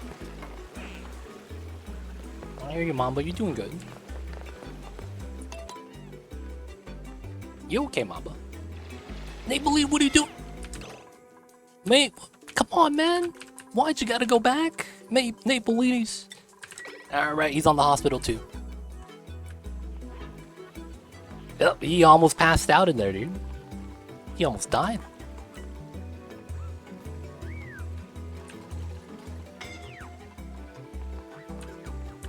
Alright, let's not do the digs there yet.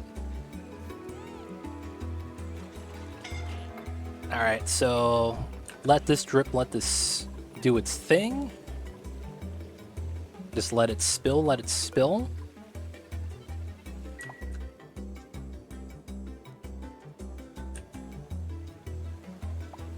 Maybe we do this.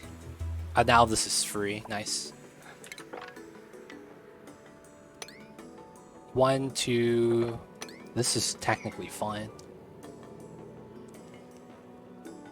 You're telling me the dupes aren't the brightest, and you're telling me to build ladders in the magma? It's because they're not the brightest that they're willing to build ladders in the magma. You know, it's sometimes it's the other way around, man. No one else wants to take the job, so the dupe's gonna do it. Sometimes you gotta take advantage that they might not be the, you know, brightest crayon in the box. Dupe's gotta do what they gotta do. Whether it's digging in the magma, perfectly fine. Ah, man, he's gonna take some damage. Yep, he's cool, he's chilling. That's actually why we're watching over them. You see how his head didn't get submerged, so he's chilling? Now he's gonna take damage. Come on, man, stick the head out. There we go, we're chilling now.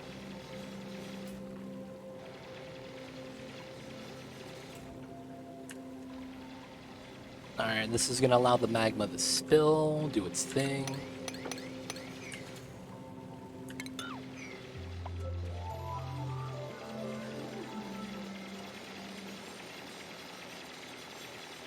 Guys, is there any audio issues or anything like that? Let me know. The audio sounds very, very off to me, and I don't know what it is. I don't know if it sounds weird to you guys as well. It's like asking a guy to test a shark suit. Tell us if it hurts when he bites you. Alright, hold the sign and you won't lose it. It sounds normal. I'm talking about the game sound. I'm sorry, the game sound. It's not how I sound. The audio from the game sounds off. Something about it. I don't know what it is. It might be just my earphones, to be honest. It might be just, you know, a little bit on the old side. Oh, Amari? Oh, he's been submerged for a while. Well, he stopped taking damage because he's not fully submerged. Sounds normal. Okay, cool. I can live with that. Dude, Geek, you know what I saw? And I don't know if this is real. You guys know how there's oh, I see a Mordex. You guys know how there's a when you want to see sharks, you put yourself into a shark cage and then you lower that into the water and then you kind of just chill in the shark tank. You know what I'm talking about? You guys seen those, right? It's the underwater shark cage. I saw the other day someone made a bear cage. It's a cage where you sit in and then you're really close to the bear. And I'm not gonna lie, man, that looked mad stupid. I saw it in action. There was someone inside and the bear was tipping the cube over and over and over. Yeah. And the person in the cube was getting tossed because the bear was like rolling it. And the person inside the cage was just completely like shitting their pants. But at the same time, they were holding up a camera. And they were trying to film it. And I was like, dude, the things people would do, man. Just for a little bit of attention. It's kind of wild. Dude, bears don't mess around, man.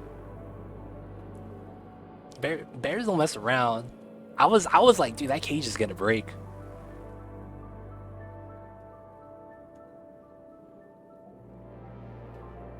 See, the thing with the shark cage is go back to the boat. Yeah. I wouldn't even go in if it was made of adamantium. I don't even know what it was made out of. The thing was that it was clear. It was only the skeleton that was like a steel frame. But then it's like the panels were clear. I don't know what it was, but it was clear so that you could see through it. Also, sharks don't have leverage. Ooh.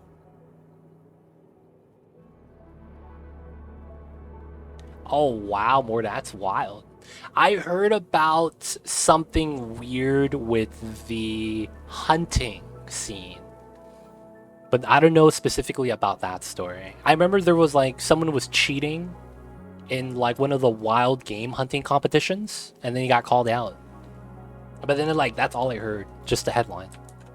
Like it's like I didn't really get a lot of coverage. Like it's a lot harder to get through something hung in the water using only teeth than to get through something sitting on the ground that you grip with your paw. That's true, I guess. I mean, it was large enough that you can't grip it. But I see what you're talking about, yeah. Dude, I saw that. I was like, yo, man.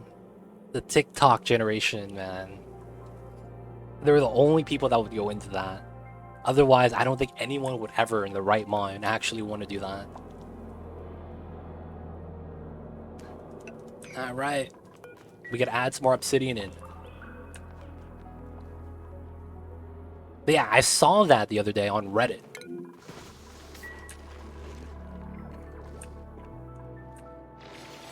Saw that the other day on Reddit. Amar, what are you doing here? As long as you're not taking any more damage.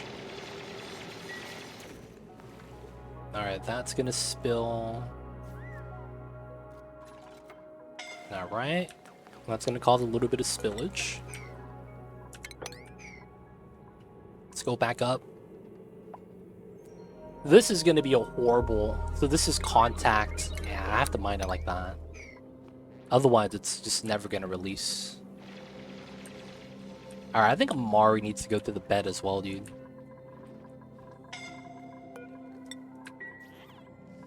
Come on, Amari. Oh! Oh, I'm freezing the water? No! I'm freezing the water. Yeah, I froze a packet. No! Okay, -5. I accidentally had the water freeze in the pipeline. That's why I have dirt here. No!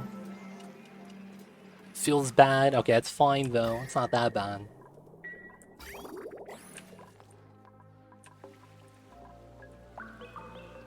Alright, there we go. It's true. It's true.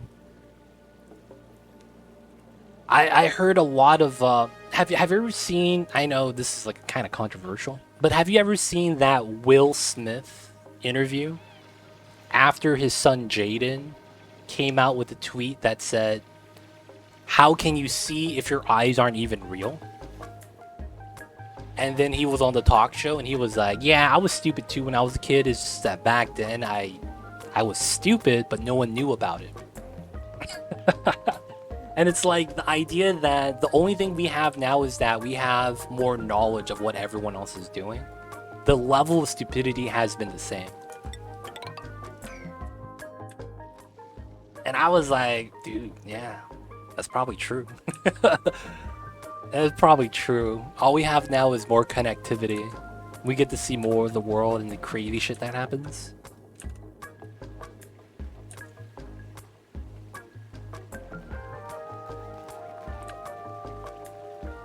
And then the worst part is that pretty much anything on the internet is 100% gonna be somehow recorded into history. That's another thing about that. Anything you do on the internet, there's a log. You don't have to be important. Something's already written about you. Even if it's useless information. Hey, this guy too legit likes looking at cat toys. He might have a cat. Things like that. Alright, let's go up to here. We gotta open up this pocket, of course. Alright, so this is gonna be interesting because we have to mine this out and this part.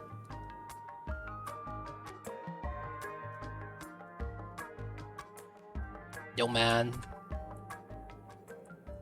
Allergic reaction. Oh, okay, we're good, we're good. Dude, this is gonna be a lot to drain.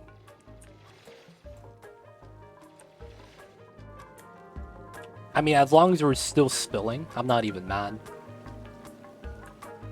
Alright, so... I know that's gonna take a while to drain. And that's gonna mean that I won't be able to build out my obsidian here for a long time. Alright, we'll build another tile out for now.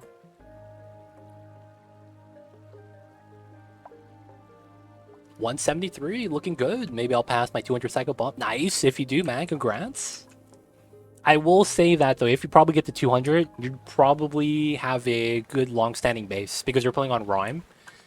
If you could get past the early game, which is the first 200 cycles, you're gonna be set for like the remainder. More or less. More or less, you're gonna be good.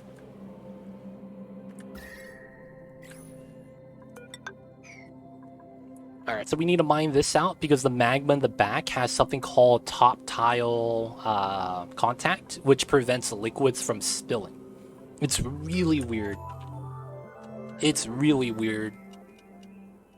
But you could see that it's like they should be able to spill out, but like the two tiles in the back are full tiles and they just don't want to spill anymore. So we're going to want to mine those top tiles off so it could actually spill out. This is at 1,000. This is at 16. I could probably mine this one so they could spell a little bit more. Rhyme was harder than I thought. Had to manually adjust Appetizer loop for like 100 cycles straight. Oh, man. Dude, if you think Rhyme is hard, I would recommend checking out the 100k map. If you think Rhyme was hard. 100k map is Rhyme on steroids. But I wouldn't say that was a fun time though. When we were doing the 100k challenge, that was a great time.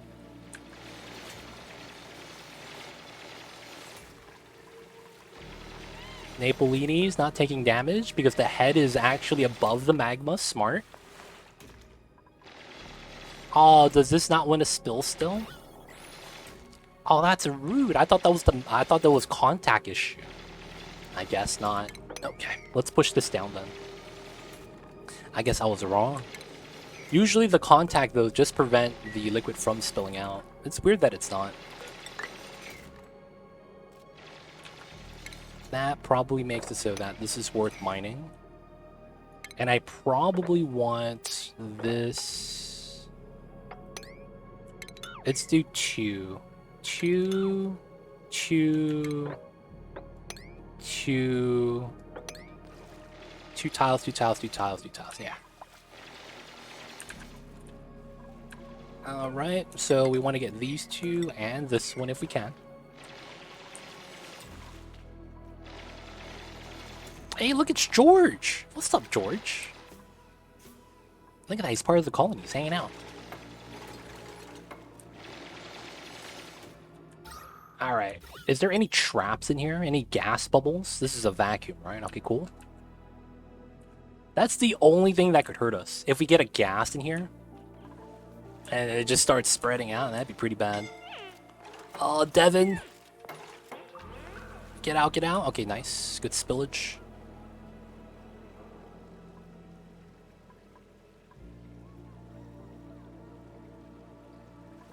Alright, so how long is this? 12? So I think we could do this. Have a better magma blade set up for that. And then I should be able to jump up, so I should be able to mine these two. And then this leaks backwards. I probably have to do the same thing here. So that this pushes down. Individual bubbles, not that big of a deal. Oh, they could build this from the top. That's really good. I'll actually want to do that then. If they could build from the top, that's really good.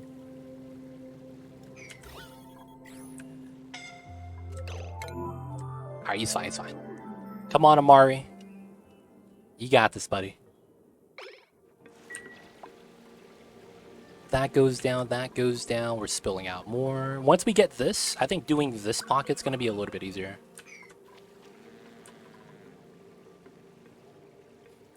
In the perfect world, I should mine out all the obsidian so that none of the magma has to stay there. Honestly, that's probably the play. Let's mine the inside as well. Trim this out to 1 thin. And then we'll probably get rid of this. Have the magma fall. We could probably leave... No, probably mine that. And then I probably want to get rid of all of this.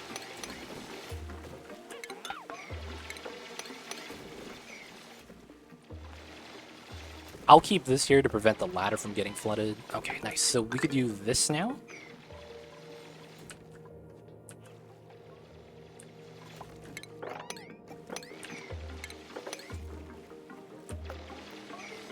Not bad. Well, this is efficient, but I gotta say, it was way more fun to clear the magma by boiling sour gas. I see you over the Cthulhu. Did you crack the oil into the magma? Like you did the polluted water into the gold? Is that what you did? Polluted water into gold, and you just did oil into magma? From the insane amount of pressured oil? I see you over there, man. Hey, man, as long as it works, can't be mad. George, don't die on me. Woo, George. Taking that damage.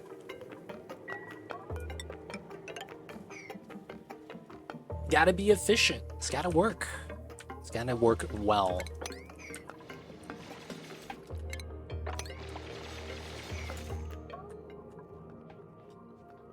I filled pretty much the lower half of the oil biome with oil, then just dug through the magma. Oh, wow.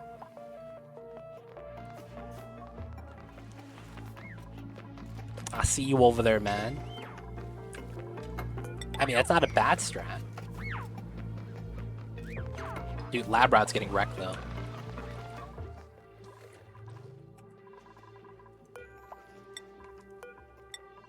Everyone's hurt, dude.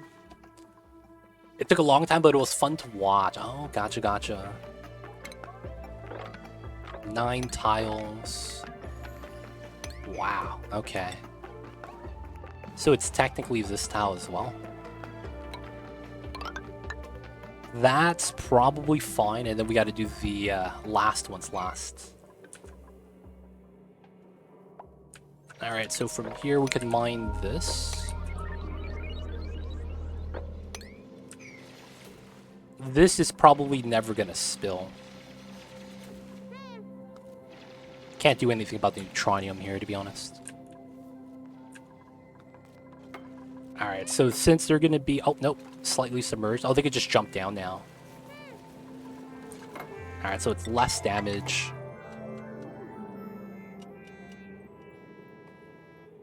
The yodeler while the lag? Okay, it's not bad. Alright, I'm not happy with the lag. You know what that means? They gotta go, boys. The flying critters have gotta go. You gotta go, son. I'm sorry. The flying little babies. We gotta shoot them down. What's going on, Akios? What's good, dude?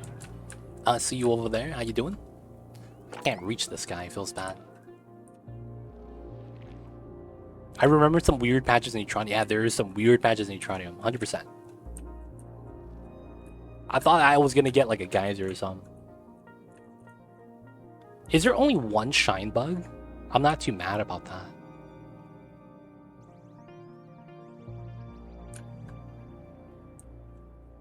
I want to kill this guy, but he's in a good spot. He's safe. Back from vacation? How you been? I've been okay. Just trying to stay cool, man. You probably saw how hot it was, unless you were in a cool part of town. Because, man, the heat, man. It's too hot, man. It really is.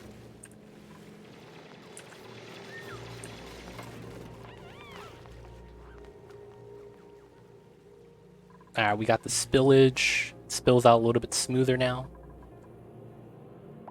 But yo, Akils, I believe you were with your mom for like a week, and then you had a week to yourself, right?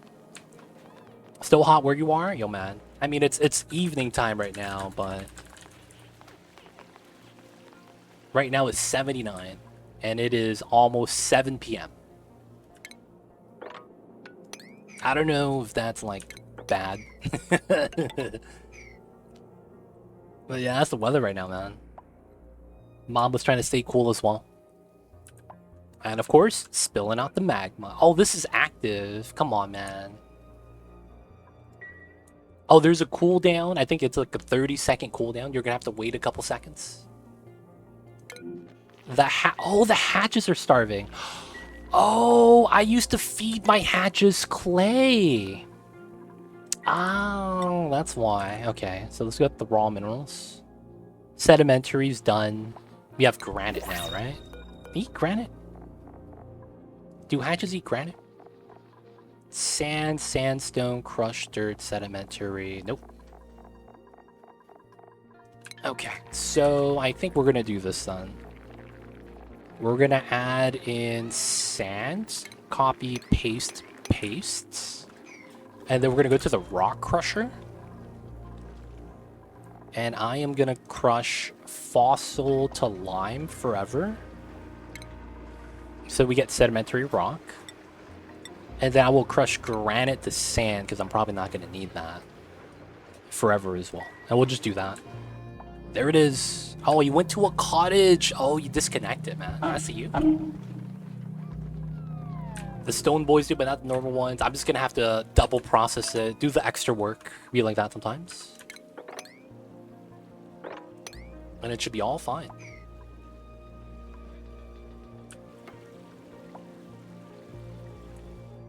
Why you go hatches? I went all out on Drekos. I have both. I just wanted variety. That's really it. I just wanted variety. Another thing was I also wanted to eat through my resources. Technically in this game, the more resources you have present on your map, the more lag you have. So by having the hatches kind of use up the resource, it's pretty good. Need the cuddle pips? I have one. It's just that I need to get reed fiber over here so that these guys could evolve. That's what I need to do, man. Get some reed fiber for these guys.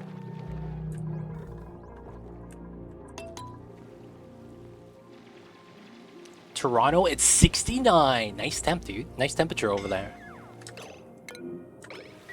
That way they get hugs before the sleeps. I know, right? That'd be cool. That was the original idea, man. I'm not gonna lie. But I was like, oh man, managing the temperature for cuddle pips is gonna be a pain. It's not for the cuddle pips that need it. It's the thimble reed, right? That needs it, and that's gonna be a pain. Is that a location? Is that an actual location, man? I am not familiar with that location.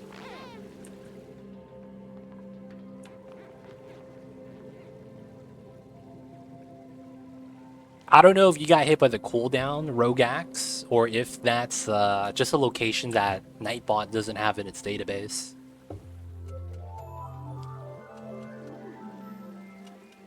Oh, it's in New Zealand? Oh shit. Yeah, it might be a cooldown then. Gotta retry that.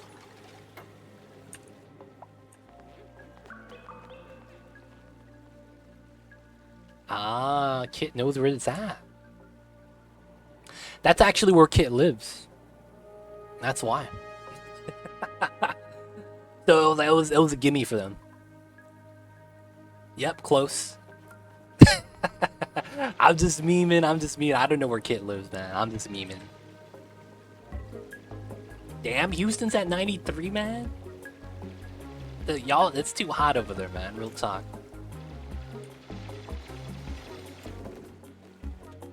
Way too hot over there. Oh, Napolini's. Oh. Oh, man, look at the spill. Alright. Hopefully we don't overspill this. This should probably be pretty steady because of how this works. So at this point, we're just waiting for this to drain. Ideally, I want to mine out a lot of this. I could probably mine this out, trim that. This is I want to keep. And then I need to mine out the obsidian in here. And then I need to build my ladders to get to the other area. I probably want to go to the right. So we probably want to go this way once we're able to reach that. See, it tells you the location, but it doesn't actually say, like... So there's, like, multiple places called Paris in the world. There's, like, Paris in Vegas. There's Paris in some, like, weird random island.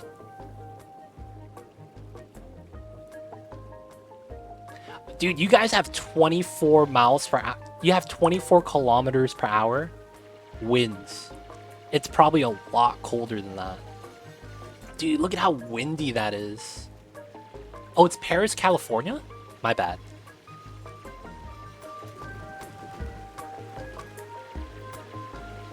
Oh.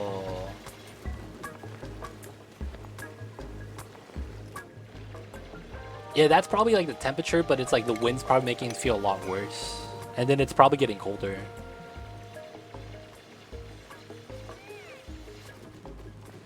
Oh man. But yeah, that's Nightbot. The bots could be wrong, technically.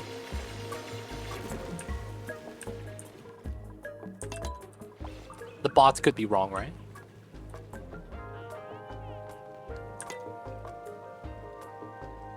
Oh, I'm thinking that it's like within 200 kilometers of them or away from them, it's gonna start snowing.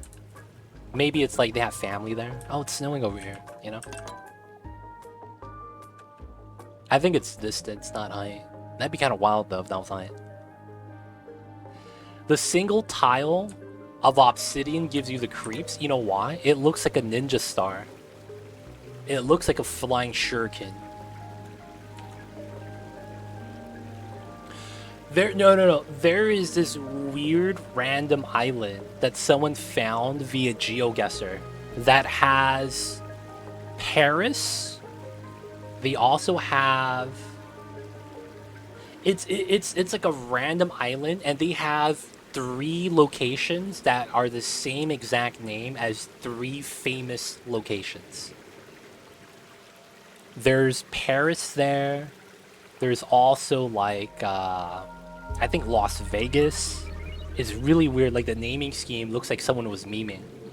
It was literally like small island. There's like maybe 5 locations, and 3 of those locations are named after like famous areas. I think I saw Paris. I might have saw New Orleans there actually. And then there was one more I forgot. But it was weird. I was like, wait, hold up. That's not Paris, man. That might be the same location though, but it wasn't the name of the island. It was the name of one of the spots on the island. Of course, you might be exactly right. That might be the same spot. I'm just not 100% sure. Oh, I see you over there, Rogax. Yo, Kaufman. Where's Kaufman at? I've never heard of that location.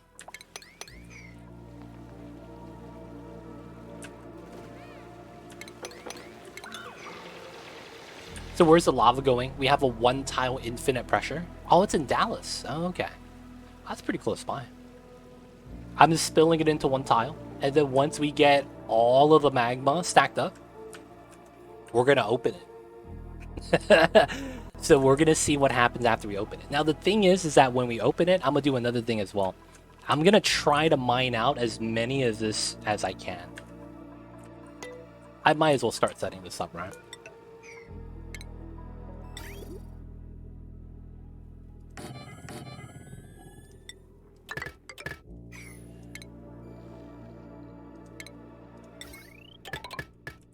And then we could pump up the oils again. The only thing is the pea water right here I'm a little bit worried about. We could seal this up and deal with it last. Oh. All the zombie spores are dead. Let's go. Radiation OP. And then I want to mine as much of this as I can. Release the oil, pump the oil out. Pea water, more oil. Alright, so let's see what we could do with the pea water.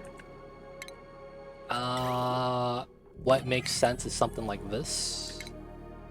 And then I probably want this. No, I probably walk down.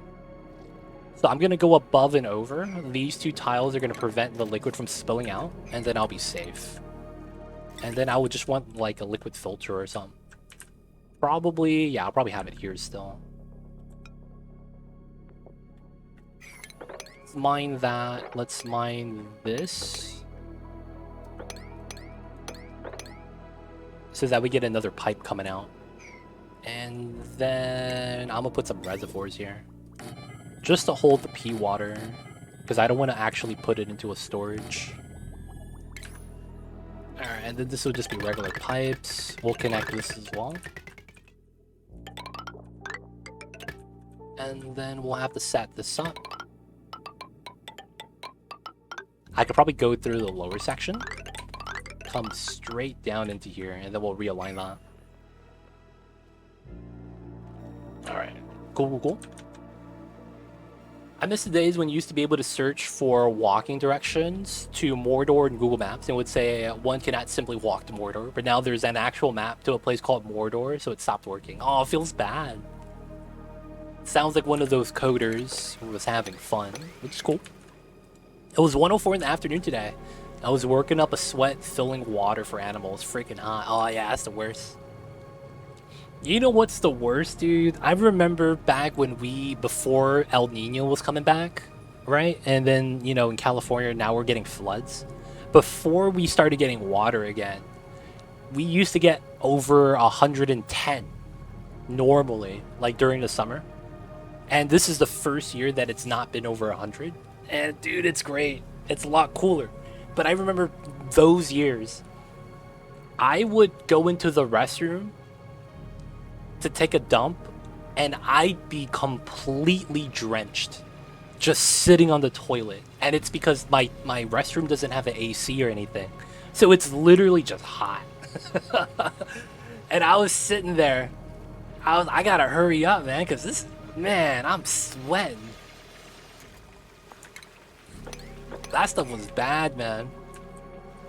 That stuff was bad.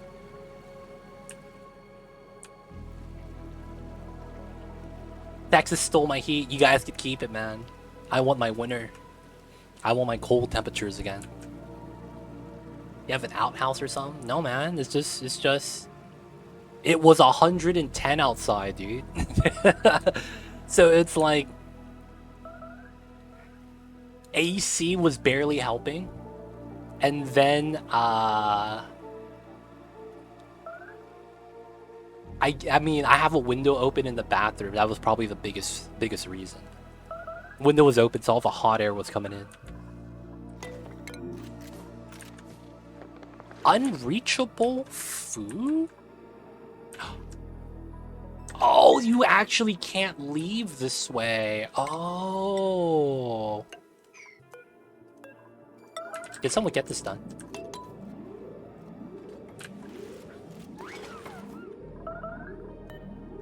My people are stuck.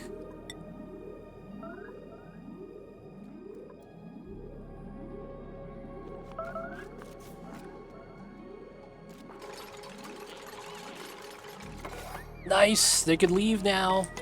There we go. Give me Frostpunk. Oh, Frostpunk is bad, man. I love the cold weather, but that's really bad. Like, I just want cold weather. I don't want it to be so cold that we don't... That we get ice. I don't want ice. Ice is horrible, dude. I don't want any ice. Ice sucks, man. Real talk.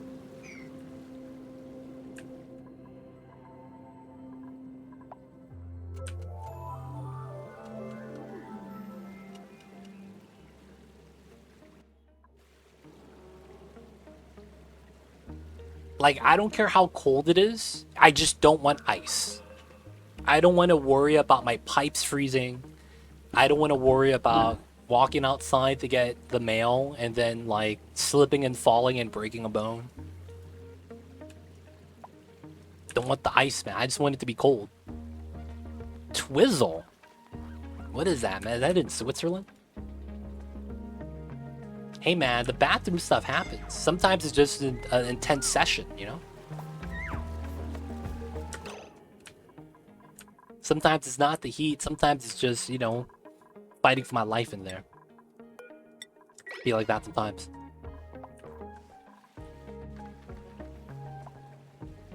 Oh, it's 1-2 hours from Queenstown, New Zealand. Oh, okay. Like, as long as it doesn't snow, no, man. There's no ice on the floor. Don't have to worry about freezing pipes. I'm happy.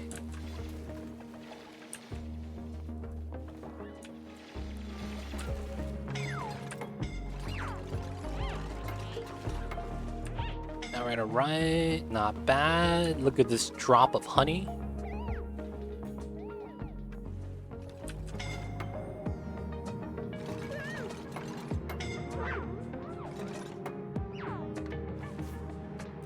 Oh, Mocha's safe. Everyone's taking damage. Alright, so we're gonna cancel all of these. I can't have the dupes coming in and dying because this is extended. So the entire climb up the ladder, they're submerged. That's bad.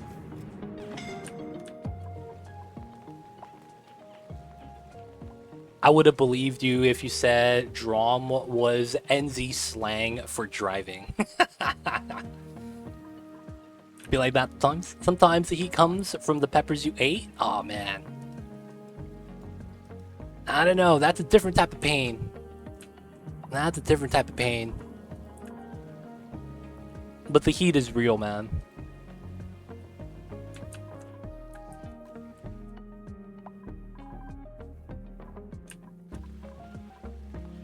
I'm scared to increase the speed, but we should be actually fine. If we mine that, it spills out faster, and it shouldn't make this worse.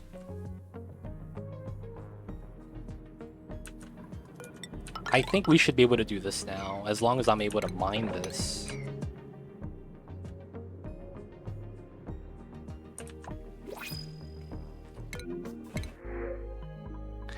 Is New Zealand slang worse than Australian slang? I saw this, I guess it's a clip on YouTube, where 2 Australian news anchors were just doing the news, and they had an interview with the guy that stopped one of the guys from robbing a liquor store.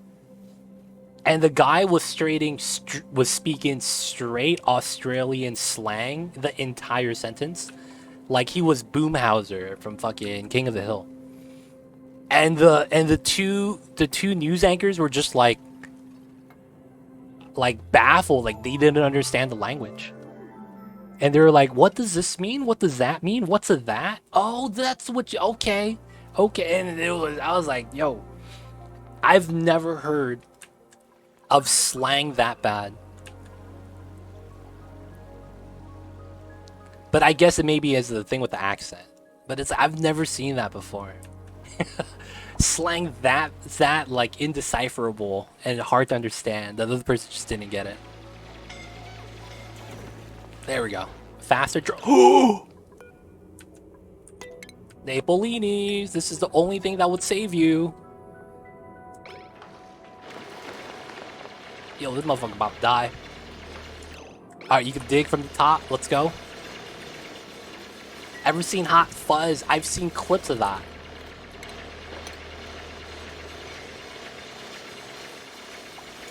Just don't look up the banned New Zealand ad. It has to do with the word deck. Yo, man, come to my upper deck. I already see how that could be very bad. We got the best deck builders in the business. All we do is decks. Yeah, I could imagine the pronunciation's a lot worse than how I'm describing it. I'm not making it sound like what it's supposed to sound like. Try and make it PG. I can imagine, though, with an accent like that, it gets kind of wild.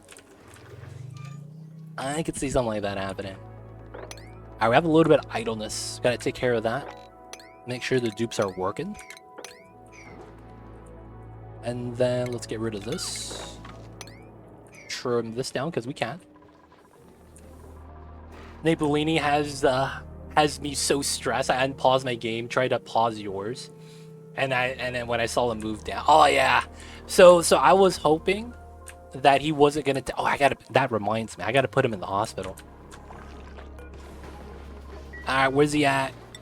This guy, this guy, this guy, this guy, this guy, and this guy. I have 6 people injured. God damn. Oh, I never finished. Oh, we have more polluted oxygen. That's so rude.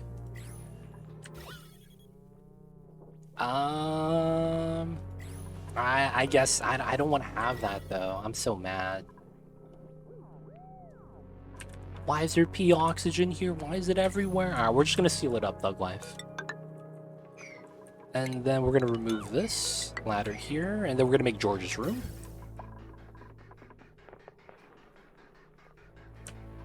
I'll probably reroute a couple things, and then we'll set up to George's room.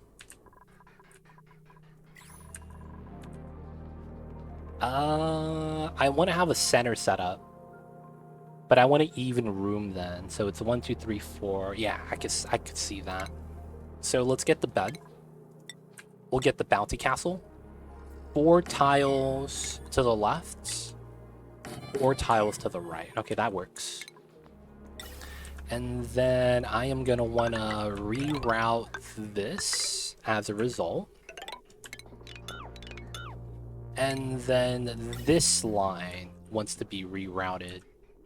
I could probably move it through here.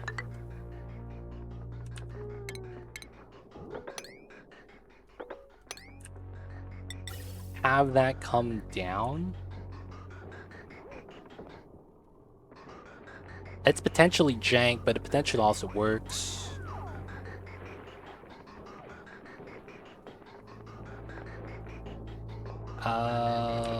Let's see, that works. Wait, which line is this? Oh, this is natty gas.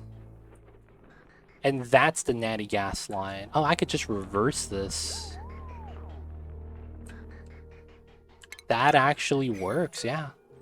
I could just take this line and go in. So I would flip the meter and my bridges.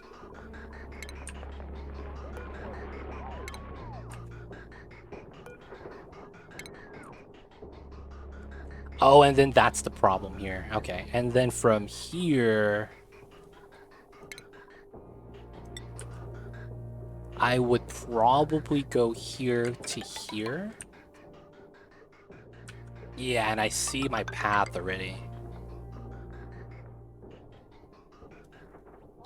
And then this is gonna be coming in green. Oh, that's a problem.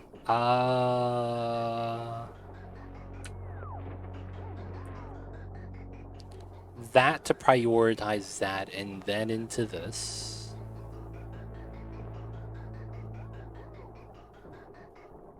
Wait a second. I need a bridge here then. That's really stupid. And then I could get this.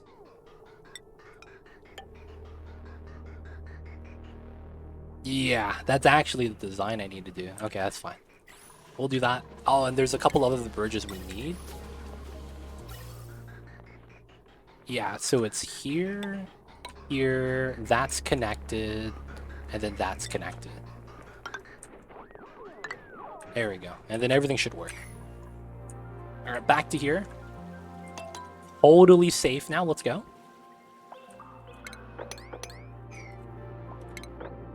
Yeah, and then we're just going to be trimming out this, trimming out that. Alright, so this is still spilling most of the magmas out. We want to get to the top now. Got to keep going. If this erupts, it actually doesn't hurt us. And then we go through here, here, another big pool, another volcano. Does this line up? Wow, I'm exactly one tile to the right. That's perfect. That means I don't get hit by this. All right, not too bad, not too bad. Mining the obsidian, going up. Okay, this side is what we need to do next. So we come in through that. Technically, I want to mine this. Technically, I want to mine that. I should be able to make that. This should be... Oh, I need the ladder for that.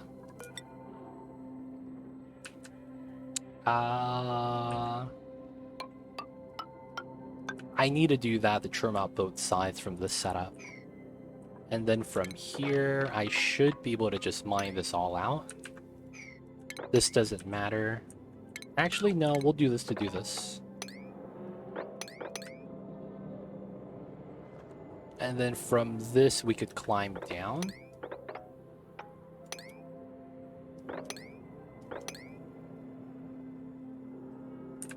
Trim that. This gets trimmed. This is going to be pumped. Now we need power. Okay.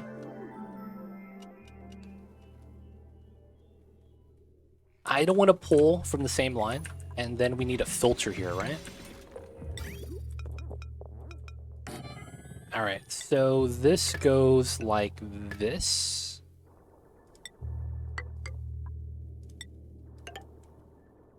So that it goes into the yield, and then it should be fine. This should go like this. This should come out.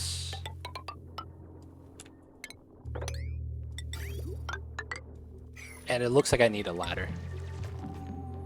Here. Then we need a little bit of juice.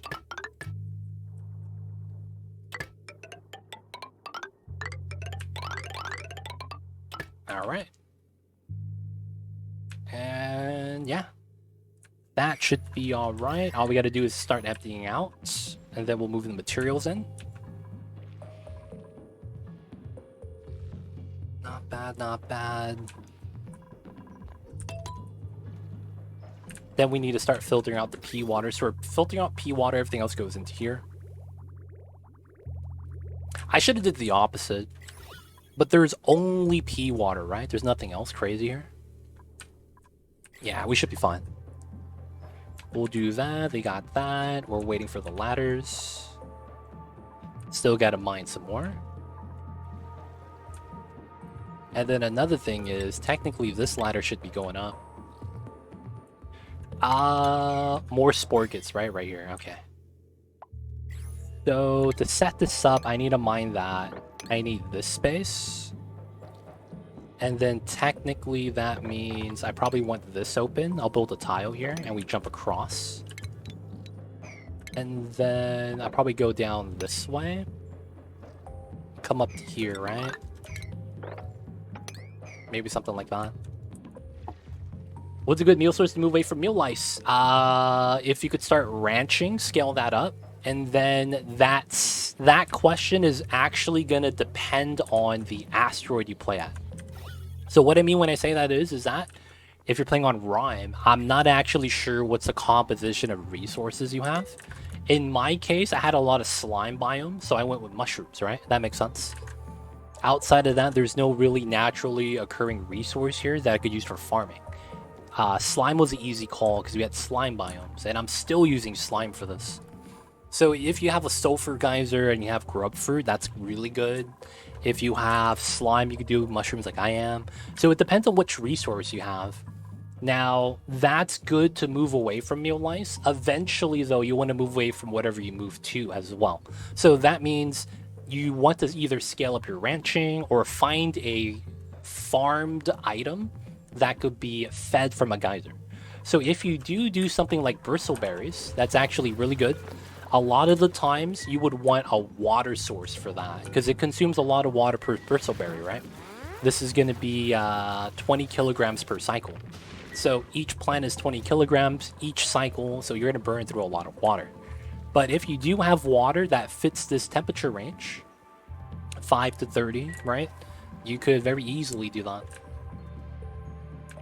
But yeah, at that point, it depends on what you actually have for biomes. There's no best source outside of ranching. And while you can ranch, you need time to really ranch. You gotta scale up production, scale the number of tamed critters. So because of that, you could do ranching. It's just that it's slow to ramp up. That's always a good option, though. I like to use ranching a lot of the times.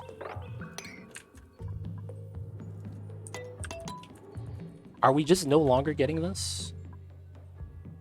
Everyone was so hyped to do the stuff here. Now they don't want to work here anymore.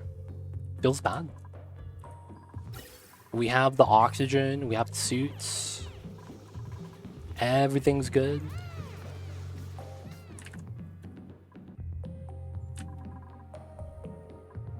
Oh, is it because of the dig command? Wait, but this is 4, right? Yeah, this is priority 4. The priority 5 job should be better than this.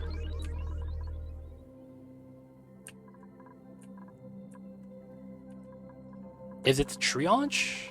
Only one of them's on. Alright, we're gonna cancel the sweep. So it's not as many. Because it doesn't feel like that many people are out here. They can go in, so it's not a weird thing with that. Hey man, this magma core isn't gonna dig itself.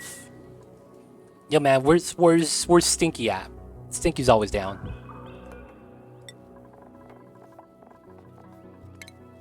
We gotta call up Stinky, man.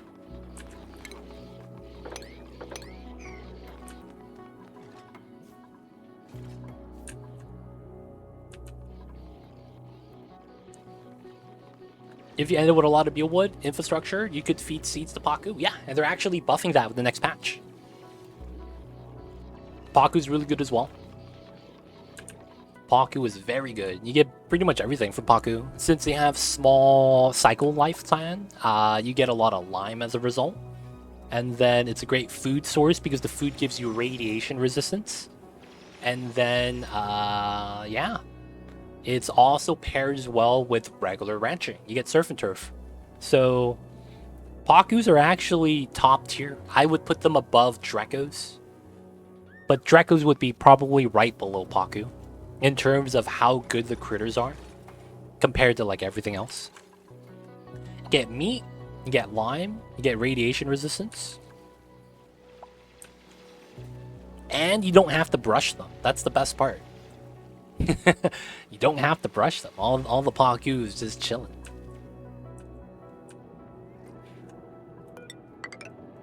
Alright, I think it's because the other build commands are a little bit more priority.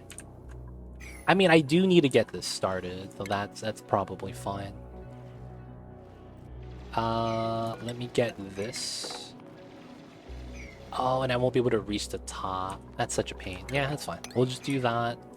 1, 2. I'll probably build this to get 1, 2, 3. 1, 2, 3, 4. And then from this, I want to go like that. Line this all out. Alright, this is good. 1, 2, 3. Let's do another dig. Let's do the top. Let's do the right side. Let's do the 1. Draco, then Paku, base game. Plastic and fiber. At least now I haven't started any steel production. The thing is that technically if you're playing base game, you don't need reed fiber as much because you don't really have to play with suits taking damage. That's something you would have to manually turn on anyways for that, right? So it's like fiber's not that great. I will say that though cloth suits are really good. I agree with that. It's just that I tend to run into lime bottlenecks and Pakus are very common. So I typically go for Paku so that I don't hit that lime bottleneck later on. I like Pakus though. It's so strong. I have Pakus above Drekos, not because of the resources, but because of how easier it is to handle them. You don't have to brush them, 1 tile storage, everything is automatic. And you could do it earlier because you don't really need that much automation. So it's more so that I think because the Paku are cheaper costs, I have them above the Draco. But of course, it's you know, it's a personal tier list. It's not like it's like, oh yeah, that's just the rules now. You know, it's nothing like that. I just put Pakus above Dracos. If you have a lime bottleneck, just go to the ocean planet. Yeah, but then I'm gonna start lagging. I'm gonna start lagging, dude. I don't want to do that, man.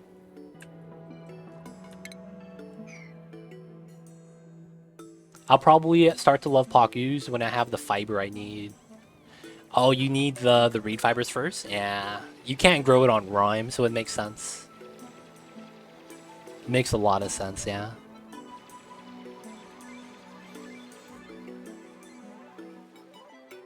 I see you, Mamba. I see you over there. Alright, we got some more magma still. Come on, dudes. Let's get this one first. Oh. Crack the tank, boys. Let's go. Oh. Completely submerged. Alright. Gotta add more. Gotta stack it up. Of course, we're probably gonna have to mine this if this spills out. Mine this as well. And then we're gonna want to build this out. Right.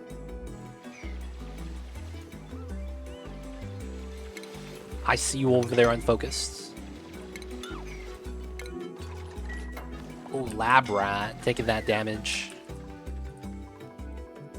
Alright, so there's some preliminary digging here. That's not bad. Gotta go up this way. If this ladder's removed, we do that. Technically, we go for this. And then from here, we could just mine this out.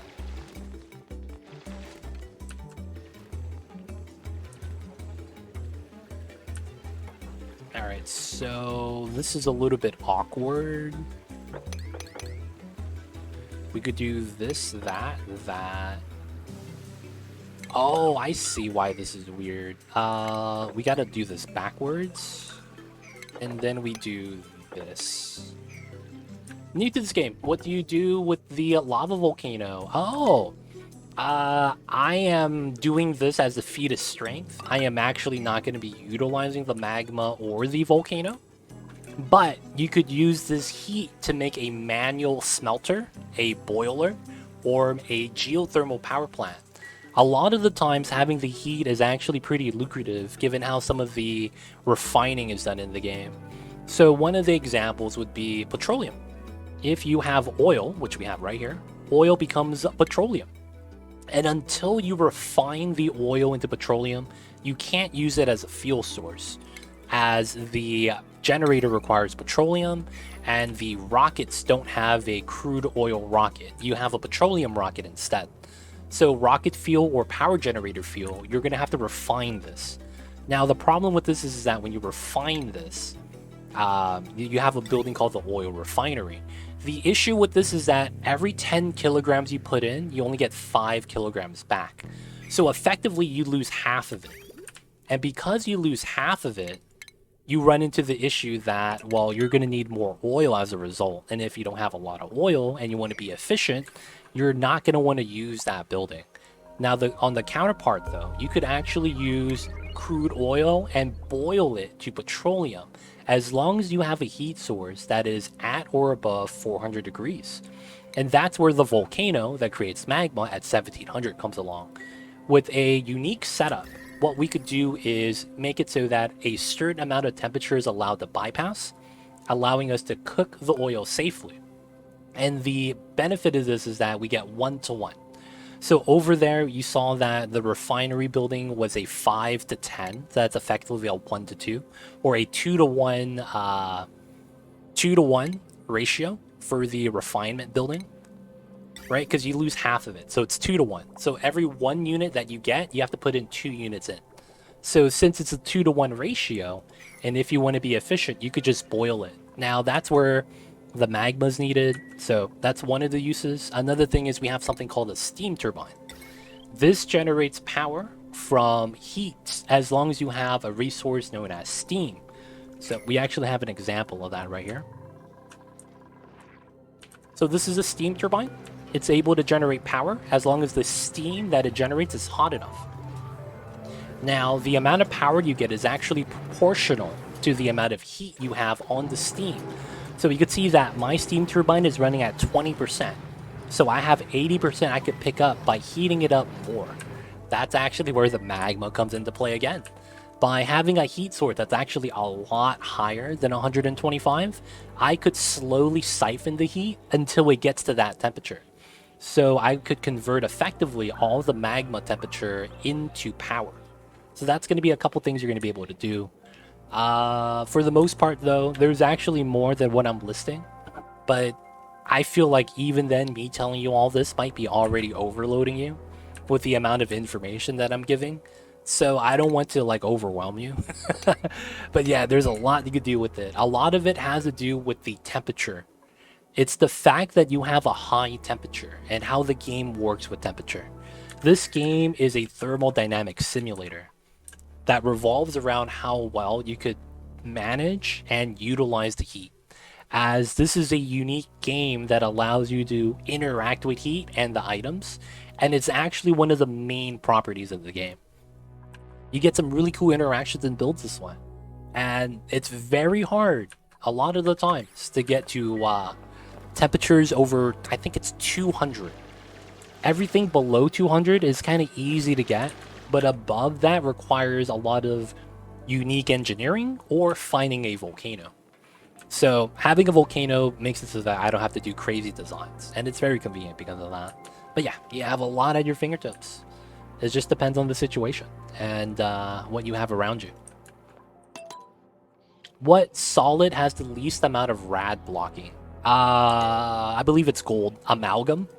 So you specifically need to build manual airlocks with gold amalgam.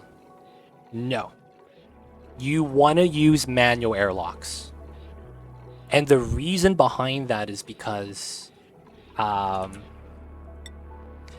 you can't use gold amalgam. Well, you can use airflow, I guess, but it's not solid.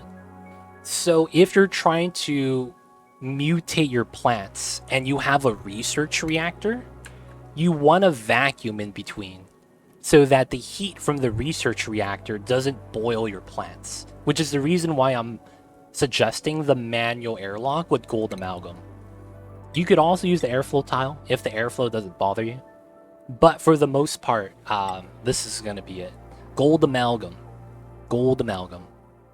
Thank you for the explanation. I've been following a lot of tutorials. Hey, no problem. Play the game, have fun. If you need help, I got you. Just let me know what kind of questions you have. A lot of the times, if you can't find a tutorial that helps you out and you have a specific question, ask me. I got you. But otherwise, have fun with the game. I'm not going to tell you how you need to play the game. It's only if you ask me that I will. Because, you know, at that point, you're probably frustrated. And being frustrated means you're not having fun. And nobody likes that, so have fun with the game. If you need help, let me know. Gold amalgam, though. Unknown Lewis, hope that helps. Any way you could use gold amalgam. I'm specifically saying that because that's raw gold. If you build the metal tile, that's refined gold, that's different.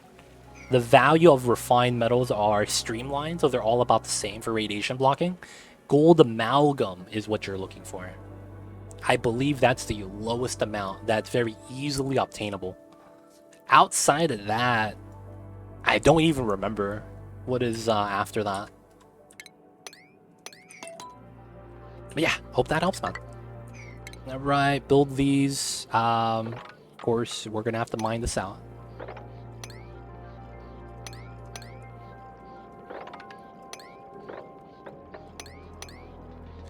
Alright, so we want to trim as much as we can here.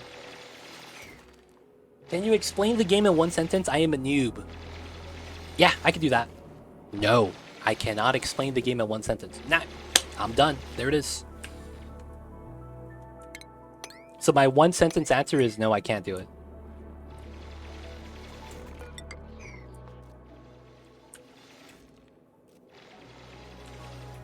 All right. Oh,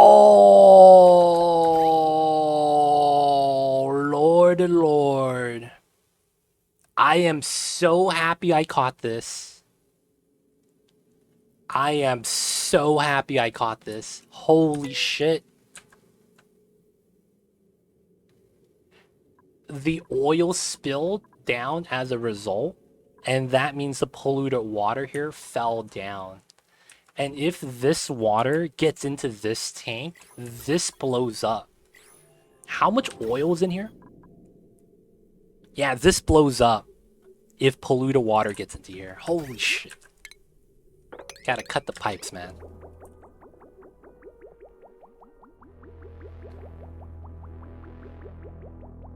I honestly can't explain this game in one sentence. It's so hard because there's so much depth and things you could do. And there's not a lot of games that's really like the game in its entirety. Like certain aspects of it, you could compare to like RimWorld, Dwarf Fortress, or another one of those popular colony management games, but that's only one dimension. So it's like, I just can't explain the game in a sentence. It's really hard. Alien Ant Farm Simulator with science. That's pretty good. I see you on This Mini Twitch. I see you over there. That's pretty good.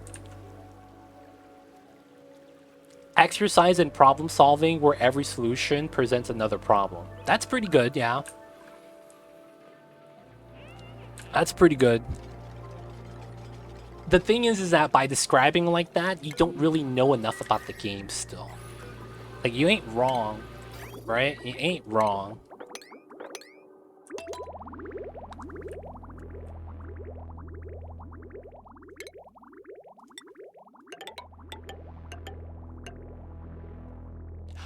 Oh, I know what I do.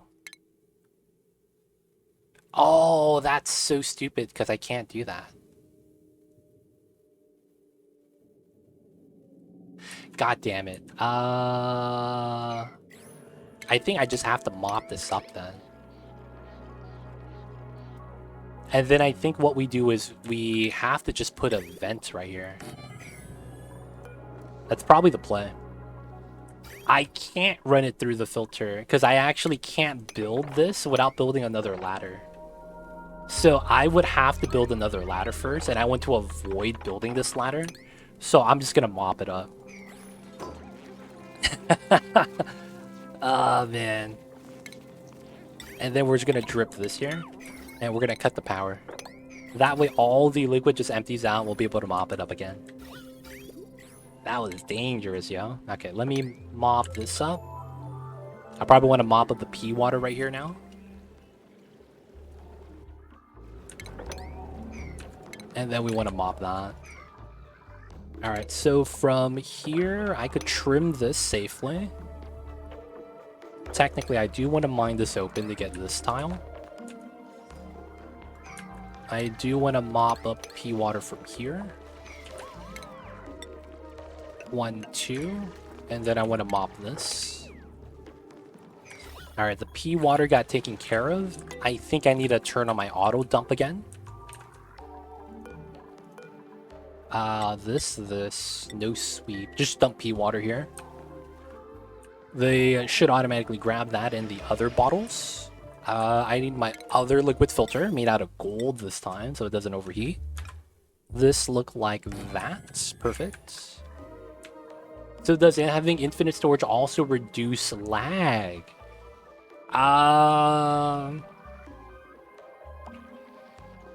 It's weird because it depends on which design you have. You can't use the infinite storage that uses doors. The infinite storage that uses doors to compress the liquid so it's infinite pressure, that does not reduce lag. That actually creates so much lag that you could duplicate your liquids if you're using that to store liquids. Now, I say that, you might be, oh, I get to duplicate my liquids. That sounds very, very lucrative. Yeah, so that's why. So when you start lagging in this game, like duplicating resources becomes a lot easier. I guess you have a Great Hall. My Great Hall looks like this. I recommend Taco Void. I have a video I did a couple months ago, so it's like 3 months ago, that goes over different designs of a Great Hall and kitchen on YouTube. I would recommend that because I go through, I think, 4 different designs for specifically a Great Hall. So that way you could look at it, check it out, and take some ideas from that. Because the Great Halls you're going to design is going to be relative to the dupes you're actually feeding. And then, you know, whether or not you actually have an icebox or not. But yeah, have a lot of rails to get the food freezing and distribute properly. And then we have a permanent food storage, raw food storage. It's pretty good. But yeah, I would recommend the YouTube video just because I have more designs than the one I just have.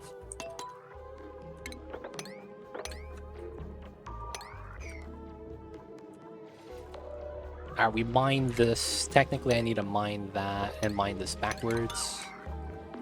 Alright, we want to trim this so that this is easily mined out. I do want this.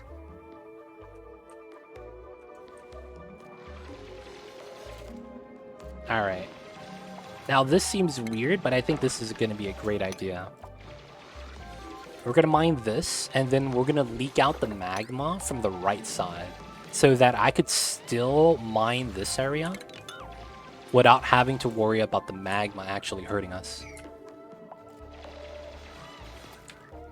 You pre-freeze the food before you put it into the storage. It sounds pretty stable. Yep. And the reason why I'm okay to do that is because of one thing.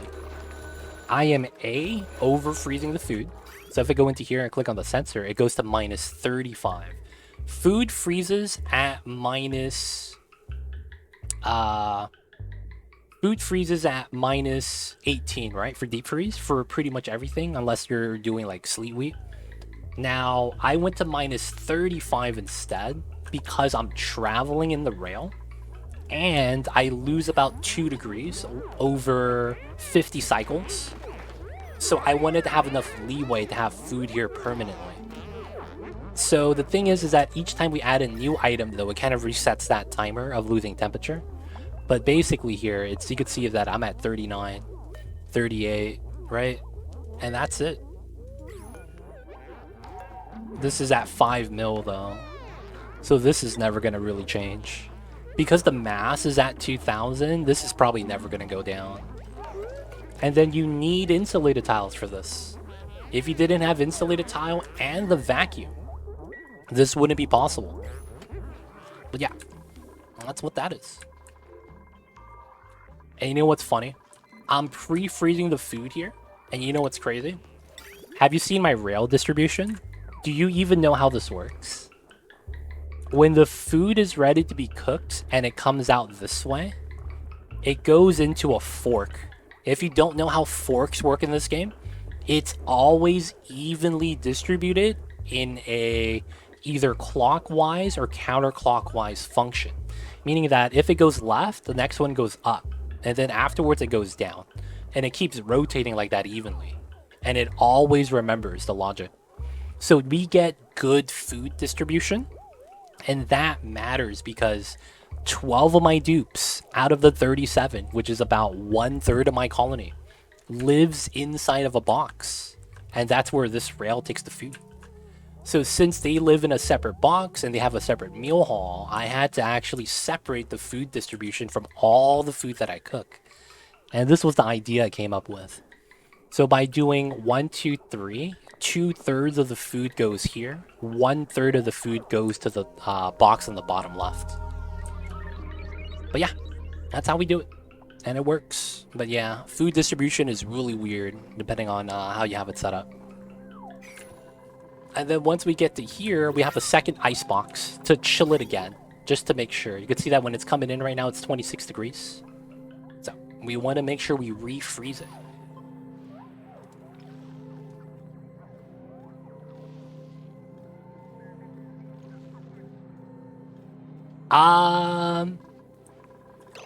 While the answer is yes, I didn't want to add in another tile here.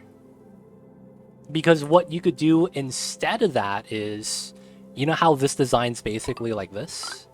You could cancel this, make this insulated, and then make this a metal tile. And you know what you could do with that? Run a radiant pipe through that. And even if this is a vacuum, there's heat transfer here between the items in a vacuum and the metal tile below it. This is another food storage design. That if you don't want to pre-freeze your food, you could just drop the food here. The problem with this design, though, is that the freshness value will drop to about 50%. Or a little bit less, depending on how often you pull the food, how often you cook the food. And it's because this heat transfer is slow. You lose so much freshness, and then if it rots, it's a horrible time. So I don't like that design. So I found that this is a lot better. Although you can put the airflow with a vacuum and it is better, it's probably just better for you to use the metal and then the radiant pipe. Because then it's like that way it's going to make it so that like it's always going to chill slower. I mean, it's going to chill colder and not have to worry about it. Pea water. Right? And then we could do this. That's how I do it also with chlorine gas inside for the sterile atmosphere. Yeah, I don't like doing the chlorine gas because with the liquid lock right here, you leak out the heat. Even though chlorine is not that good for conductivity, I don't want the heat to leak out. I don't want my aqua tuner to be working as hard. Like if I look at this, look at that, 14%, 0, 0. This turns on once every 5 cycles.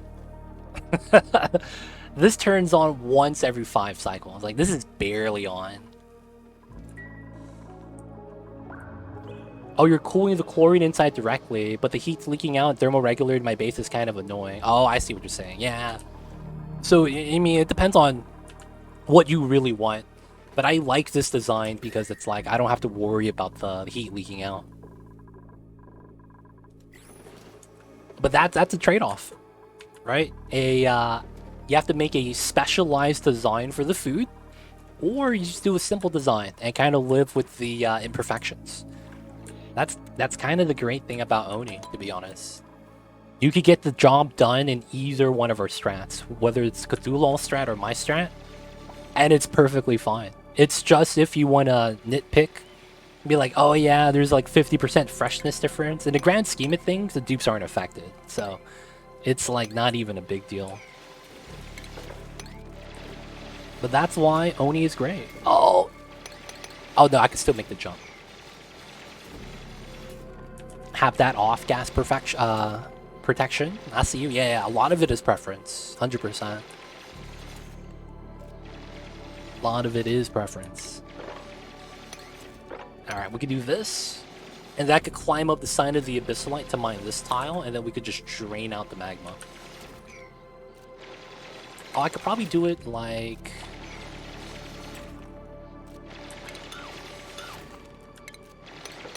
Yeah! And then this way, I could mine this, then that. And then they could start draining, and then we could mine the rest while we wait for that. Not bad. Yeah, but current design works, but idea of cutting out the remaining power waste sounds kind of nice. I mean, if you think it's worth it, check it out. If you want to see that design, I have it on YouTube as well. So, you know, that way, if I'm not streaming, you have a reference.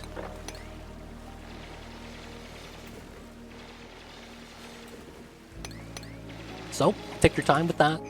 If you decide to, if you decide not to, you know, it's perfectly fine. 1.5 million kilograms of magma. Perfectly safe, boys. Perfectly safe. We gotta double that, though. Those are some rookie numbers. I gotta pump those numbers up, man. Sometimes you need a little bit more magma, man. You gotta stack it up.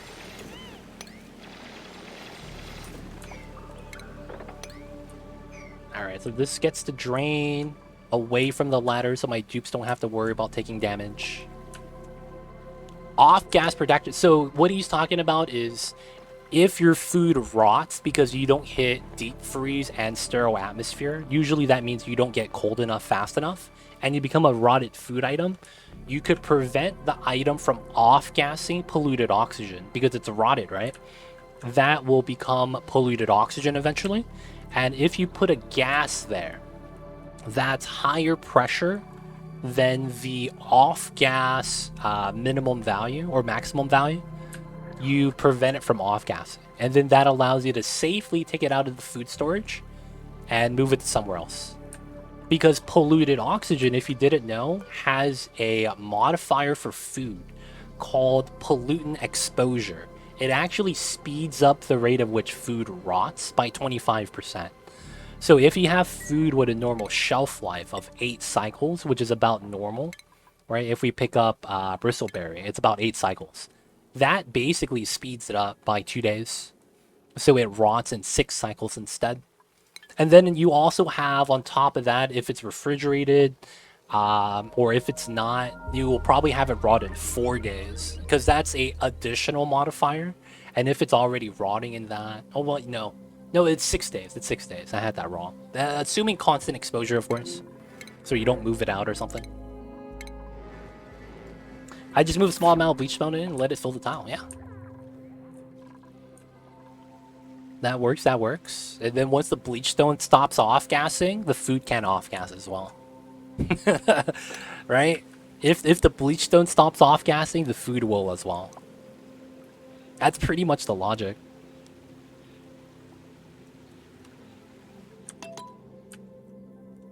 Alright, alright. Get the spills. Amari chilling out.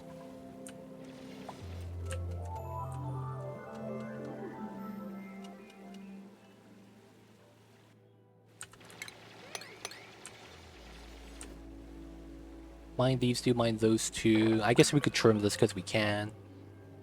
Coming down. We'll have to ladder up to the second volcano. Has this erupted yet? Nope. I could analyze this for a databank. It's probably not worth it though. Okay, we got this down. It's going pretty good. And then we could continue up still. Alright, how is this? Is this good now? Alright, so I shouldn't have any more polluted water issues, right? I should be able to mine this, that, and that should be all the pea water. And then I need to empty this out.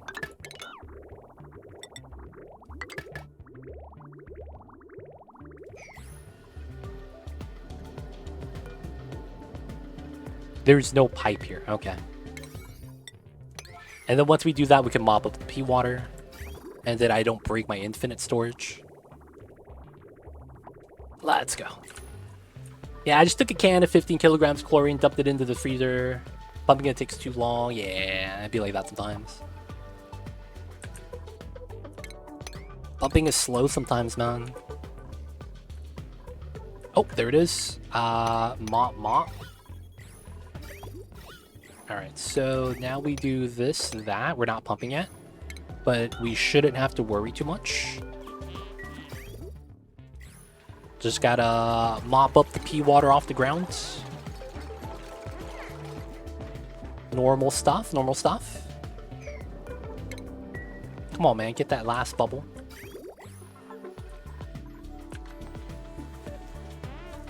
Nice. Alright, so with that, we should be safe. So here, that goes up. We need to mine this out. I could do this. I want to mine this if I can. We'll do that. From this, we should mine both of these. And then do these two. That's fine. From this, I can't make the jump, right? It's not possible. Alright, so we took out the sporkid. We can't reach the top. I believe I'm going to want a ladder here. And then, how are the germs? Okay. So I'll just put the tile here. A dupe's going to get stuck. Good chance, man. Let's put the tile here. And let's put the planter box. We're going to use radiation to kill the germs through the tiles. That way it's perfectly safe. Alright, so this is gas. That's fine. I just need to make sure there's no more sporkits, man. Okay, so this is going to be the next spot. So I probably want one of these here as well. And then the oil has zombie spores. That's going to be fun. This is also a weird little tunnel. Okay. Whoa, whoa, whoa, whoa, whoa. Did I do any weird dig commands? Digging while lagging is mad scary. Okay, that looks good. Let's do this. And then that should be fine. Yeah, should be good. Should be good. So I'm going to crack this open. Leak from both sides is going to be a lot faster than waiting for this. And then I want to work on the ladders. Alright, so this is safe now, right?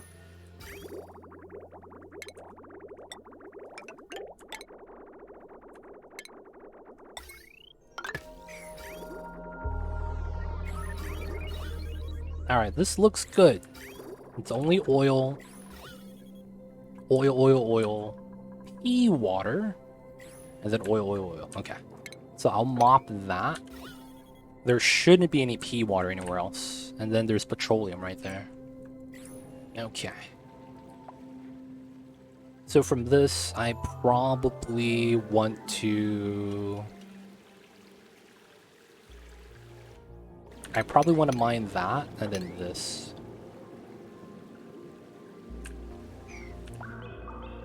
After we mine that, this needs to be mined.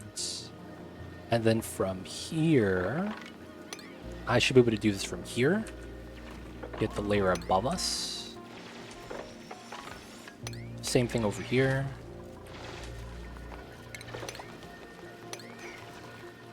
Okay, get the ladder here. It's pretty good.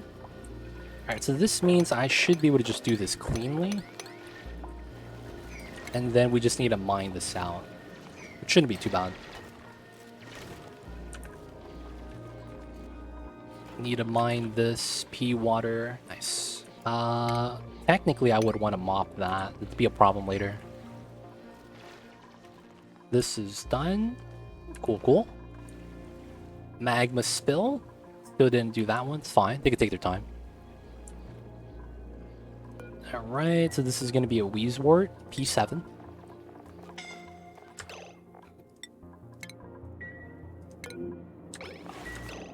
Dude, what the f... You went around, dude? Jesus Christ. Take him to the hospital, boys. Wait, he's not even hurt enough. There he is.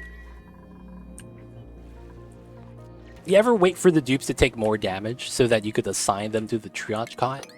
That was me today.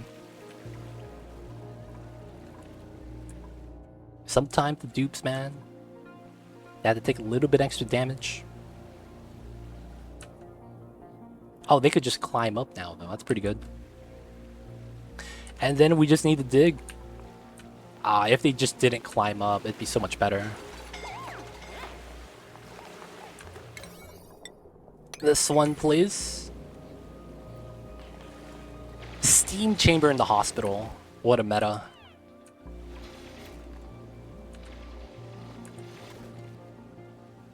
I have that mod that auto-assigns them to beds of injured. Oh, that's nice. That's actually pretty nice.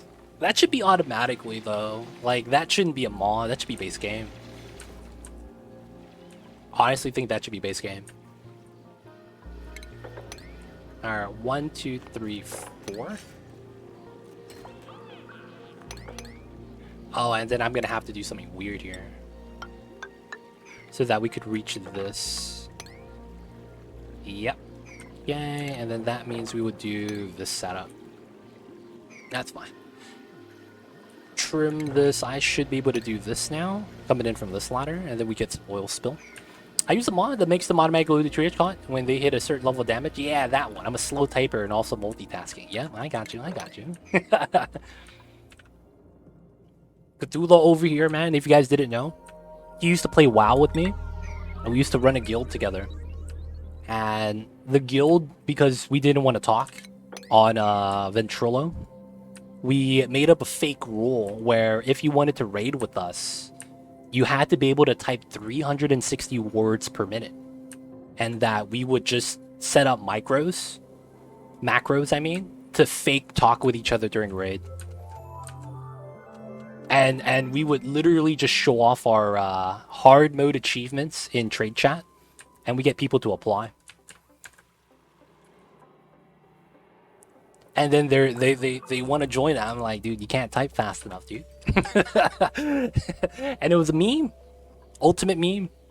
Now, I made that up. Cthulhu wasn't actually playing WoW with me. But I did do that with one of my homies. We made a guild, and we already had the hard mode achievements, and we just wanted to do the hard mode with our friends in real life instead of with our tryhard guilds. So we joined another guild with the homies, and then we advertised it like that. It was mad funny. People are like, dude, you can't type 360 words per minute. And then I show them the proto Drake, and they're like, man, what the how am I even supposed to say that you can't do that and that you're lying, and then you just show me the achievement? You know, and it's like, yeah, you know, maybe you can type that fast.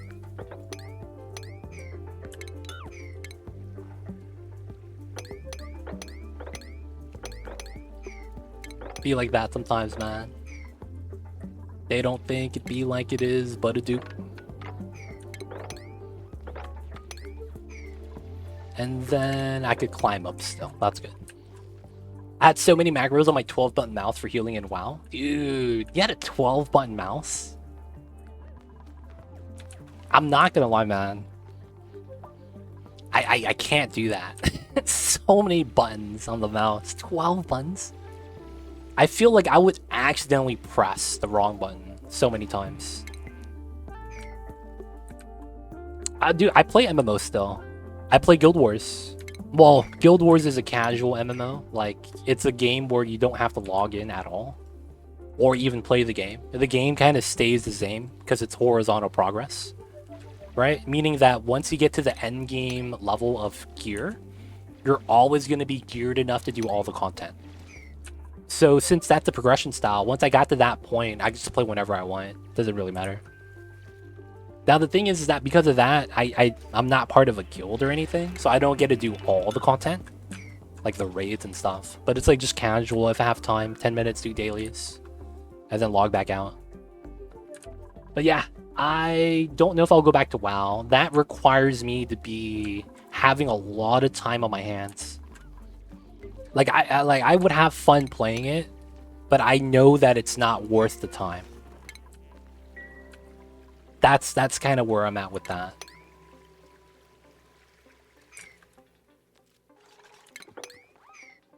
I know I had fun, but I know that at the same time, though, that it's like, I know I shouldn't be spending my time on this. What's going on, Xenosci? How's the tail end going? Internet's still wacky, still feels bad. It's doing alright. We were able to successfully first try our magma storage right here. You can see that we have 1,944 tons of magma. It's pretty good. So we could say that we're doing pretty well. We're about halfway done draining the magma on the map.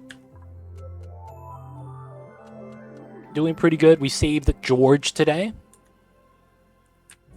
We saved the George. But yeah, we still got a little bit to do with the magma. That's some good heat, yep. And then we're gonna basically mine up all the space above it, and then we're gonna let it blow up. We're gonna see how that's gonna be fun. We're gonna see if that's gonna be fun. We also have the Great Monument already done. Somnium Synthesizer with the crew. It's going good. It's going good. I never made George's room, huh? It was kind of there. I had to redo a little bit of the piping. Ah, yes. It was... Oh, okay. So that's... I see. Okay, so I need to do this to move the gas out of the pipeline. That's good. And then now this pipeline needs to go here, and I need to cut this line. And then this is broken because of this. Now it should start moving. Yep. So I need to remove that pipeline segment, and then it goes into the infinite pressure. Cool, that works. And then we're going to remove this pipeline so that this pipeline could go here. And we should have a much easier time. Technically speaking, this is kind of what I want. And then I am going to do a weird setup here. Alright. Yo, Xenosci, man. Hope your internet gets back. Having bad internet sucks. It really, really sucks. My toilet water has been being dumped. No, this is supposed to go to the spawn. Yeah, man, this goes to the spawn line. There we go. It needs to go to my oxygen, not dumping it out here. Good, good, good. Alright, how is this? The magma's done. It's not bad. Let's mine out these two for this spill. And then we could mine out these two. And then this one is gonna be like that. Cool, cool, cool. Getting to here kind of sucks, so I'm probably just going to avoid it. And let's do this.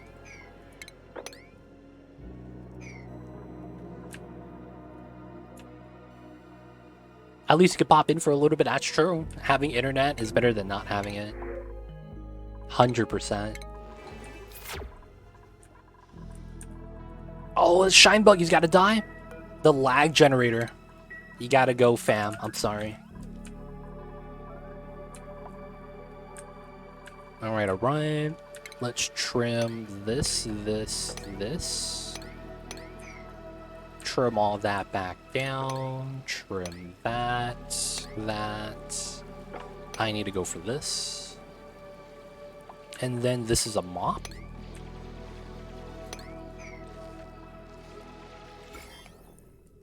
Alright, look at that. The radiation. 12% dead per day, 17%. So in what, 5-6 cycles, this is going to completely die out. It's not bad. I'll wait for that. We're still mining out the other stuff, so getting to that point is not really a big deal. Okay, so this one needs a Wheezewort on a 7. After we do this, this is the next one above us, and then we got to go next to that. Okay. So after we're done with this... Oh, I need to uproot this. Alright, I need to do that we could do by digging this out. This is going to allow us to get rid of the plant, which is going to be the source of the zombie spores, which is why it's at 2 million. And then the Wheezewort would just take it out. Alright, pretty good. A lot of the obsidian got trimmed out, still spilling. Alright, next magma spill. We're just going to have them tank the damage. Should be fine. Autosave.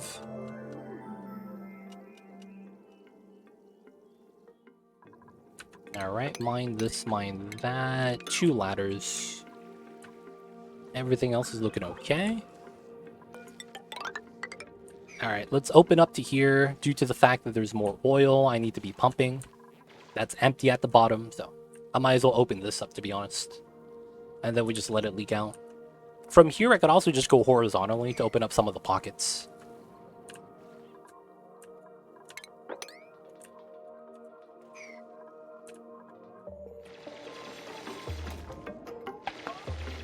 Nice, nice.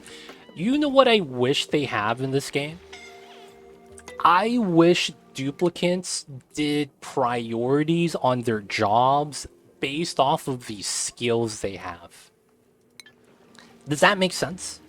Like, if I have a dupe that has the ability to mine obsidian, they should try to prioritize mining the tier 3 minerals. Because it's like, I hate it when my only one character that could mine obsidian, like, because I just get to, like, the mid-game or something, is mining sandstone. I'm like, dude, leave that for the plebs. Like, we need you mining the real stuff, dude. Like, I wish that was a thing. So, like, dupes that have ranching, right? And then it's like, we have them do that instead of cooking, right? Because this ranching is tier 2, and then cooking is tier 1. That way, they will always prioritize ranching over cooking. That could be a thing, right? I wish that was a thing.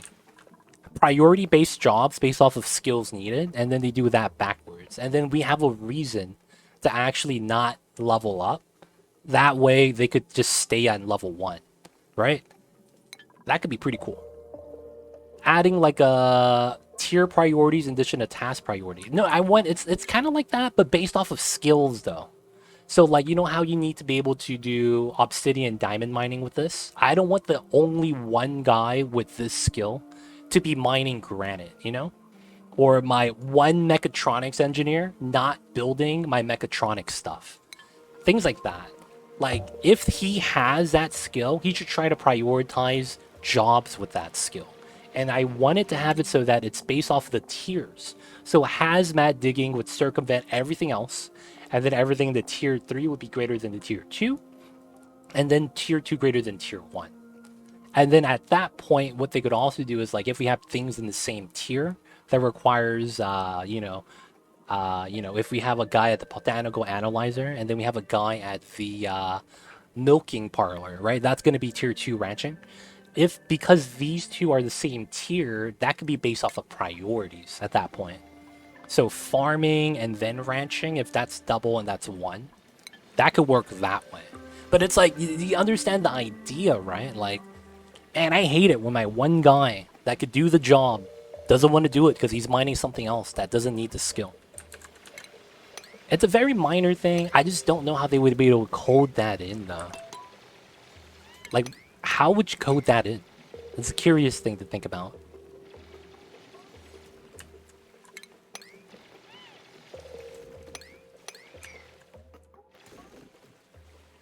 Or Wrangle is oversupplying the critter feeder. Yeah, something like... Well, no. Wrangling, though... Yeah. Wrangling because it requires tier 1. And then feeding the critter feeder doesn't require a skill. So that's always a miscellaneous job. Yeah. Electrical engineers should prioritize adding in a microchip over, running on a hamster wheel, right? Because they're both operating jobs. And it's like, once he runs on the hamster wheel, he's never going to be doing the microchip because he's going to be running forever. That way, if you have a gym in your colony, it's much easier to manage. Because it's like, you would have new dupes running in the gym.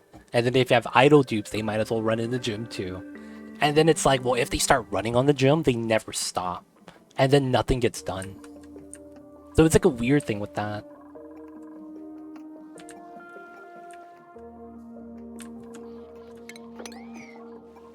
Alright, this is pretty long. Strip of magma, boys. Big magma. We got the big dip. Big dip, boys. Big dip. My god. Dude, man, that's long, dude.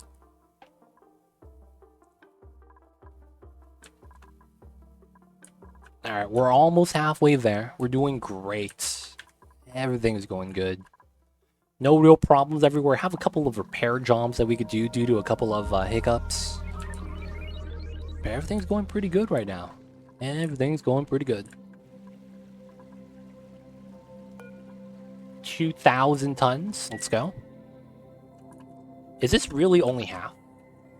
That means I would have 4,000 tons in total, huh? That's a lot of magma, man. Alright, we had a little bit of the oil actually spill out. That's not bad.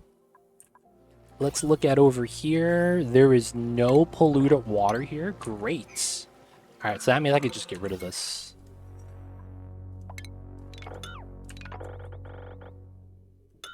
And the filter. Scalding. Yeah, that was going to be a thing.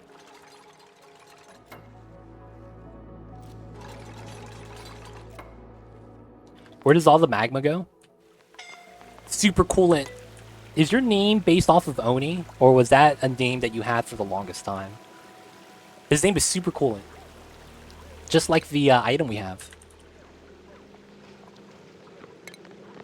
But he capitalized the A because he's an ant. There's someone in my chat called Cthulhu. They actually made a super coolant tank and they drew a pixel art picture of an ant. Oh man, I see you guys over there with memes. The magma goes into the one tile. So what we're going to do is we're going to accumulate all the magma, and then when we're done with the colony, we're going to release the magma. So it's going to be a fun time. We're going to see how much the magma kind of does its thing. But yeah, we still got half of the tank to go. Ooh, meteors. It was super cool. It was, man. Minus 255 degrees. It was cool, alright. You didn't add a pump there? You don't want to use it later somehow? No, we don't need it. I have so much hydrogen. I have the gold volcano. Like, I don't need the power. I have so much H2 here. I have a lot of H2 here. We have a H2 geyser we've been pulling gas from constantly. I have natural gas accumulate with no generators. Because I just don't need the power. Now that we have NG tune-up, my usage has dropped down to 17%. So it's like I don't really use a lot of power right now. We're able to provide everything with just hydrogen. So we're not going to plan on using it. We could have, though. We could have. You're right. We could add a pump or something here. But we're just going to let it blow up.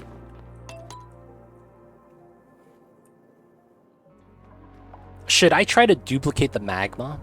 That would be the other thing I could try to do. I could try to duplicate the magma.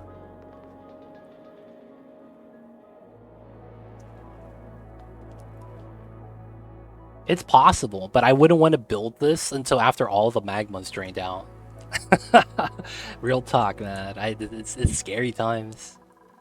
But I wouldn't mind attempting to do it. We could attempt to duplicate the magma. It's perfectly fine.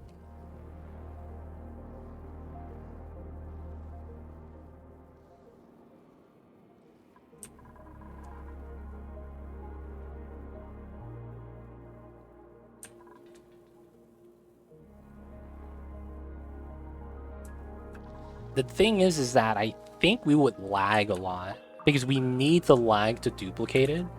So it'd be kind of weird. Whoa, whoa, whoa.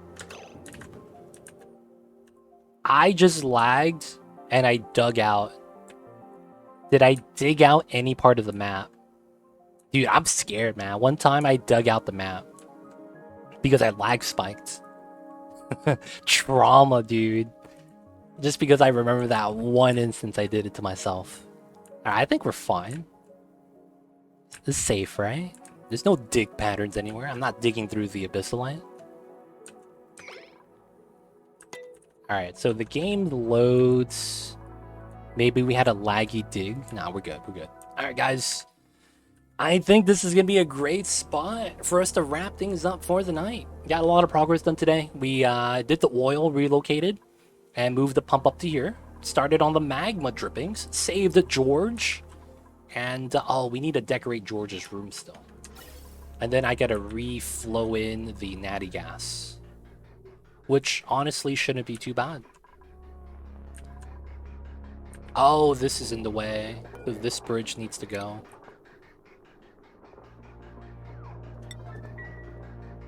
And then I would remove these pipelines. I know I'm gonna forget about that, so I need to do that now.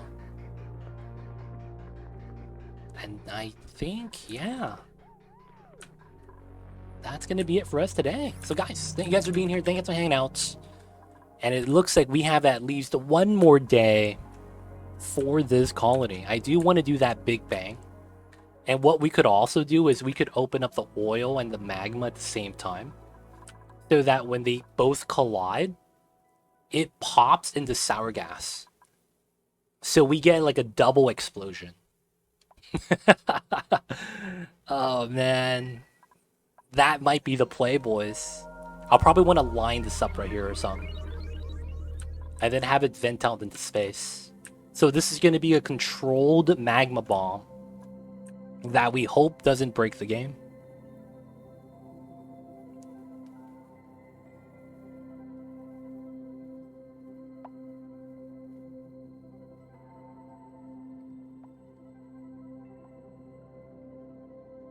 Actually, I should have made this into a door right here, because I'm thinking about it. If this was a door, I could have automatically opened the door so that the magma explodes and we're like third party away. Like we're just watching it. Oh man, it is what it is. Alright, so we'll wait for the autosave and then we'll get that saving. Look at my dreaming little dupes.